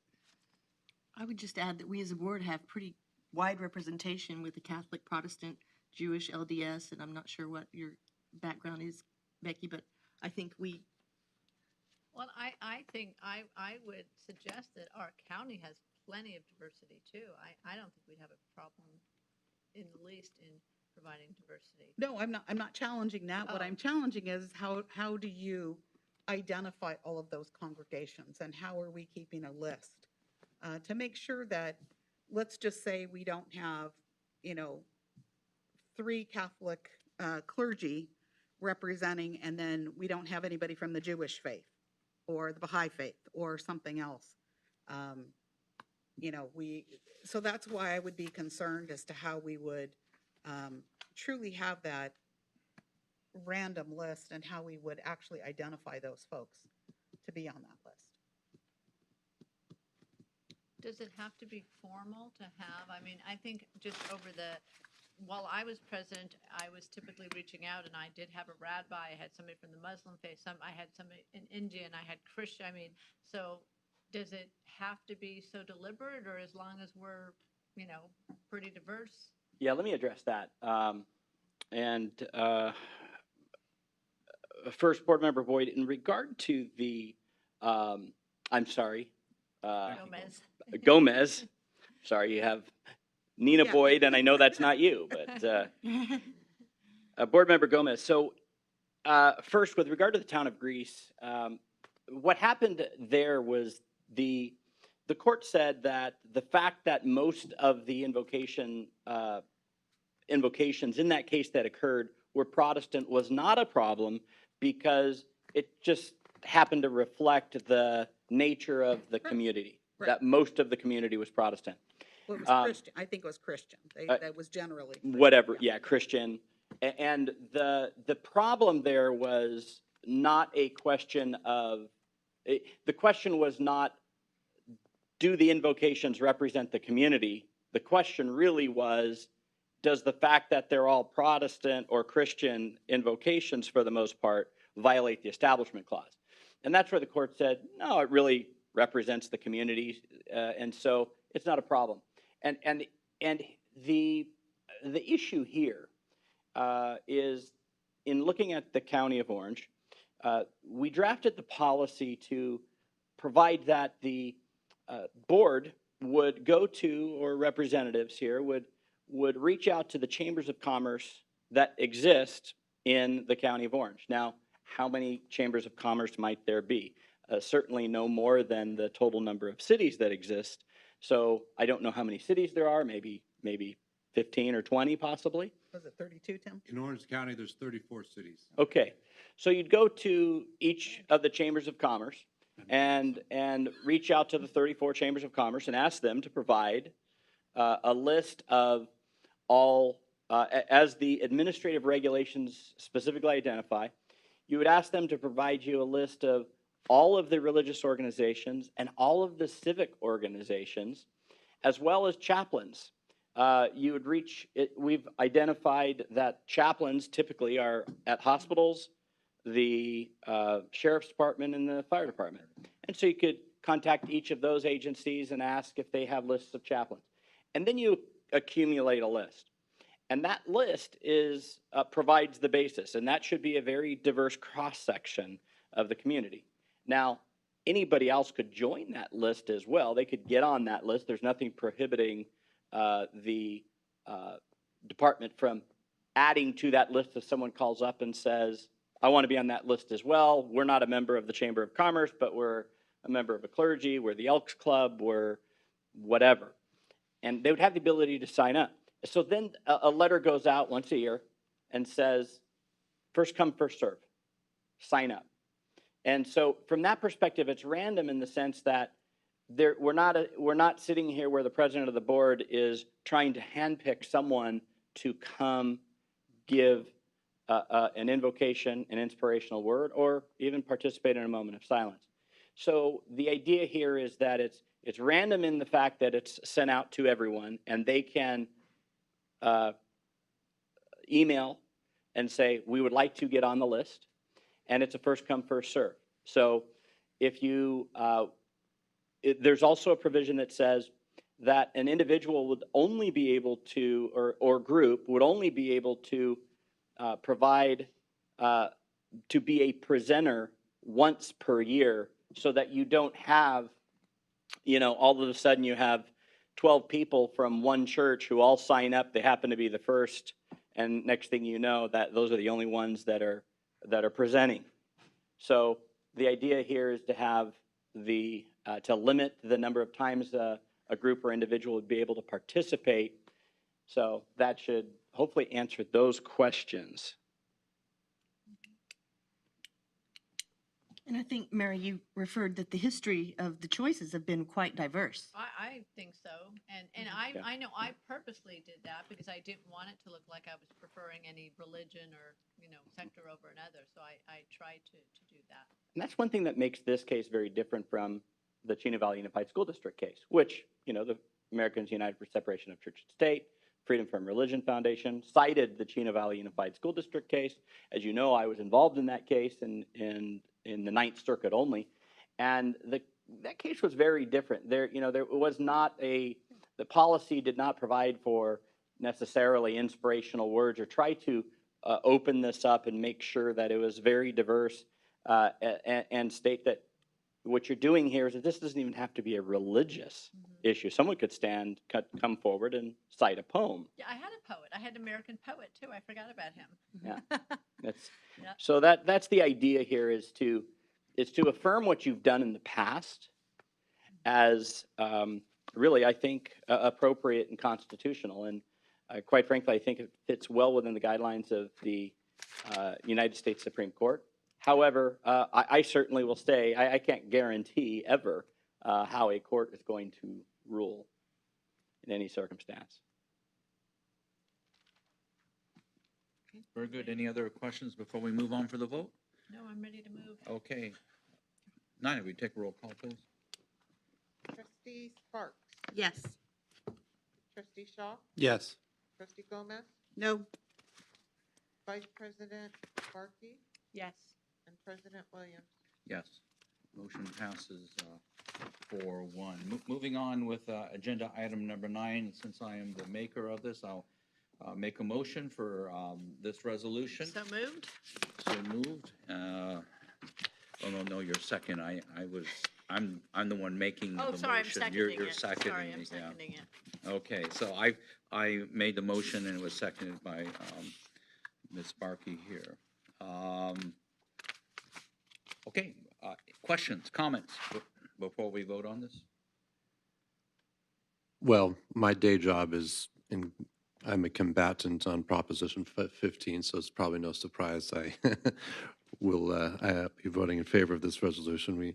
Eliminating Proposition 13 for commercial real estate is in essence what split roll does, and would obviously be a very significant tax increase on business out there and anyone who owns commercial property. So I'm happy to support this. Well, and I would say too, a lot of people don't realize or just don't think through that the commercial falls through to us as the consumer, because the minute the commercial guy's paying more, he's renting it for more and the cost is more. So the dollar donut's going to be $3, so it really affects everybody, not just commercial. I would just say he or she. Sorry, he or she. Very good. Any other comments? Bar none, we do roll call. Trustee Shaw, Yes. Trustee Sparks, Yes. Trustee Gomez, No. Vice President Barkey, Yes. President Williams. Yes. Okay. Moving on to Proposition 16. I am the maker of this, so on this agenda item, I will so move, and I will need a second. I will second. Okay, the motion, a second. Conversation, dialogue? I think my reason for seconding this and being in favor of it, of opposing it, is that I think it eliminates some of the competitiveness and merit-based for students. And so I think anytime you take that away, it's depriving students of the incentive to do their best. I would totally agree, if I might. I think the message from our board needs to be that academic achievement and academic excellence is what's going to get you into UCLA, wherever, Harvard, wherever you're trying to go. And any criteria, no matter how well-intentioned people might be, you are in essence rewarding students for things that they have no control over. So I think Prop 16 would be the wrong message and the wrong idea. Yep. Yeah, Article 1, Section 31 of our California Constitution says that the state shall not discriminate against or grant preferential to any individual or group on the basis of race, sex, ethnicity, national origin, the operation of public employment, public education, or public contracting. That I think represents the spirit of Martin Luther King, who serves as somebody who I respect and I use as a guideline in my public policy and personal relationships to give preferential treatment based upon those immutable characteristics is plain and wrong. Any other questions? Otherwise, we pull the board, Nina. Trustee Shaw? Yes. Trustee Sparks? Yes. Trustee Gomez? Abstain. Vice President Barker? Yes. And President Williams? Yes. Item passes 4-0 with one abstention. Moving on to agenda item number 11, which is regarding the denouncement of a bill that was signed by our governor, SB 145. I so make the motion. I will need a second on that. I'll go ahead and second. Okay, motion and a second. Board discussion before we take the vote.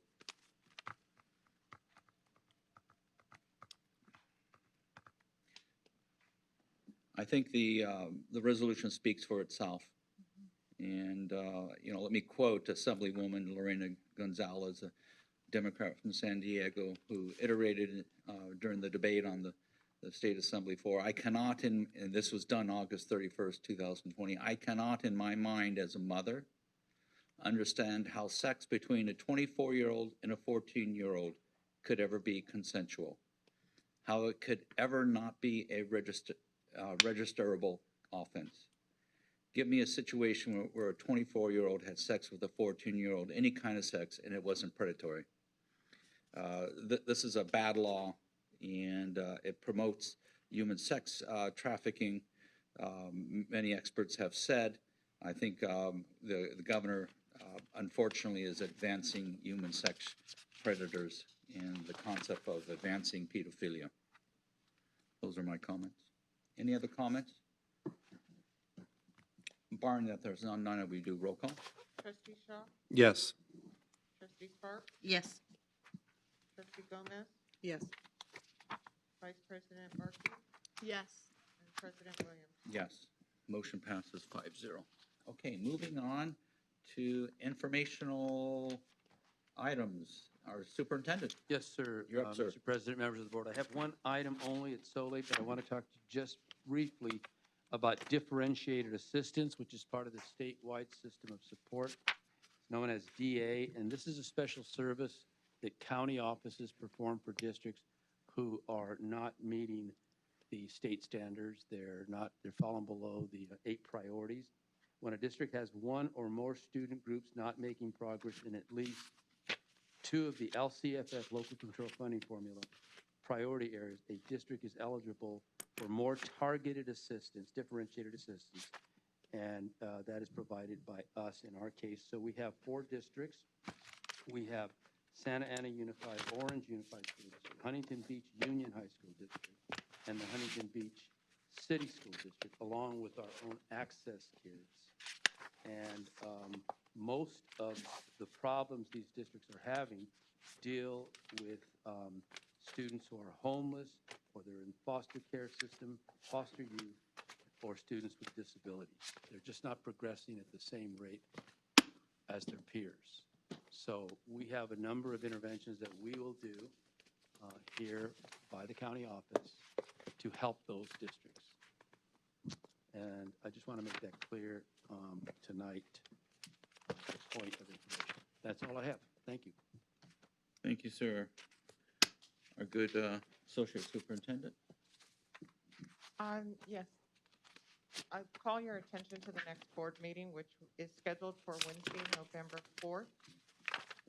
We've had some conversations about numbers of inter-district and/or expulsion appeals that would be coming before the board. We're aware currently that there are at least 4, which is the number that you asked staff to look for an alternative date in advance of the meeting so that you could still meet deadline for a special board meeting. We began polling the board yesterday for Tuesday, October 27th. Dr. Williams, you mentioned you'd wanted to discuss that at tonight's meeting. So as a reminder, we need to firm that up in our discussion. The submission deadline for the November 4th meeting is October 21st. And in your red folder, I draw your attention to a Orange County Board of Ed authorized charter school update. It has information pertaining to in-person instruction start dates for all of the charter schools. Special note that College and Career Preparatory Academy was the first that started in person September 24th. The other charters have all been phasing in beginning that week also. And then we have some that are virtual, that are continuing to do virtual because that's how they were established. So I just wanted to make sure that you were aware of that.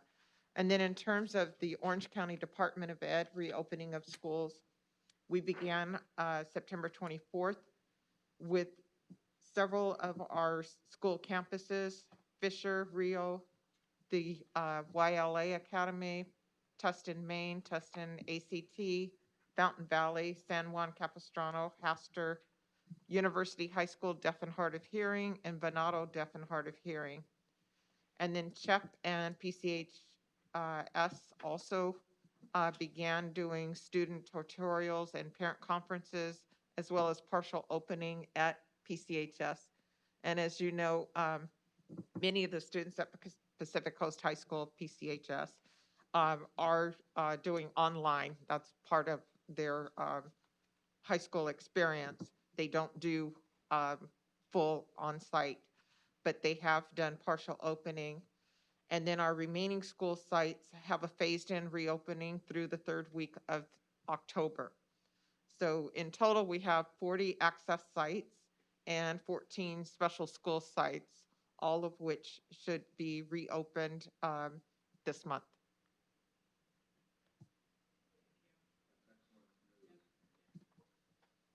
That it for your report? Yeah. Okay, moving on with board member comments. So it was brought up that we need to have perhaps a special meeting for the district transfers and expulsions. And you think there's 4 cases right now? One of which is an expulsion. Okay, and is there a deadline that we have to meet? Yes, they can't exceed the November 4th. Okay, so it has to be before November 4th. Correct. I see, okay. And the So, board previously, when we were polling, you had mentioned to stay with Tuesdays because we had consensus that we at least have a quorum. yeah. So the date that we polled, what was that date again? Was it 27th? Yes, the week prior to the board okay. meeting. So that's October 27th, and that's a Tuesday, right? Correct. Okay. What time? We didn't talk about a time. Do we want to pick a time? I can do it in the evening, You can do it in the evening after what hour? after 4. After 4? Yeah, I can only do I can get here by 5:30. Oh, I have a okay. meeting until 5. Okay, Tim? I'm free that evening. Okay. Mary? It's the 27th, right? Correct, yeah. Yep, I already put it in here. I just need to add a time. So 5:30, is that what we decided? Well, we haven't decided Oh, that. sorry. Okay, so Becky can't be here till 5:30, and you can be here at 4? After 4, yeah. At 4? And Tim? Or at I'm wide open that evening. Okay, 4. So if we wait till 5:30, that means we'll probably be there till 8:30 at night. We're averaging about 45 minutes for each case. I'm okay with that if it helps Becky. And Do you want us Yeah. to start an hour early, Becky, without you, or do you prefer us to wait? I mean, even if we say 5, by the time we get going, a lot of times with our electronics, it might be Well, close. I was just gonna say, if everybody's ready to go right at 5:30 and I can scoot in here, then we're good to go. Do we want to call it for 5, and then we'll probably start right around then? Is that, And just as a reminder, sound right? some of these cases may get settled, and we're not at cutoff yet, so we could have, Could add a we could case or add. two on, yeah. Okay, so it may go up to 5 or 6 cases. Okay, so is 5 PM, is that a consensus that I think is okay? Okay. So Nina, if you could just send out 5 o'clock on 10/27? on Is that 10/27, 5 confirmed? PM, Okay, yeah. and we will confirm that, and I will keep you updated on where we are. Okay, very, very good. And Becky, you're okay with that, right? That was- Yeah, it's a 2-hour meeting. I'm gonna keep my fingers crossed that we'll get done early and I can get over here. Okay, okay. I've got a meeting from 3 to 5 that I can't miss, because some people will hang me by my toenails if I do. It's just history, our past history, it usually takes us about a half hour to get going, it seems like, till we do our everything, so. Okay, yeah, that sounds appropriate.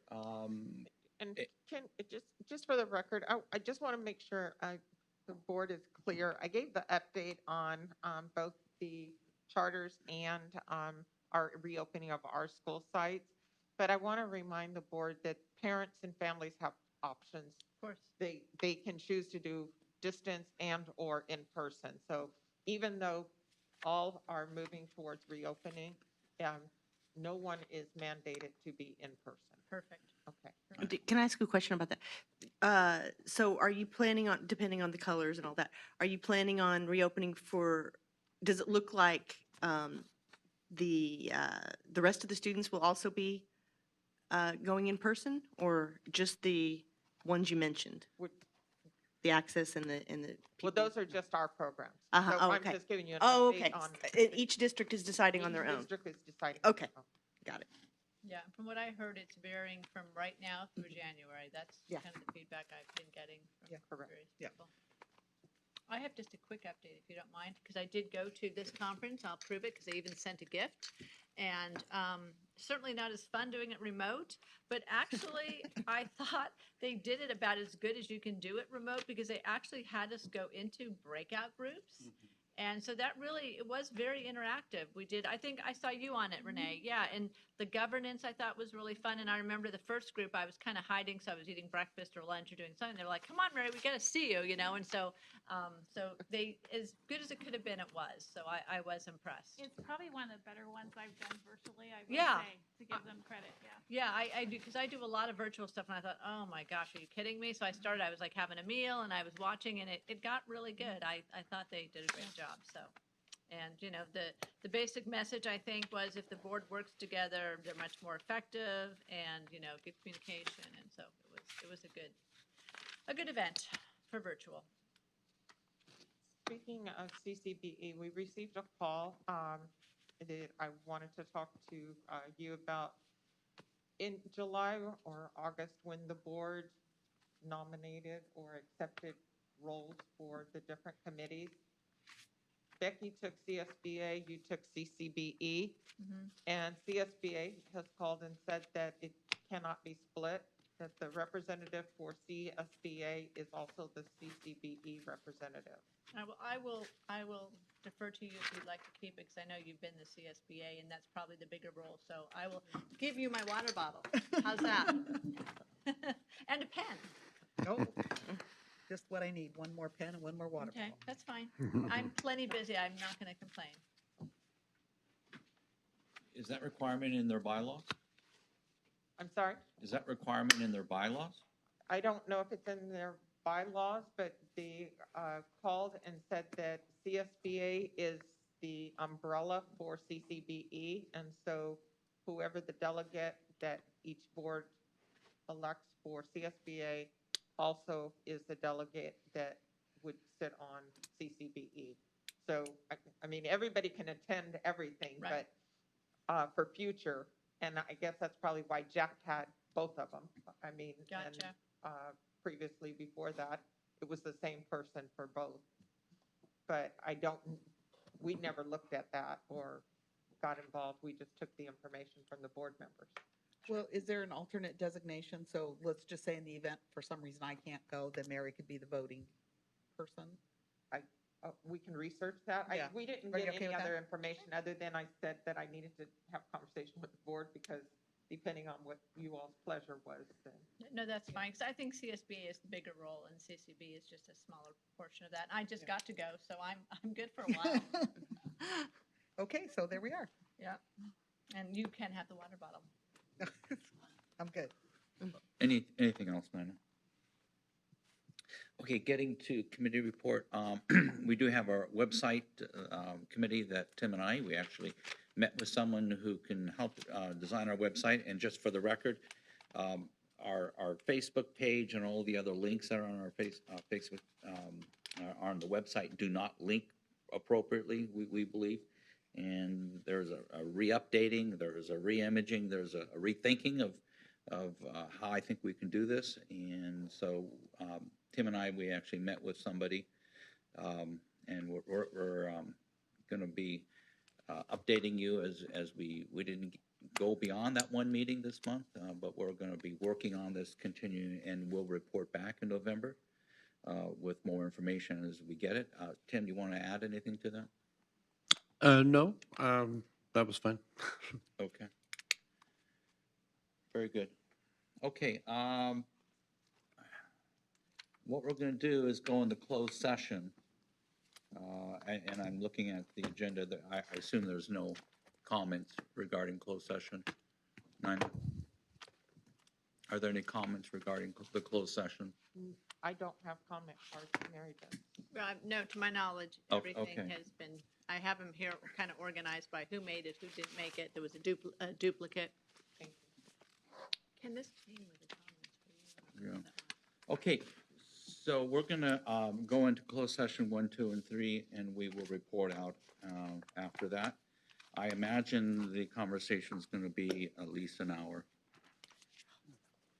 Okay, so we'll be.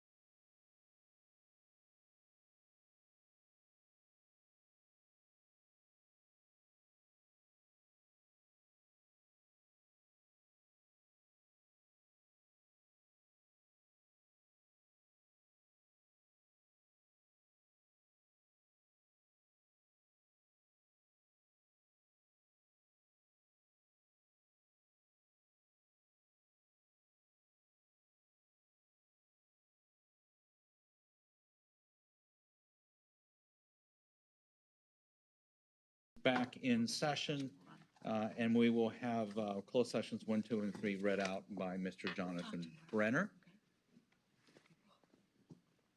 Thank you, Mr. President, and this is the report out for the closed sessions. For closed session number 1 and closed session number 2, the board received an update from council, and no action was taken other than the approval of Epstein, Becker, and Green's invoices dated October 7, 2020 in both the general counsel and the budget litigation matters. The vote approving those invoices for payment by the board was in both instances 4 in favor, 1 opposed. Trustees Shaw, Sparks, Barkey, and Williams voting in favor. Trustee Gomez voting against. That's the report out for closed sessions 1 and 2. The report out for closed session 3 is that the board received an update regarding the subject matter of that closed session from council.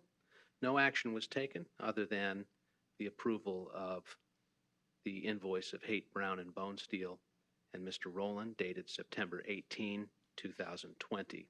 The vote there was 4 to 1 in favor. Trustees Shaw, Sparks, Barkey, and Williams voting in favor, and Trustee Gomez voting against. And that is the report out for closed session number 3, and that concludes the report out for all the closed sessions. Thank you. Very good. Thank you, Mr. Rowland. Okay, report. All right, so Mr. Brenner, thank you. Lastly, we have public comments. I want to get a consensus by the board. We have how many comments that were submitted? 33. 33. We have 15 minutes allotted. May I suggest to the board, and let me develop a consensus here, that we all get copies of these 33 pieces of communication, and that their names get put into the record like we typically do for public comments, but I would defer reading every one of them into the record at this time. Is there a consensus for that? Yes. Lisa? Yes. Tim, what about you, Becky? Yeah, I'm okay with not reading them as long as there's a link to them so that the public can see what those comments are. Yeah, so the link will be like any other public comment. How we do it now, the name, the subject is put into the record. Okay, very good. So there's a consensus. I have a motion for adjournment. I'll make a motion. Okay. Second. Thank you. Good night, party people.